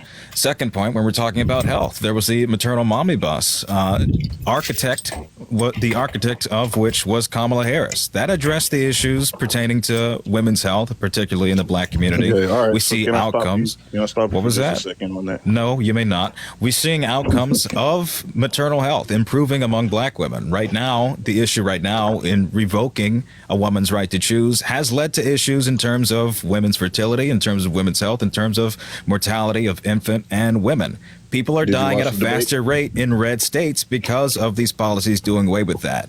These initiatives, just one second, my guy, these initiatives towards investing in black women and in terms of investing in black health has increased. Life expectancy has increased health results for black women in blue states versus red states. Last point I wanted to make, the idea that Donald Trump has given forth a coherent and cohesive plan on how to address the black community and the needs of which is laughable to me. This is somebody that's a proponent of stop and frisk, ruled unconstitutional based on racial bias. This is somebody that's talking about indemnifying the police and offering absolute immunity. Couldn't even tell you the difference as to whether or not a cop who shot Sonia Massey would qualify for that or not. So this is not somebody who should be taken serious about when it comes to black issues. Okay, so black. Brandy, thank you for the $25 on Venmo. I appreciate you for the love. W's for Brandy in the chat. And Matthew and Hema, I appreciate you guys for the love. By abortion. That is the number one threat to black people. Yes, that is not murder. First of all, and second of all, murder is up. Murder is, if you're calling this murder, as you put it, is up in red states. I know you're calling abortion murder, though. If this is your argument, I don't. Those rates of abortions. One second. Okay, you can call it that. Remove your right to choose. He just gave it to the states. Right, and what has that done? That doesn't. What's that done? Increase the rate for an abortion. Like, what has that done, though? If this is the argument that putting it back to the states lowers the rate of abortion, why is the opposite happen? Why is the inverse happen? This is paradoxical for you to argue that somehow it's an issue that black babies are dying because of abortion, and yet your policy has increased the rate of that happening. Not just the infants, but the mothers themselves. No, this came out recently. Infant mortality and maternal mortality is up. Okay, in every state that has rolled back abortion rights. You don't let nobody talk. People cannot afford to have children. Who the hell are you? You don't let nobody talk. I'm Jaden LeBron. How are you? Guys, we got all calm down. We got all calm down. down. Great voice for radio, but we got all. I have a great mind for thinking too. Everybody. So regardless of all that, brother. Austin, one second. I don't have to meet you. Just please stop for 1 second. One moment. Jojo, hi, how old are you? Not to me. I've been listening to you for 2 days. First of all, when I start talking, don't nobody talk over me because you don't like what I got to say. But Jojo, Second of all, shut up. how old are you? Jojo, How old are you? I'm 20 years old, but There's the problem. Do you mind if I ask you something? Sure. Is it okay if we could, both you and me, right, sit patiently for about another minute or two, right? Allow Jaden and Austin to continue to speak, right? And then when Jaden and Austin are done speaking, we can then have a discussion. Are you willing to do that? And I'm going to sit here and I'm going to be quiet too, just so I can let Jaden and Austin speak. I got you. Let's go. So Jaden and Austin, feel free to continue your conversation, right? And then after Jaden and Austin are done conversing, then we could speak with Econ. How about that, Jaden? Sounds good. Take it away, guys. My final things I really want to say are just the fact that I still stand on the fact that Trump directly addressed black people specifically, whereas most Democrats will not do that. They'll continue to use terms like minorities and things like that, vague descriptions, which technically will also apply to the illegal immigrants they're allowing into the country. My last thing I wanted to say on things like abortion is, like black people are affected disproportionately by abortions, mainly for the fact that we cannot afford to live. And most people will tell you, even if they're not black, they cannot afford to live at this time. It's just too expensive. So, of course, you're going to see a rise in abortions. And it's still a choice. Like, you can still choose to go get one. He never took that away from anyone. He's just saying that it's federal, which most people in the profession of policy and understanding lawmaking have always wanted it to not be a federal mandate. Whether you can get an abortion or not, it should be a state's right. So that's all I had to say, man. That's about it. Yeah, I've rebutted every one of those arguments. You didn't listen. Okay. I did listen. You said it very You eloquently, didn't. I gave you policies that addressed the issues raised in the African American community. Stop talking over me, please. Liberal talking points. Stop talking over me. Whatever I need to say. Bro, right? I let you speak already, Austin. It's my turn. You had a mouthful and everything you said was just... Okay, and you kept talking over me. Clearly you didn't listen, so I'm going to reiterate. The Small State Business Initiative injected billions of dollars into small black-owned businesses. There was the initiative towards the Justice Department of alleviating the issues having to do with redline settlements, going back into the black community. That money reinvesting into black communities through banking, through mortgages, through programs that built businesses, that built generational wealth. That's number 2. And 3, the maternal omnibus bill, which addressed the very issue that you're talking about when it comes to black women dying. Put billions of dollars into facilities, into organizations, into research and funds, and addressing impoverished communities for the needs of black women that are and have been historically ignored by the Trump administration, by the way. Last point, you talk about abortion. Again, he did, in fact, turn back the rights of women in the United States. Now 30 million women do not have health care, have had health care revoked in some capacity, and are dying at faster rates. Maternal death is up. Infant mortality is up. In some states, 3 to 5 times that of white women in terms of the black to white ratio here. This is the facts. You've allowed this policy, this party has allowed more black women to die under these policies based on what the Democrats have offered, based on what the Democrats have passed. I'll cap it off with this. Child tax credit expanded under the Joe Biden administration, cut child poverty amongst the African-American community in half by something like 45% to record lows. We have the lowest, or have had the lowest, black unemployment since 1969. That has been the trend throughout this administration. There's nothing to rebut that with. Austin, I'd like to give you the mic if you'd like to respond to Jaden, but after that, I would like to talk to JoJo. I sent you an invite to unmute your mic. Feel free to unmute that at any point. While you're trying to figure out how to unmute, go ahead. Yeah, it's unmuted, bro. We're good. But yeah, like a lot of those points are great. Statistics are awesome on the paper like that when you read them out. But I'm not reading anything. No, that's cool. Let me get to my point, bro. Bottom line is, like, a lot of things are progressive, right? Like the education rate is rising as years go on, things like that. So it's like saying like, oh, well, black people are doing better this 4 years than they were in the past 20 years. It's like, of course, because things are progressively increasing, like education rates, like just different means of acquiring income. But regardless of that, it's still too expensive. There's still too much spending foreign dollars overseas, and there's a lot of fucking immigrants coming into the country that are not being controlled, measured, or addressed properly. Austin, as I said, and Austin, there's hundreds of millions of dollars being spent on that at the same exact time. Name one federal program that funds undocumented migrants. The one that's giving them $2,000 once they enter the country. Which is the VA. The VA, baby. 12-year. The VA. So veterans. Don't even go. You bet your sweet ass. They're so in migrants who are at veterans. The VA hospitals. Okay. Taken from veterans. JoJo. You're not a vet. JoJo, I want to hear from you. I want to hear from you. Also bullshit. I would like to hear from you too. I already said that. You don't You listen want to hear nobody. this? One second, guys. Jaden, if you would fucking listen, you may learn something. Damn, let freaking Austin talk before you start your shit. Ma'am, politely shut the fuck up. Oh, fuck you and your Wait, JoJo, please. One second. Aborted your dumbass. One second. JoJo. JoJo, 1 second, Jaden. JoJo, I genuinely want to hear from you. I tried. I gave you a minute and a half, baby.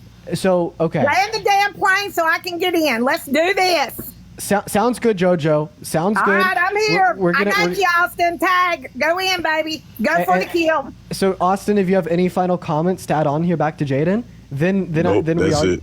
Okay, Nope, I that's it. appreciate you for coming up, man. I hope that you have a good rest of your day. Okay, my time. Let me tell you who Margaret Singer is. Do you know who Margaret Singer is? Margaret It's not even her Singer name. invented and then one second. to exterminate the black race. Why do you think abortion clinics are in black neighborhoods, you dumbass? Okay, JoJo. I would like to now respond to this. I'd be happy to explain that. Let me hear your Thank you. 20-year-old fucking I've got damn experience. Go for it. 25. So, Margaret Singer. Whoever.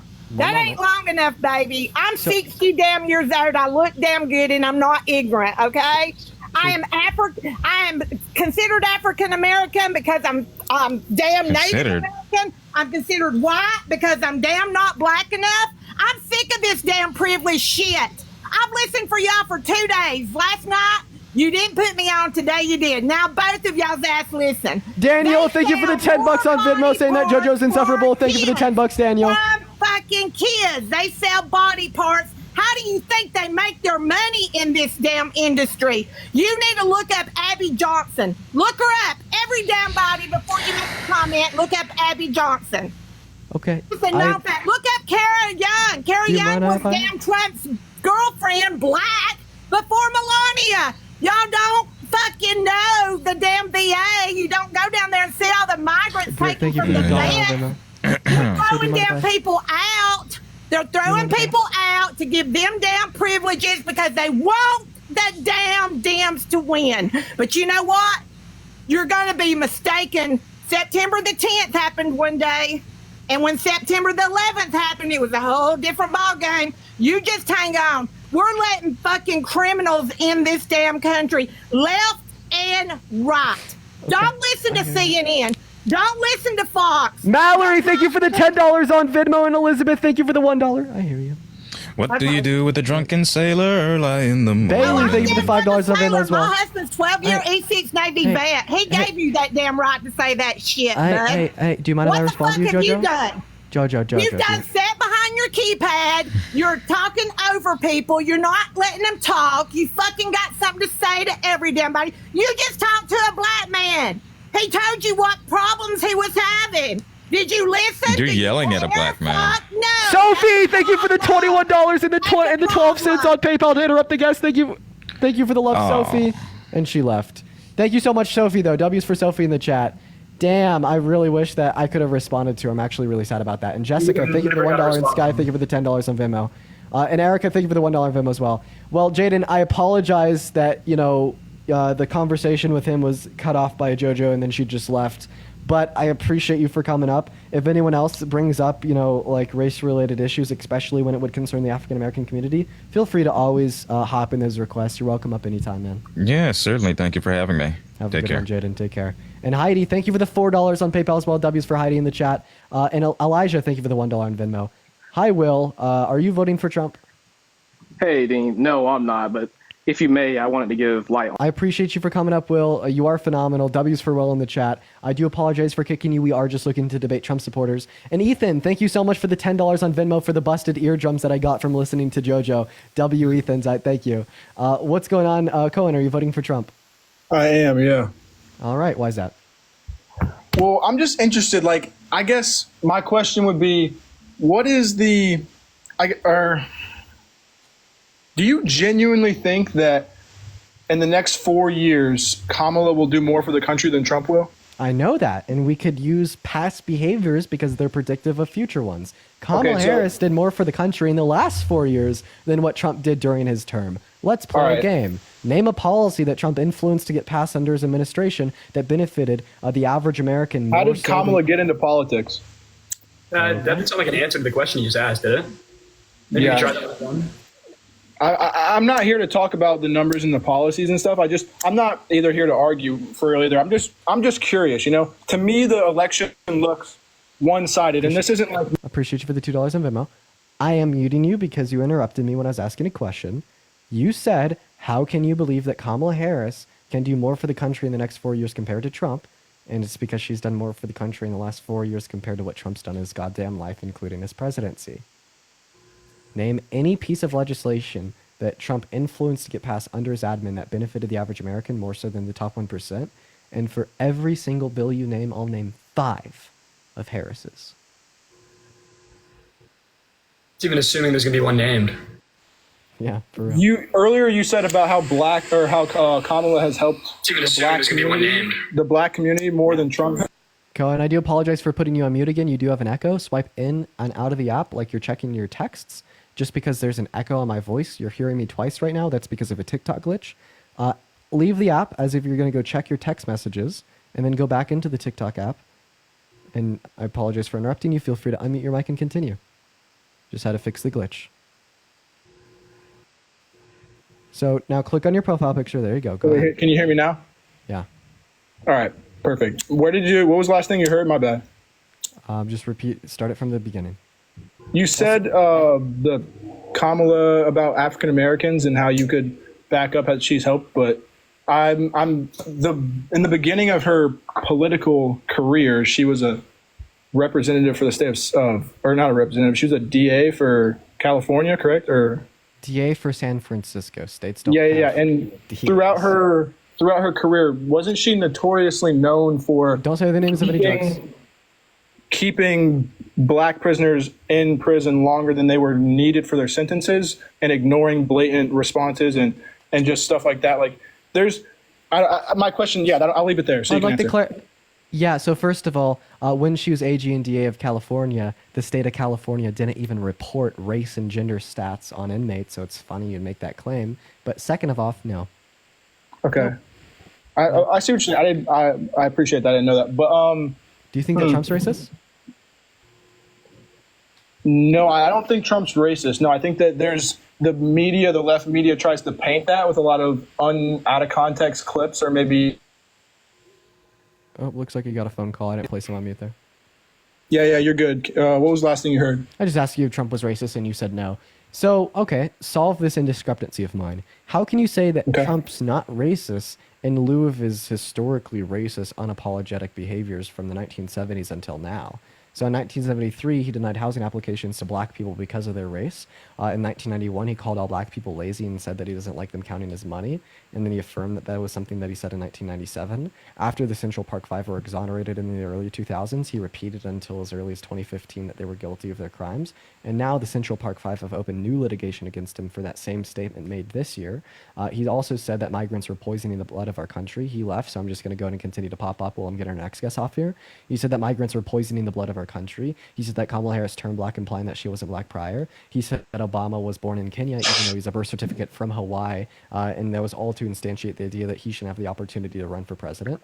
He also called for the deportation of the legal Haitian migrants in Springfield, Ohio, and accused them of eating pets, which caused an upsurge in hate crimes against them nationwide, and he now has litigation held against him from Haitian nonprofits in Springfield, upon other things. But he left, so we're going to go to move on to this guy. By the way, Econ, feel free to just interject and interrupt whenever if you want to hop in. And no, you're good. You're good.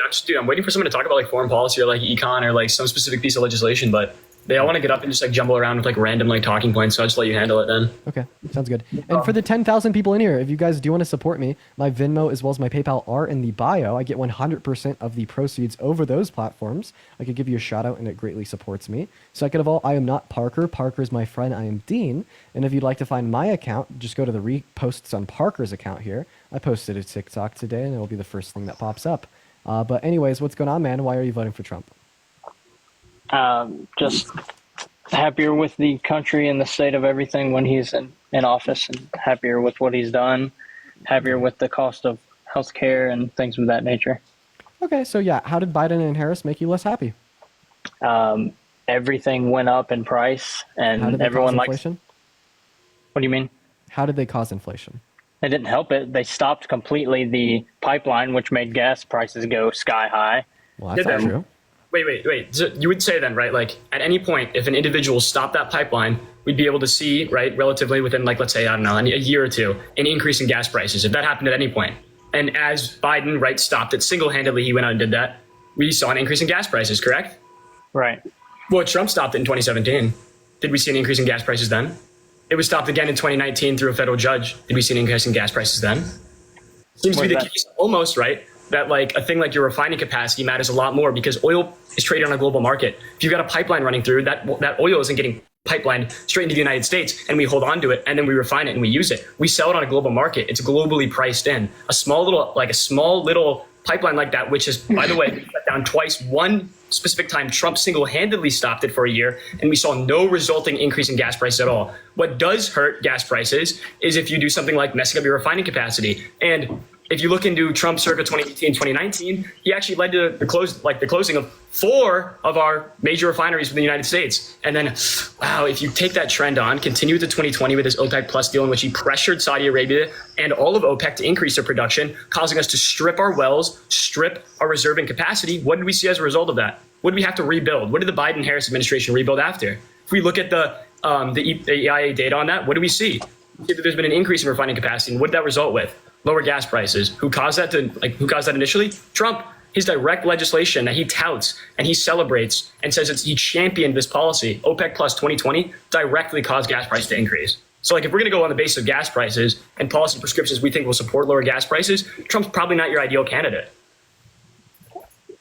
Well, you just kind of like cherry picked that I said gas prices. I was talking about the economy as a whole. But that's like one major part of the economy. So would you concede to the position then that Trump isn't good with gas prices? You would drop that part? Not at all. I would prefer a president that wants to keep everything in the nation rather than give billions of dollars to other countries. We're actually more reliant on imports, and we're less. Gas prices were influenced to increase in a negative manner thanks to Trump, you can see that perspective. We can talk about different sections of the economy after, but I want to make sure that you hold your position. I hold my position. You do, you hold it. So even after I gave you the data demonstrating the way in which Trump directly, through his legislation, through his calls to OPEC through multiple times, 2018, 2019, and his OPEC plus or 2020 plus deal, right? All of those are Trump policies. All of those are Trump legislation that he celebrates. And you can look it up and see him getting quoted as, I should be championed for this. I should be championed for it. Well, it led to an increase in gas prices. Did Biden, the Harris administration do that? No, they reversed the damage that he did. And what happened after? Gas prices went down. It's crazy how that works. It's not. San, thank you for the $10 on Venmo. W's for San in the chat. And Amanda, I don't see how gas prices went down when they're still high as of right now. Wait, sorry, you said gas prices are still high, so you don't see how they could go down. One, that's assuming they're still high. Secondly, if something they are still high, it's not an assumption. Wait. If something causes it to increase, right, and then it gets lower, what is that called? It's called going down, right? So if they, right, for instance, help fix our refining capacity, right, engaging in off-field drilling, right, that Trump directly stopped in the Everglades in 2019, his Alaska drilling that he stopped in 2019 as well. Both of those stopped drilling and hurt our refining capacity. Trump directly caused that. And guess what? The Biden administration rolled that back, increased our refining capacity. You can look at the raw data on this. Look at the amount of oil being refined in the United States, which is the #1 contributor to the cause of oil and gas prices. The Biden-Harris administration rebuilt the damage that Trump caused. Rebuilt it how? And what damage are you referring to? Unbelievable thing to like get hung up on. Like we can just look at the data on that. We know that Trump signed the OPEC 2020 deal. We know that he touts it. We know that he celebrates it. How can you directly correlate Tammy, that thank you with for the $10 price of on gas? PayPal. I appreciate you for the love. W's for Tammy in the chat. Because Thank if you strip a well, right? So like if you have a well and you're pushing for gas prices to be lower and lower and lower, there's going to hit a certain point in which U.S. manufacturers and U.S. oil and gas companies cannot keep up with it. So that's why we had 94 go out of business in 2019. That was because Trump pressured OPEC into increasing production. When they increased production, he wanted to lower gas prices even more when they were already in the low 2s, right? Well, that's a problem because if you're looking out for long-term gas price stability, which is what you actually want, and you're not trying to just get elected by getting the number as low as possible without looking for long-term consequences, what you result with is oil and gas companies stripping their wells. When your well gets stripped, it's a year-long process to rebuild that damage to continue to extract oil on it afterwards. Trump, by pressuring OPEC to increase production, artificially lowered the price, making U.S. oil and gas companies go out of business. That's a reality. That hurts our productive capacity. And when our refineries go out of business, when we have one more additional one in 2020 go out as a result directly of his OPEC plus deal, what else are we going to blame that on? That's as a direct result, 1-to-1 with the policies that he puts forward. And he celebrates it. How does he celebrate it? He said he should get a Nobel Peace Prize for signing OPEC 2020. That's like, if you look up like Trump's greatest accomplishments, there'll be like lists that he's published. He'll have OPEC 2020 right up there with the Tax Cuts and Jobs Act and the Abraham's Accord. 3 policies that were just absolute garbage. Right. Well, it's not gas prices as a whole that I'm talking about. It's like everything. Well, sure, grocery prices are ridiculous. Everything is ridiculous. Taxes are ridiculous. Before we continue on to other sectors of the economy, it'd be important to understand what you just claimed was incorrect, and you should acknowledge that before we continue. Okay. So do you acknowledge that? Sure. Okay, so Trump supports oil and gas prices, yes? You picked one thing out of everything I said. I'm talking about Trump prices as a whole. oil and gas prices, right? No. Well, okay, how? How do you not concede that? You just I don't said know, dude. You just like begging me to agree with you. It's crazy. What's the contention with what he's saying? Right? You're running from your position. You're scared to engage with it. You come up here and like want to debate, but the second you get like a follow-up question, one singular follow-up question, all of a sudden your worldview crumbles and now you're scared and you're running away and you want to pivot to a different section of the economy. That's a little ridiculous. Well, it was my whole argument. Can I ask you? You just picked one point out of it and like fed everyone in the chat word salad, and now I'm getting interrupted by 2 folks. Skyro, can I ask you what your problem with his position is? Because Econ over here explained to you exactly how it's the case that Biden and Harris did not cause the price of gas to increase, but how Trump did. Right. My whole point was they stopped the pipeline. He said nothing about the pipeline at all. Thank you for educating Trumpers at Brent Dunlop. Can we get some W's in the chat? He just fed us a bunch of word salad and kept going on and on with his neck veins popping out about the gas prices. He did. So specifically about the Keystone XL pipeline, he denoted how it had also been shut down in 2017 and 2019 for a year, and it didn't cause an increase in the price of gas. But the reason why shutting down the Keystone XL won't cause an increase in the price of gas is because it's not currently producing oil, so it's not impacting the oil supply curve. Right? So when it was shut down, we didn't see a decrease in the oil supply curve, and with the same demand, we'll see the same price. So And that's additionally, why. it'd be a global market, so it'd be relative to the global supply of oil, not just oil produced in the United States, which is like a fraction of a percent of it. And Elise, thank you for the $11 on PayPal. W's for Elise. That is ALISE in the chat. Thank you so much for the love. But now, like, please respond to his points, or just say that you didn't understand them, and maybe he could repeat them in a more like concise manner. No, I did understand them, but you can't blame it all on one bill that was signed 3 years ago. Did I No, blame matter it of on fact, one it's bill? been 7 years now. Wait, did I blame it on one bill? Yeah, OPEC. OPEC plus 2020, right, is one specific section, right? He also, in 2019, remember when the journalist was killed in Saudi Arabia, he stated that we wouldn't impose sanctions on them if they agreed to sign a trade deal with other neighboring countries to increase production of oil. This was after we were already in the low twos. You don't want to drop below this point for long-term stability in gas prices. Of course, Saudi Arabia doesn't want sanctions like that. By the way, they have $50 million invested in Trump properties, so it's interesting how that connection works. So what do? They increase production then as well, right? 2018, he pressured OPEC again, right? And what did they do? OPEC increased their production. When OPEC increases production, that is going to harm U.S. oil and gas companies and global companies. By the way, as a global market, it would impact everyone, including U.S. citizens. And we can look at it. We can follow the data and examine in which, as it's decreasing, and OPEC production is increasing. And then you can look at the data on oil and gas companies stripping their wells. You only strip a well as a last resort if you need to extract as much as possible, as quick as possible, because you cannot afford. You're going to go bankrupt, in which 94 U.S. oil and gas companies did. This is due to Trump pressuring OPEC 3 different times. This is a reality. We can look What it up. about the non-OPEC producers, though? Yeah, so there's non-OPEC producers as well, but OPEC specifically is a group that is unified, a lot of the controlling a global large supply. majority or a large percentage of global markets, right? And it's a global market for oil and gas. Even like, let's just make up random numbers, right? We could say they control 30% of it. If 30% of the market is altering on a whim their production capacity and the amount they're spewing out, that's going to have an impact on global oil and gas futures, which decreases the price per barrel, which means the amount oil and gas companies in the United States are selling, right? They need to sell more to maintain their baseline and not have to restrict their production. So they strip their wells. In the future, they can't get any more out. And what happens? Gas prices increase. Not that complex. No, it's not. And we can thank Trump for it. Yeah. But also, just if you're curious about energy independent, we're less reliant on imports of oil from other country, and we're actually producing more oil here in America today than any point in America's history. Right, but that's just one point. Again, let's talk about the taxes. Let's talk about the price of groceries. Let's talk about. We want to make sure that you can see this perspective before we move on to something else. Yeah, you got it. Let's move on. What do you want to talk about? Go ahead, Dean. Everything else. Name Taxes. Price of groceries. Wait, do you think our housing. taxes right now are too high? I think everything's a bit high, man. I think we can all agree on that. Would you say that like the Biden-Harris tax policy is communist dog shit? I wouldn't say that verbatim. Would you say that the Biden-Harris tax policy is just like really bad? I wouldn't say it was horrible. Oh, okay. Okay, so you said that you wanted to talk about taxes. What specifically did you want to reference? I just want to see how I just really want to pick your guys' brains because, like, how can you believe that someone who's ran the country for the last 4 years is going to do better moving forward that they couldn't have done in the last 4 years? They've done great the last 4 years. What is one done? How so? Yeah. How so? Yeah, because they passed 5 monumental pieces of legislation that center the average American, reducing income inequities and fighting against COVID, giving us the quickest response. Reducing to the income inflation inequities. giving us the quickest response to the inflation onset by the pandemic out of any other country in the G7, right? Like you said that you wanted to reference inflation. How did the Biden-Harris administration cause inflation? It was under their leadership. Oh, okay. So it happened in the country while they were president. Therefore, they caused it. So when we had the highest level of unemployment since the Great Depression, happened in the country under Trump's leadership in April of 2020. Did he cause that?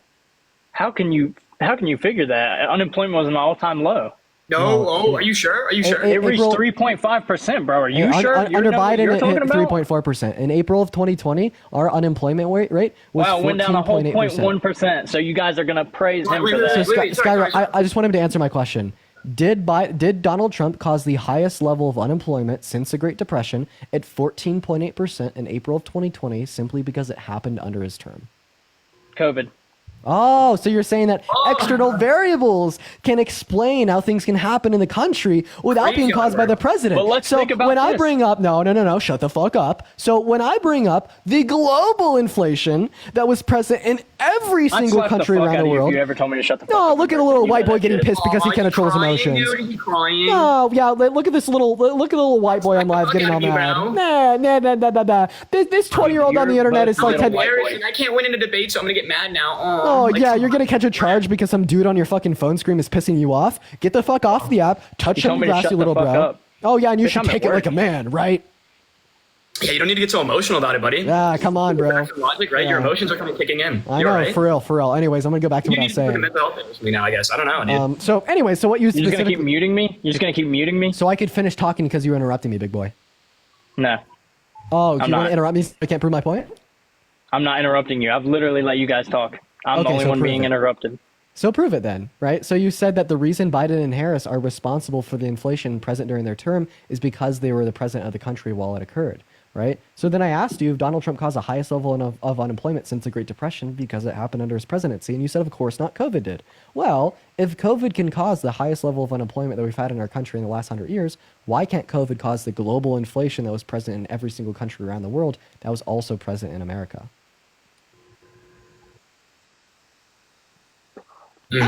Repeat the question. Works on. If Repeat the COVID question. Can, if COVID could cause Repeat the unemployment, question. why can't it cause inflation? Hang on, let me turn my Wi-Fi off. Your Wi-Fi's not lagging. We don't see red bars. You hear your mic perfectly. Yeah, you don't have the red bars. It tells me what the status and the connection. Say it again, is, or say it again. distance. If COVID could cause unemployment, why can't COVID cause inflation? It can cause inflation. Yeah, It just did like- cause inflation. The But inflation present nothing's under Biden and nothing's Harris is- being done to lower it, is what I'm saying. Okay, that's actually false. The highest level of inflation into we've it. had since under Biden and Harris have been 9%. We're currently down at like 2.4%. Right? We've actually had the quickest rebound from the inflation onset by the pandemic out of any other country in the G7 because of the proactive leadership under the Biden-Harris administration. That was just like an alt-right talking point that you can't substantiate, that you know nothing about. Stop reading off Fox News. Stop listening to Tucker Carlson. Stop listening to Benny Johnson, Tim Pool, and Charlie Kirk, and actually apply your fucking brain or whatever brain you have. I don't listen to any of those people you just named. Okay, Really, so then how the- do you get this? Like, All I like, know is inflation in the month of March of this year was at 8.5%, a 40-year high, by the way.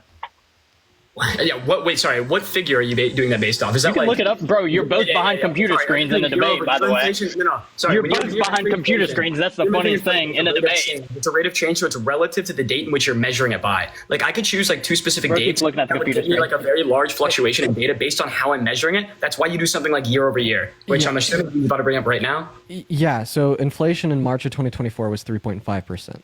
Interesting. Show me that. Okay. You can look at the Federal Reserve This is- economic data right Show now. me, bro. You're on your computer. Just move the phone to it. I have a green screen on, but sure, why not? Yeah, this is coming from the Bureau of Labor Statistics. Over the year ended March 2024, the CPI for all urban consumers increased 3.5%. So the relative rate of change to the pricing of goods in March. CPI, we're 2024 talking about was inflation as a whole. Look up the inflation rate in March. What do you think that stands for? Again, look up the inflation rate in What do you March. think- wait, sorry. So I'm looking at the United States inflation rate right now of March 2024. And here, look. Ooh, watch this. Dude, what do you think? Can you see that right inflation there? is? Can you see that number? You see Your that? screen is really small. Really Let's see. small. What do you think? Well, what it says is it? Just read it. 3.5%.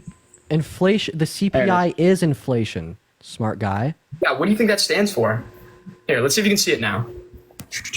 I don't know why it didn't work. Oh. Is that on the big screen? Ooh, 3.5%? Interesting. Wait, what's going on with Alive? What source is that? That's a Bureau of Labor Statistics. you smart Yeah. guy. Federal Reserve economic data. Wait. Why does it show us that we're like all in the corner right now? I don't know. Why am I like in the massive screen? Here, I gotta fix this. I gotta disconnect you guys. Both of y'all request back up. You don't have to do that. You There we go. I'm sorry. That was just a really weird TikTok glitch. All right.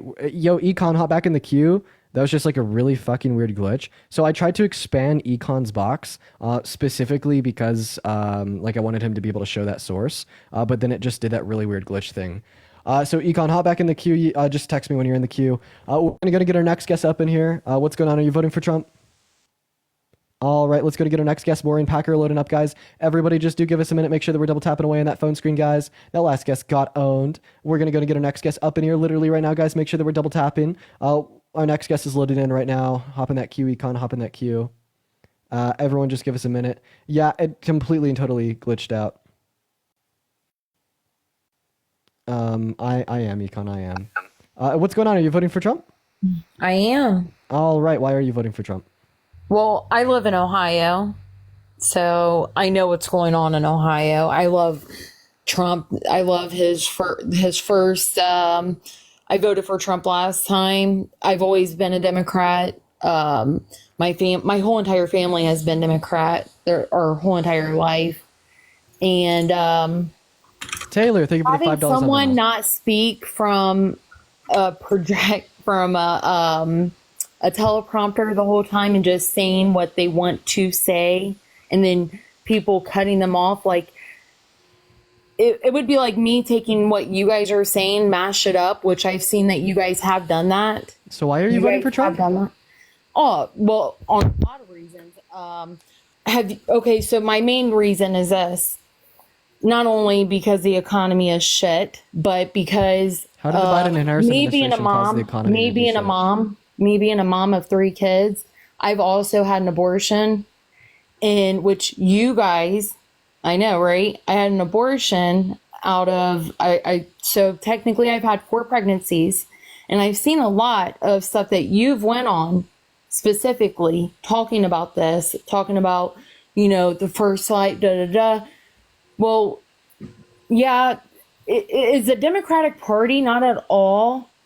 Do they not have any belief? Is that what you guys stand by? You're You guys doing the have no Trump belief? weave. You're doing the Trump weave. What is it? What is No, your I just point? want to know, because, no, what I'm trying to get to is that you guys say that conservatives are just about religion and can't even say it, because I'm not an evangel. I'm a Pentecostal, so I don't even know why it's only that. Are you trying to ask like the politics you support? My point is that me being a mom of 3, having an abortion, and you having a say on what women go through and what life is and this and that. Do you know how traumatizing it is to have an abortion? Do you know how hard it is to have a pregnancy? Are you saying that after an abortion? Are you saying that men shouldn't have a say on abortion? Men should have a say on it. Bro.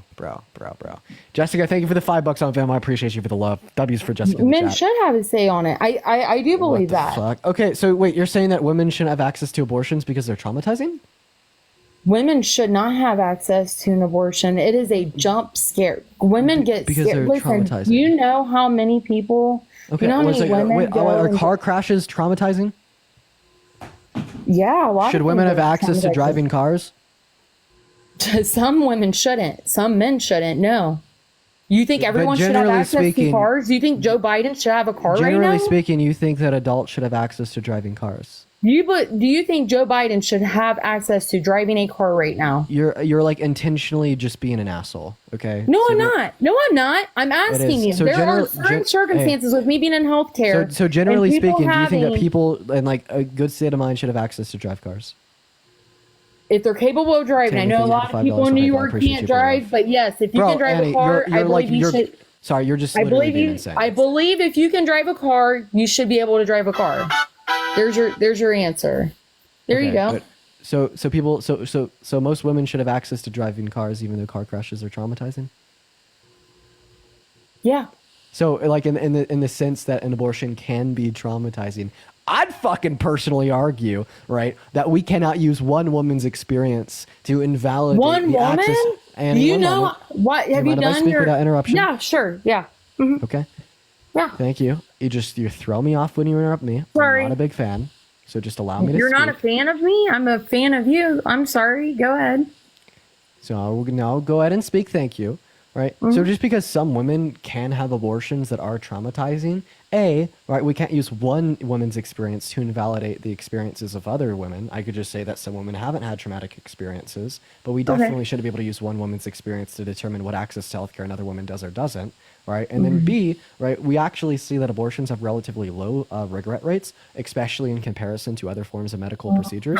And C, right, we know for a fact that carrying a baby in your womb for 9 months and giving birth without consent only because the state is forcing you to provide your bodily resources to another individual for 9 months without your consent, and the parental and financial obligations that can be onset by that are significantly more traumatizing than that. You Just think saying. that's more traumatizing? Yeah. Man, I wish you could get up on a stirrup and actually be able to have an abortion for you to. And I can't believe you're just taking my word, like you haven't done your research on how many women have been. I'm sorry. Oh, wait, are you saying that me as a man have a less valid experience to speak for you as a woman on what pregnancy is, what it feels like, Exactly and what what I'm experience saying. it goes Why into? should So then you maybe be men able shouldn't be able to speak comment about on it at all. You shouldn't speak on it at all. You're exactly right. Sounds fucking good to me. No more men Then can why speak on did you abortion. bring it up? You have brought Wait, it so, up like, so men should many be able to, like, times impose about restrictions on reproductive women's rates. abortion, You have brought it up so many times about abortion. Like men shouldn't be able to restrict like women's access to abortion, right? Like men shouldn't be able to speak on that, so obviously they shouldn't be able to You restrict guys it. were men. You guys right? wouldn't be jumping people right now. Hold on, one person at a time. Go ahead. Yeah, so like as like men shouldn't be speaking on abortions, it would follow then that men should probably not be like enacting legislation that restricts them. Yeah. If you can't speak on something, you probably can't restrict it either, right? Sounds good, right, Annie? I don't understand what you're saying. Right. So like if you're going to vote for like a candidate, for instance, that would restrict access to abortion or put in like, I don't know, federal support, like Supreme Court justices that would Is restrict he access to only abortion. is he restricting me, or is my state restricting me? Wait, okay, sorry. Then if you support, right, your state having the capacity to restrict you, then one, you agree with Kamala Harris's policy post late or in late term abortion. Secondly, if you're going to remove, right, or would you be comfortable with the idea of having your state restrict your ability to drive a car because you're a woman, right? If we're going to go back to the car analogy, should your state have that capacity? Should they be able to limit it? You're a woman, you can't. I really feel like a lot of women, as far as we have seen with Kamala. Are you about to say that women should be able to drive? From her. No, listen, I think that a lot of women's rights should be revoked. I do. I feel like what You support restricting women's rights, but we shouldn't be able to we can't talk about them. I don't say. Men should restrict Listen, them. what I'm saying is what they have built and what it has been built on. We gotta has ask her not about this. been okay. You guys are taking what the man. rights of women do you think should be taken away or revoked?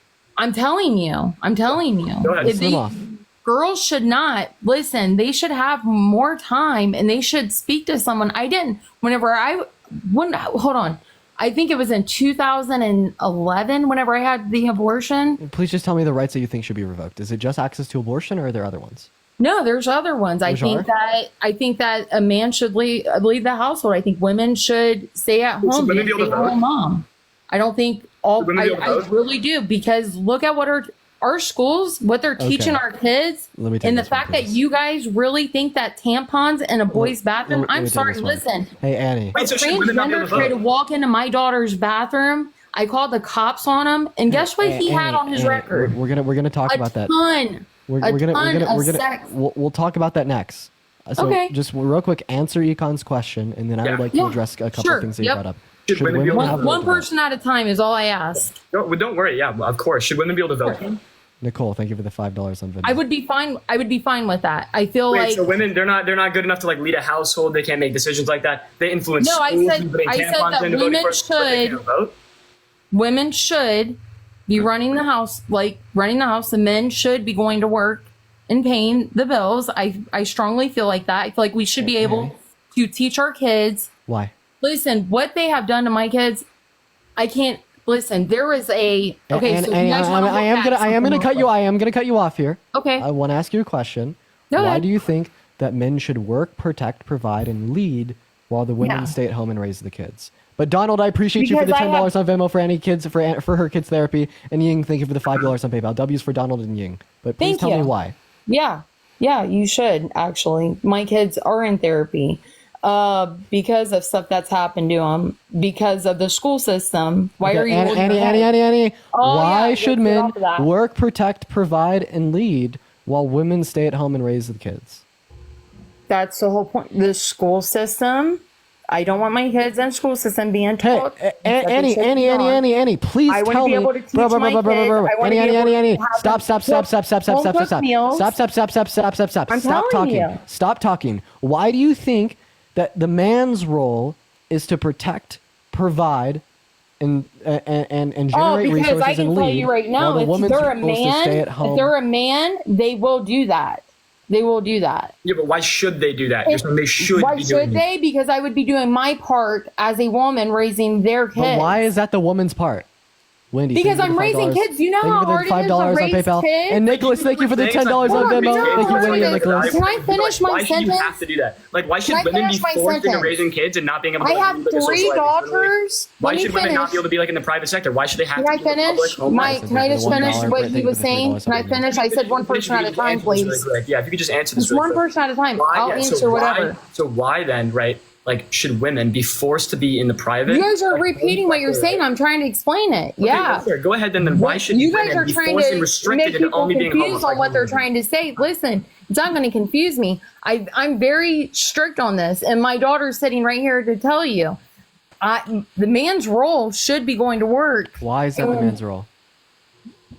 Because if I'm at home, if I go to work and take care of 3 kids, and if he goes to work, oh my God, how much of parental, how much of parents, Annie, listen to the words that are coming out of my mouth. You're misinterpreting what I'm saying. Why is it the man who should go out, work, protect, provide? Why is it the woman? I'm gonna go and place you on mute, Annie. It is just a temporary mute, so I could finish what I was saying, but I will now continue. So that I can't hear you, Econ can't hear you, the live can't hear you because you're muted. Just listen to what I'm saying.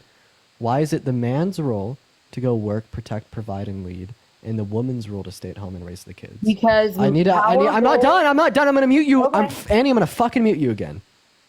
Can you please not cuss at me? I haven't cussed at you guys. I apologize, Annie. Just please Thank you. Listen to me. Go ahead. Why is it the case that it's the man that's supposed to go out and work and the woman who's supposed to be at home? Right? Okay. Why are you placing these prescriptive roles? Why couldn't it be the man that stays home and the woman that goes into work? I'm asking you why men have certain tasks and women have other tasks. What is the difference here? The difference is that I, as a mom, if I'm at home, that's already a job. Taking care of 3 kids is a full job. Taking care of the house is a full job. Cooking, cleaning, taking it is. care of You're kids. right. You know that So they why did is a that study. funny to you? It's actually be like. Do you feel taking like there care- shouldn't be a mother in the household? I don't feel like we should place that role on the mother alone. We can't say that the mother should stay at home or the father should go out and work. The person that should be going out and working is who was ever like better able to provide. Both people could go out. Both people could go out and work. You could hire someone at home. Both people could stay at home. But like what I'm saying here is that you're placing these prescriptive gender roles, saying that men are relegated to these certain tasks, meanwhile women are relegated to these other tasks. There's certain issues with this. One issue is that it creates inefficiencies because you're not choosing who does what in the functioning family unit based upon their abilities or the competency within different regards, but you're rather choosing it based upon their gender identity or what's swinging between their legs. Secondly, it creates very harmful societal stigmas because when you indoctrinate generations of humans into thinking that it's a man's role to protect and provide when the woman should stay at home, cook, clean, and raise the kids, you instantiate this stigmatization around women in the workforce. You instantiate the stigmatization around women leading. You instantiate the stigmatization within women doing anything that traditionalism would tell you that the man should be doing. Right? And not only does that lead to persecution, not only does that lead to prejudice, not only does that lead to marginalization, it leads to greater inefficiencies in our economy. So overwhelmingly, the point of me asking you the question I am is just to determine why what is in between your legs determines what you should or shouldn't be doing. You are then responding to that by saying, well, someone needs to be at home. Someone needs to be at work. I'm not asking you about that. I'm asking you why that someone has to be the woman who stays at home and why someone who has to go out and work is the man. That is what I would like you to respond to. Okay, very simply. I mean, if you guys wouldn't keep cutting me off, I was getting to that, but fine. We've already done what you just said. Everything that you said, we have done. It didn't work. The man in this house makes more. If my kids were to go to daycare, we'd be losing money rather than getting money income wise. Do you understand how you're just saying stuff relative to your situation and doesn't address the broader claim and the There is more people in my situation than what you guys aren't even looking up. Look They up might the be in the statistics situation, of right? But people you're saying that in their they have daycare. to. You're saying mine. Look up how much daycare is and how much people cannot afford daycare. Just let me respond and get to my point. I have worked. Is that funny? Tyler, thank you I'm for the not $5 sitting on Venmo. I here. appreciate that. I'm not sitting here criticizing you guys. I'm just sitting here giving you guys my point of view and a lot of others that is around me, my community, not only my community, I've moved around in Ohio. So it's not like I'm just sitting here. Like, I just cannot believe that you guys just think I just sit here in my own mind. Natasha, thank you for the $10 on PayPal. I appreciate you for the love. W and Natasha's in the chat. Go ahead and continue. I'm the youngest of 7. I have 5 brothers, 1 sister, and I cannot believe that you guys are sitting here and I'm trying to tell you I've done everything that you guys have said. Me and him have both worked. It does not make sense. It does not make sense. I had to quit my job because the counselors at their school were telling them that they were maybe meant to be a boy. Maybe they're having issues with being a boy, and maybe they're not a girl. We're gonna have to stop you now. That's then, something you're that pivoting should into- not be. hold on. So No, I'm sorry. my I've got kids need to be at You'll have to home. interject now or mute you because you understand you're pivoting away from the perspective. Why are you interjecting? Why are you interjecting? I'm getting to a point of why I'm staying home and why a woman should these Like, here I'm days. sharing my perspective. I'm sharing like what works for me, what works for like the community that I'm in, and then you pivot to and look, they're teaching my kids that they're trans in school. Okay, those are Teaching completely everyone's different arguments. kids, You my understand that those are guy. entirely Listen, different they're things. teaching everyone's Those are kids entirely this different in things. You Ohio. can continue to talk, and I'm going to continue to talk over you because what you're That's saying is that fine, but you these keep on things work saying for that me. it's only my These types of situation. things I that already work for said what you guys before are that it's saying. not only my As a result, situation. right, of us You trying, guys it didn't don't make work any out. sense. And you want to go on I'm and telling you restrict just my access to women's situation, decision but to I be in the also private said this is sector a lot to of other conduct their family people's matters the way they situations. want, right? Do you understand how what you're saying does not address what we're claiming at all? We're saying women should not be restricted, enforced, because you're saying should employees Yes, like they Andromeda should be. become prescriptive, and you're saying A they lot should of be, people but are do you going- a lot understand of that when women you're are saying going they should be, through your this. argument What are behind you that? doing? Go look it up, my guy. Listen, by any means. Okay, Econ. Yeah. You know what? This is like you've got Amanda, thank you for the $5 on PayPal. It takes practice to get good at talking to people like Annie. It's not even practice for it. I just need a louder microphone that like overpowers her. I need a louder microphone. For You're doing, guys. Show some love to Econ, y'all. Show some love to Econ. This is a lot of effort, guys. Okay, now let me say what I was trying to say to you, Annie, and then you can respond afterwards. You're stating ignoring the weird trans stuff that you brought up for no reason. When you're stating that, well, they should be. And okay, why should women be forced and restricted to only home etiquette, only the home role? They should never be able to engage in the private sector. Families, right, should be forced to conduct themselves in the way in which you value for whatever Not me. reason. No, hold on, Annie. And No, the reason you guys believe are that, the taking it reason out you of believe, context. I said the everyone. reason you believe that, Annie, is because what Why you've are you tried guys going over hasn't top of me worked. and then What muting you've me tried hasn't whenever worked, you right? want to? And as a You result guys of that, have you want to talked restrict over me. all You guys women's have access to making decisions. are You sitting here understand that, trying to right? You gaslight walked me. into the household. Econ. I'm speaking on my point of view because I am not. I have an idea, Econ. Let's let her talk until she's done talking. Yes, and then you ready for what's going to happen? I'll get. Okay. Yo, thank you Yeah, guys. go Thank ahead. you. I'm going to tell you what's going to happen before she does it, and then I'll let it happen. Let's tell you. He's going to talk and talk, and then it's tell going to start me. talking about trans people in schools and random books she's learning about in schools, and that she really tried, and she had to quit her job because of the trans stuff in schools, and that's why like all women should Yeah, be my forced to kids stay in a should not be household taught and should be able that. to make their own decisions. Okay, Annie, now go ahead and make your argument. Let's see if I'm right. Lindsay, thank you for the My $5 on kids Venmo. should not Thank you be guys for the taught donations. Thank you. about men having men cannot have periods. I don't want my kids being taught that men can have periods. I don't want my kids going to a bathroom Thank with you. a man that has tons of sex crimes. Oh my gosh.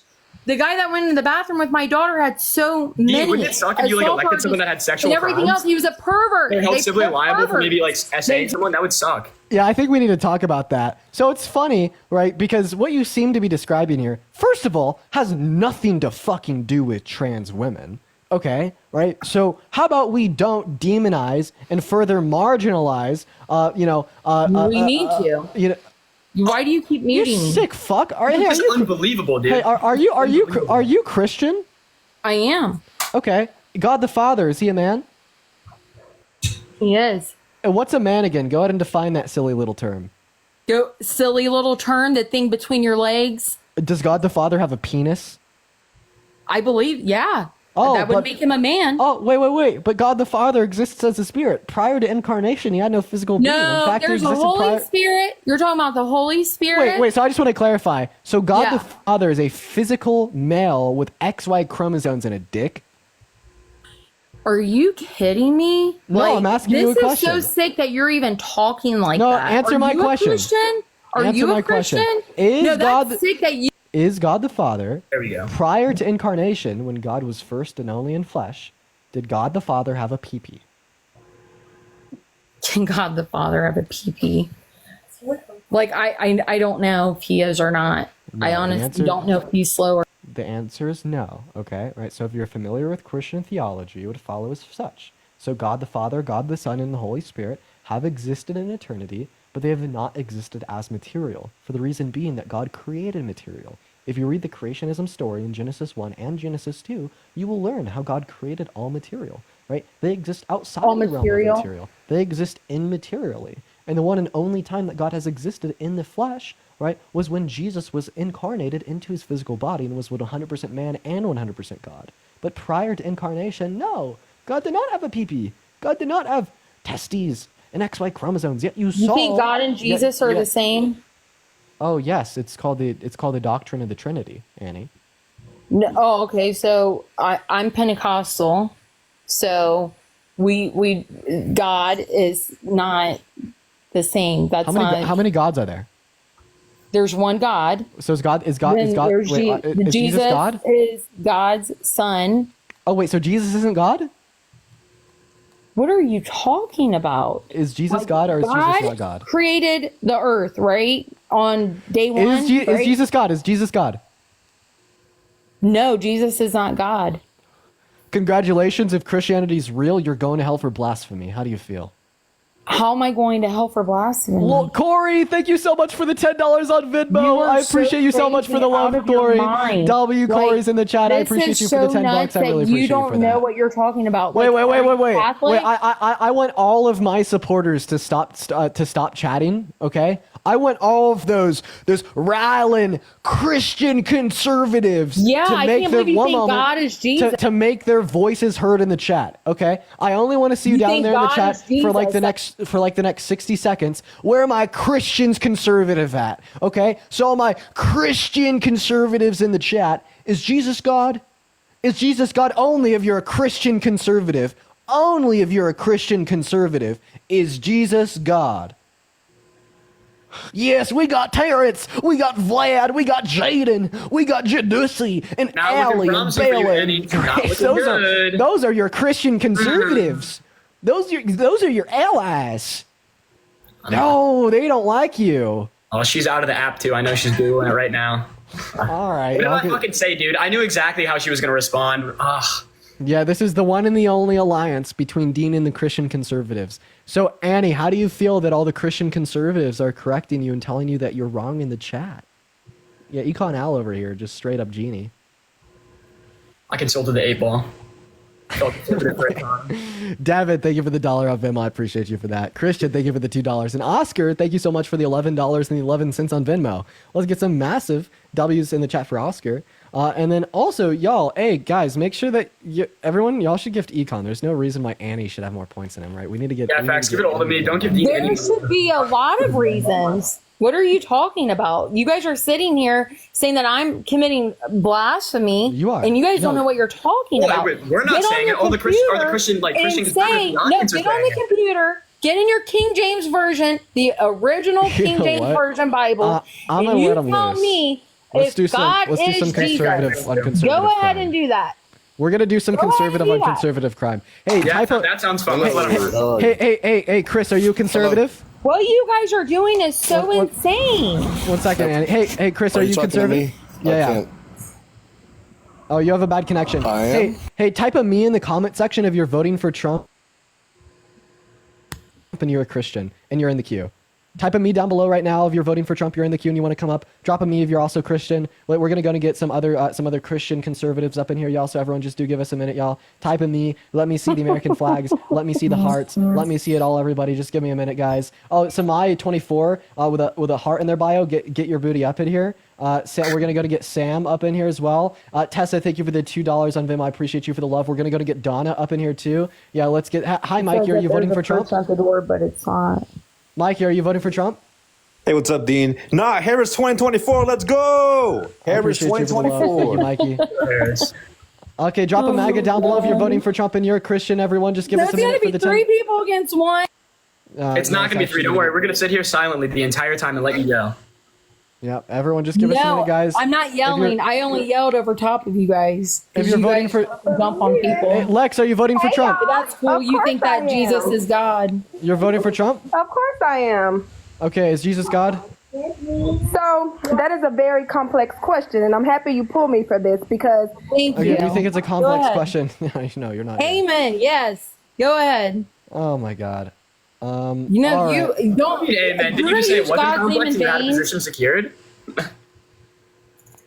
I'm sorry, what did you didn't make the argument that it was complex. You made the argument that you knew what it was and that it was different from the claim that the conservative Christians in the chat are making. No, you guys I would amen. That's a little guys interesting. did not make any points.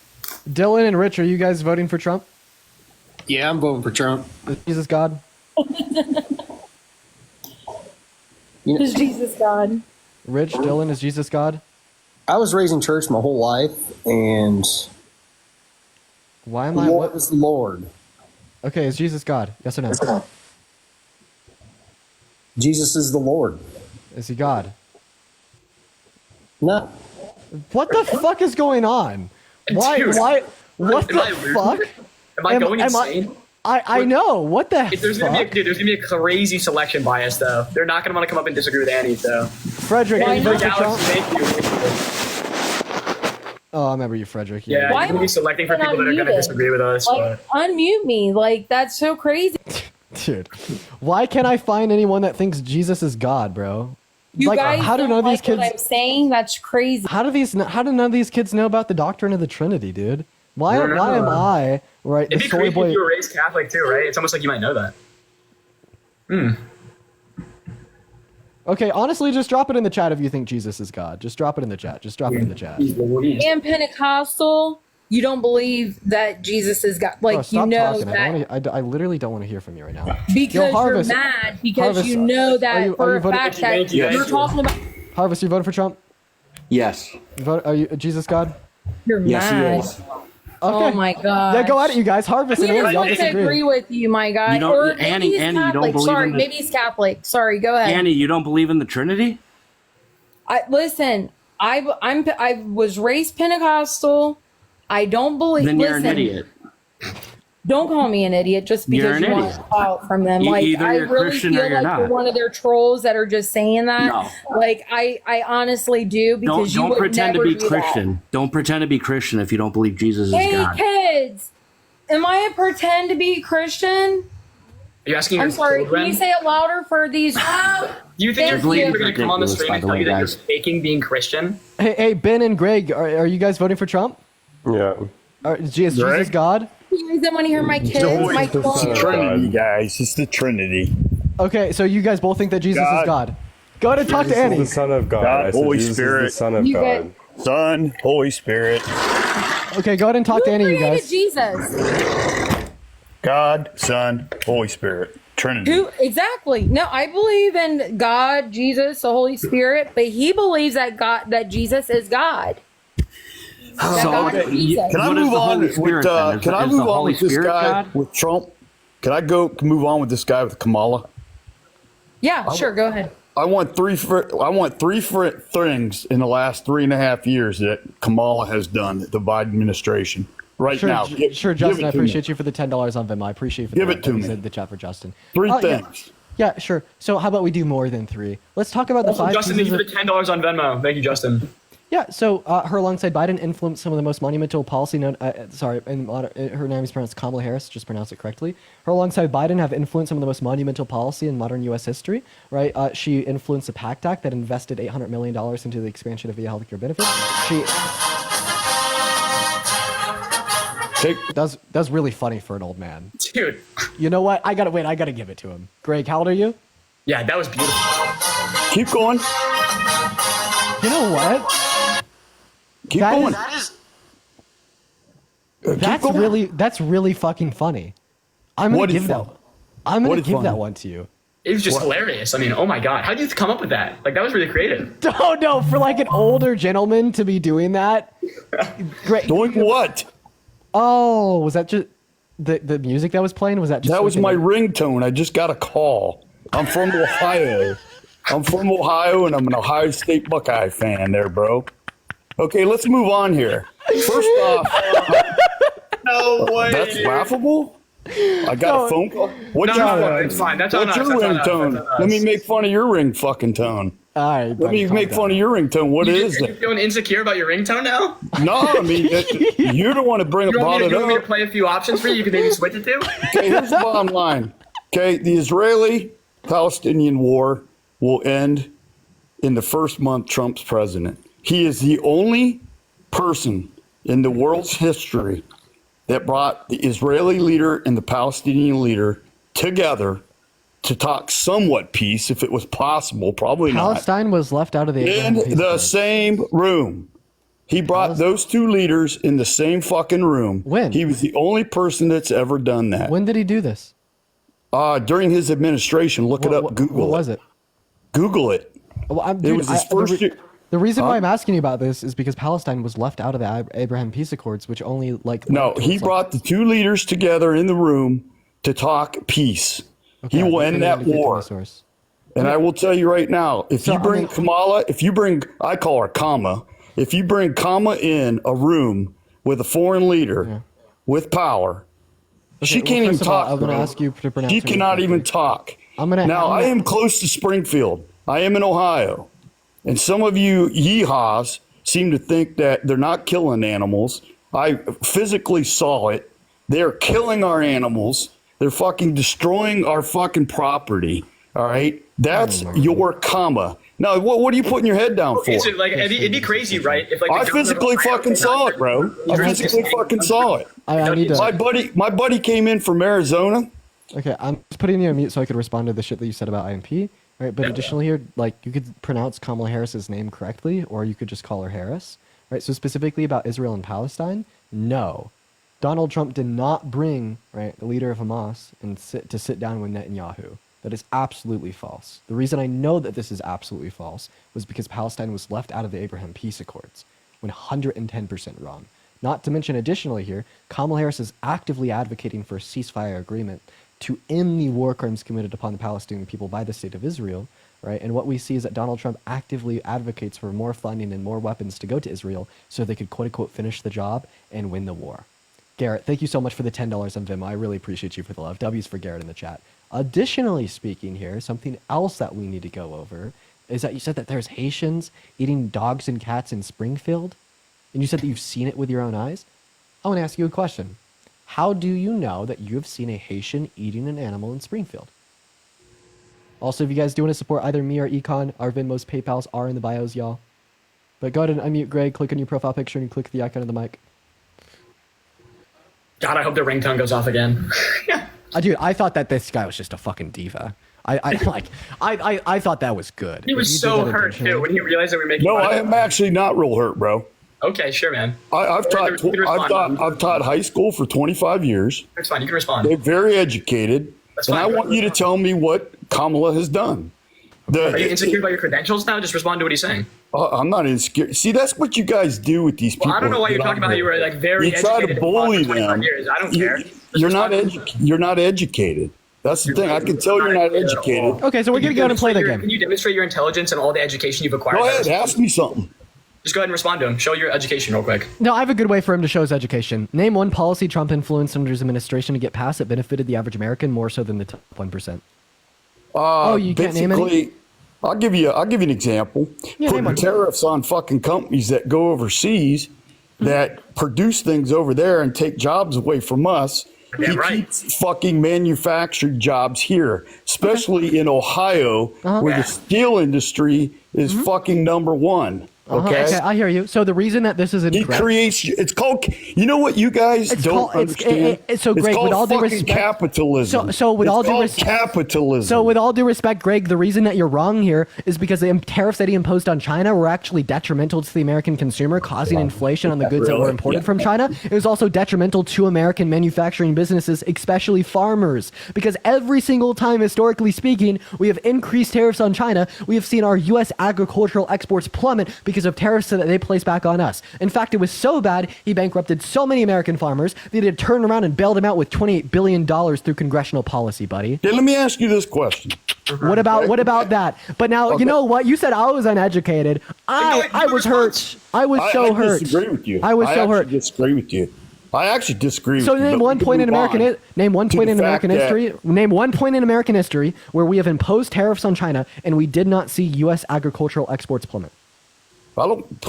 Hey, I don't know much about what you're saying as far as agriculture. Oh, I thought that you were the educated one. No, I was but the I will tell you right now. Okay, you don't know anything about that. We can look at just raw manufacturing data, right? Manufacturing industry is the most important one. You can repatriate like manufacturing jobs and foreign investment in different countries, right? Specifically in the Tax Cuts and Jobs Act, Trump, by decreasing marginal effective tax rates, was supposed to be repatriating these funds. And we were supposed to see an uptick in our manufacturing jobs. Well, if we look at the raw data and the results of the Tax Cuts and Jobs Act, what we see is that, oh, wait, the funds weren't repatriated at all. He didn't lead to an increase in investment, a decrease in foreign investment. That's crazy. Additionally, wow, we were actually losing manufacturing jobs under Trump, and the growth or any amount that we were repatriating, which was offset by the amount we were still losing by Trump decimating things like with his United States Canada-Mexico agreement, him decimating the TPP without replacing it with anything that would offset our trade deficits, right? All of this hurts us. His tariffs on China, $800 billion in investment the United States lost, right? And that was shifted to the EU and other countries in Southeast Asia. The United States did nothing. Trump single-handedly shot down that deal, hurting U.S. manufacturers,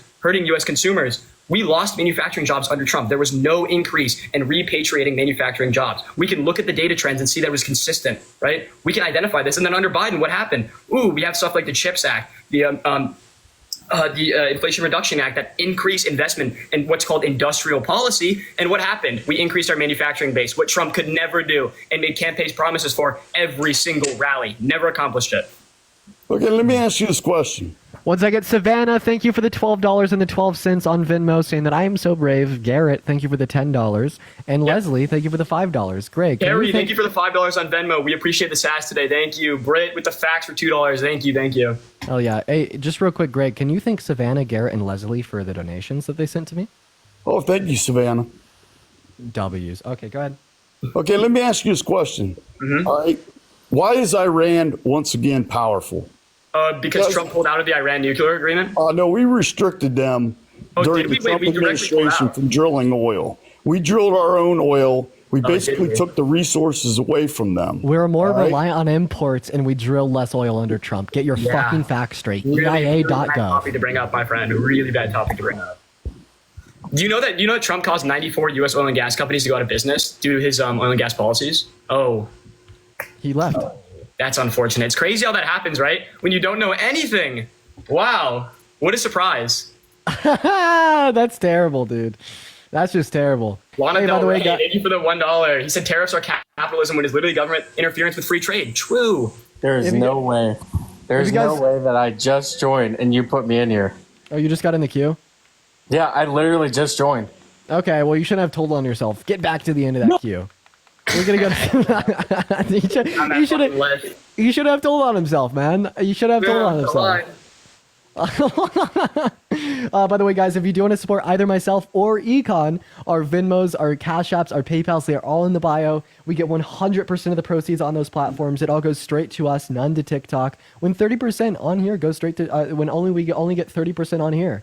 But yeah, even yet on top of that, guys, we also get notifications at the top of our phone screens where we'll be able to shout you out, thank you, and even read off a message. It greatly supports us. And then for me specifically, you could find that all in the link tree to make sure that you're sending it to the right place. There's a lot of like fake Venmos and fake PayPals out there that exist with my name but slightly misspelled, and you'd be surprised. They actually make a lot of money. It pisses me the fuck off. No, they don't care. Venmo, PayPal, they don't give a shit. You can't get the account shut down. Yeah, because I know they just add they remove the S off the end of your last name or something like that. That's exactly what they do. I call once a week about that because I feel bad for the people that they're scamming. Yeah, fortunately, there are no other e-canals out there. So your money.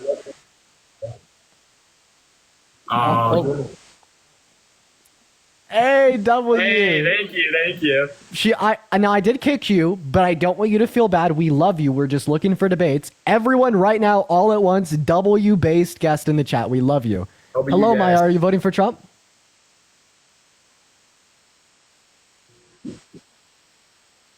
I appreciate you for coming. Thank you. Yeah, thank you. All right, let's get our next guest up in the box, guys. Everyone just do be patient. Hello, Colby. Are you voting for Trump? So I actually believe I survived an unalive attempt from him. Are you voting for Trump? Oh my God, I am. I can't believe it. Are you natural red or big boy? I'm natural red. Okay, big boy. Why are you voting for Trump? Well, I live in a Republican state, and it kind of makes a lot more sense because I stand behind my governor. I live in Florida, and if he's for Trump, I guess I'm for Trump. But, like, I'm pretty open-minded. You guys seem like you're very smart. So I'm kind of like, I'm like, because like me, I think Trump's a patriot. He respects the troops and all that. But you guys point out a lot of good stuff about Kamala Harris. We'll talk about that. Pumpkin, thank you for the $7 on Venmo. All right. I appreciate So you think like, yeah, Trump as a patriot, he supports American troops. You would agree with that? Yes, sir. Would you say, like, additionally on top of that, I just want to ask one clarifying question. You'd say he supports our allies as well, doesn't betray them? From my perspective, yes, sir. Okay, well then that's interesting. Did you know that in 2019, Russia placed $9,000 bounties on the heads of all U.S. soldiers in Afghanistan? And Trump responded by calling Putin a smart man and did nothing in retaliation.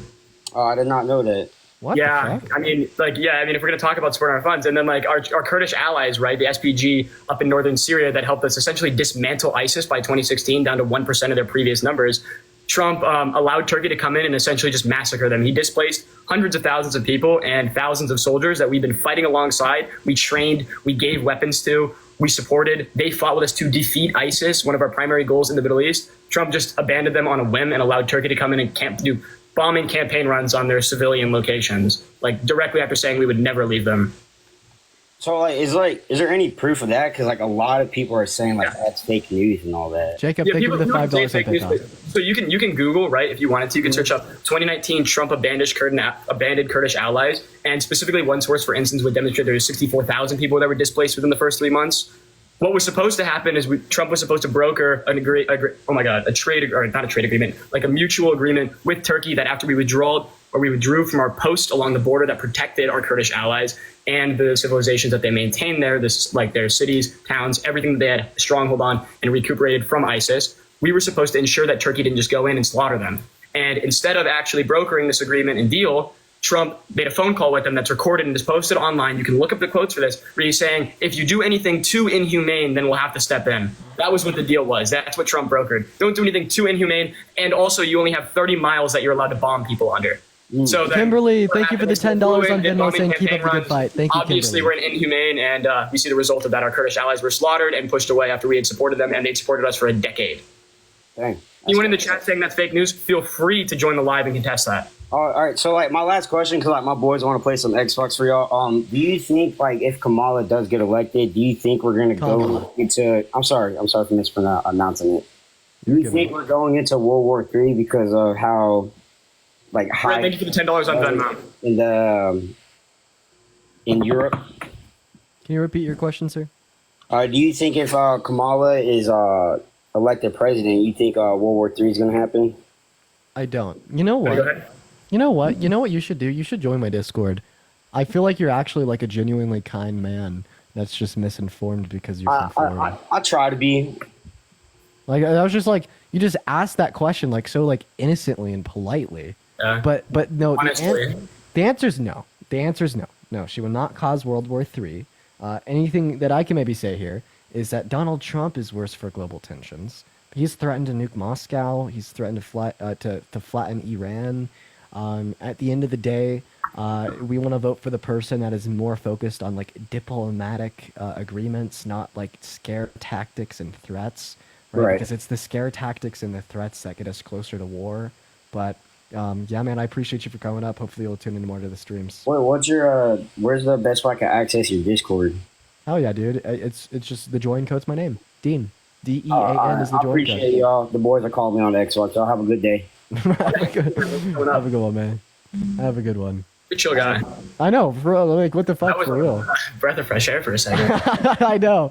No, like there's a lot of people that are like just believe in what they do, not because like they're insane or bad people, but like just because they're just so societalized in the wrong environments. Conditioned through family and like people you know. Yeah, and like at the end of the day, like I feel like that is the type of person that I am really focused on reaching. Yep, those are the people that you can actually convince to change their mind, and then they'll talk to their friends that are hopefully as open as they are. Yeah. Maze, thank you so much for the $25 on Venmo. You are incredibly kind. Thank you so much for the love, Maze. Maze, thank you for the $25 on Venmo as well. Good work as always. Nice to find you. Ecanal, thank you so much, Maze. Thank you, Maze. W's in the chat for Maze, please, guys. It's good to hear from you, Maze. It's been a while. Hope you're well. And Idaho, thank you for the $2 on Venmo for spreading the facts. Hello, April. Are you voting for Trump? So I just have a question. I'm not here to talk about politics, but I have a question. My question is, do you really think our vote actually matters? Yes, the answer is yes. I know. That's all my question was. It feels like it doesn't. Personally, I don't vote, but I've always been. Oh my gosh. As long as Trump doesn't get reelected, then yeah, it'll continue to matter. Mm-hmm. Oh yeah, that's a good one. I mean, yeah, like functionally, there will never be like another like fully democratic like election after like a post-Trump presidency, especially with the immunity stuff going through the Supreme Court that got pushed back after the election purposefully so that he can engage in nefarious practices with his new demographic of appointees that have specifically stated they'll support him no matter what. It's crazy how that works. If you fire everyone that stopped you from having an insurrection last time and rehire people that said they'll support you after getting immunity in the Supreme Court from all criminal actions, it's a little risky for our elections. Yeah, maybe it won't matter if Trump's elected. All right. By the way, guys, Parker should be getting on soon. I actually think he's going to go live on this account. Well, I don't know for sure yet, but I'm pretty sure that he'll be going live on this account. So I'm going to end here shortly. We probably have like another 10, 15 minutes. How much longer are you off other accounts for? Another 3 days, but I need to test out like one of my I can slide you a couple accounts that have like 1,000 on if you want. Well, the issue isn't just the fact that the account needs over 1,000, because I could get that on like my Discord in like one announcement. Yeah. It's the fact that you have to go live for 30 minutes for 3 days to get access to be able to bring guests up. What? Yeah, you got to like jump through all these hoops and like for is it within like that time frame? Yeah. There were like an old account that had prior like used it like Oh, like maybe you have like. I have like my old secondary like debating accounts that have over 1,000 that I've debated on like multiple times, but it'd be like a year or two ago since I've used them. So yeah, maybe like I think that those are good. At least I appreciate you for the subscription. Dylan, what's up? You voted for Trump, man? Can you hear me? Bad mic. By the way, guys, I'm so close to 100,000 followers on Instagram and 200,000 followers on Twitter. Honestly, until we end the live here, Ashley, thank you for the $1 in PayPal saying that you voted for Harris today. Dude, good looks. Let's go. Can y'all spam comment my IG and my Twitter?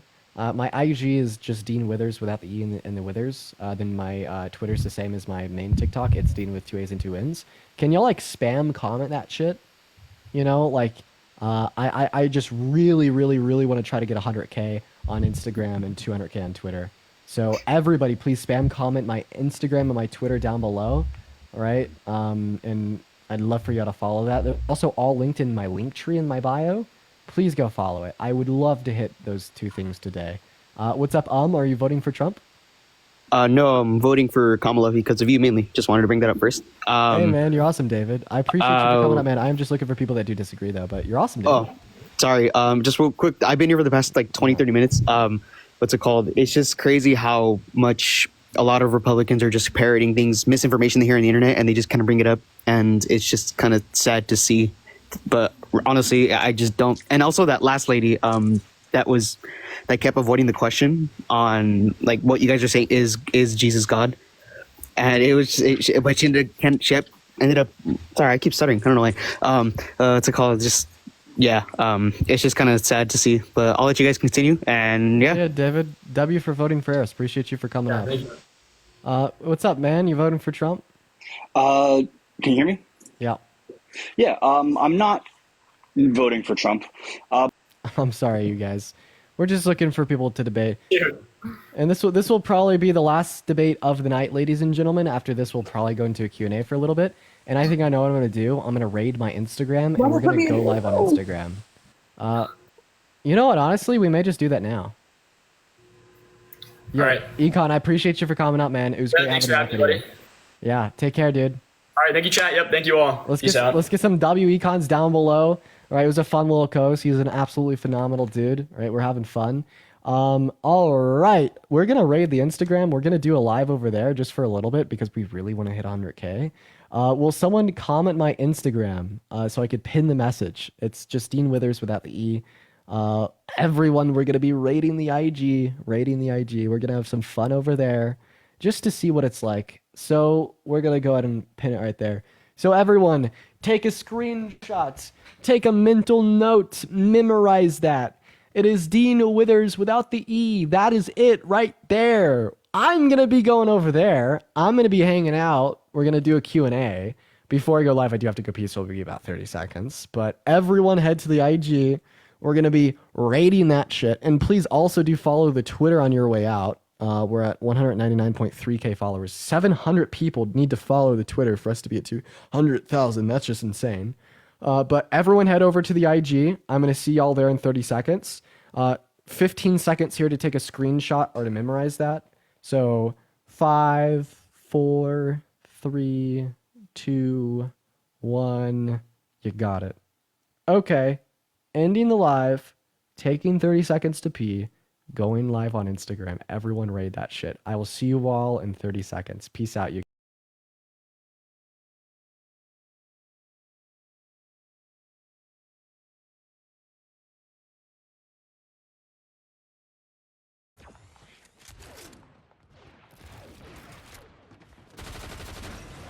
Oh boy.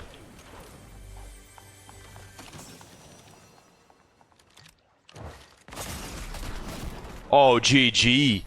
King is gonna take me out. GG, King.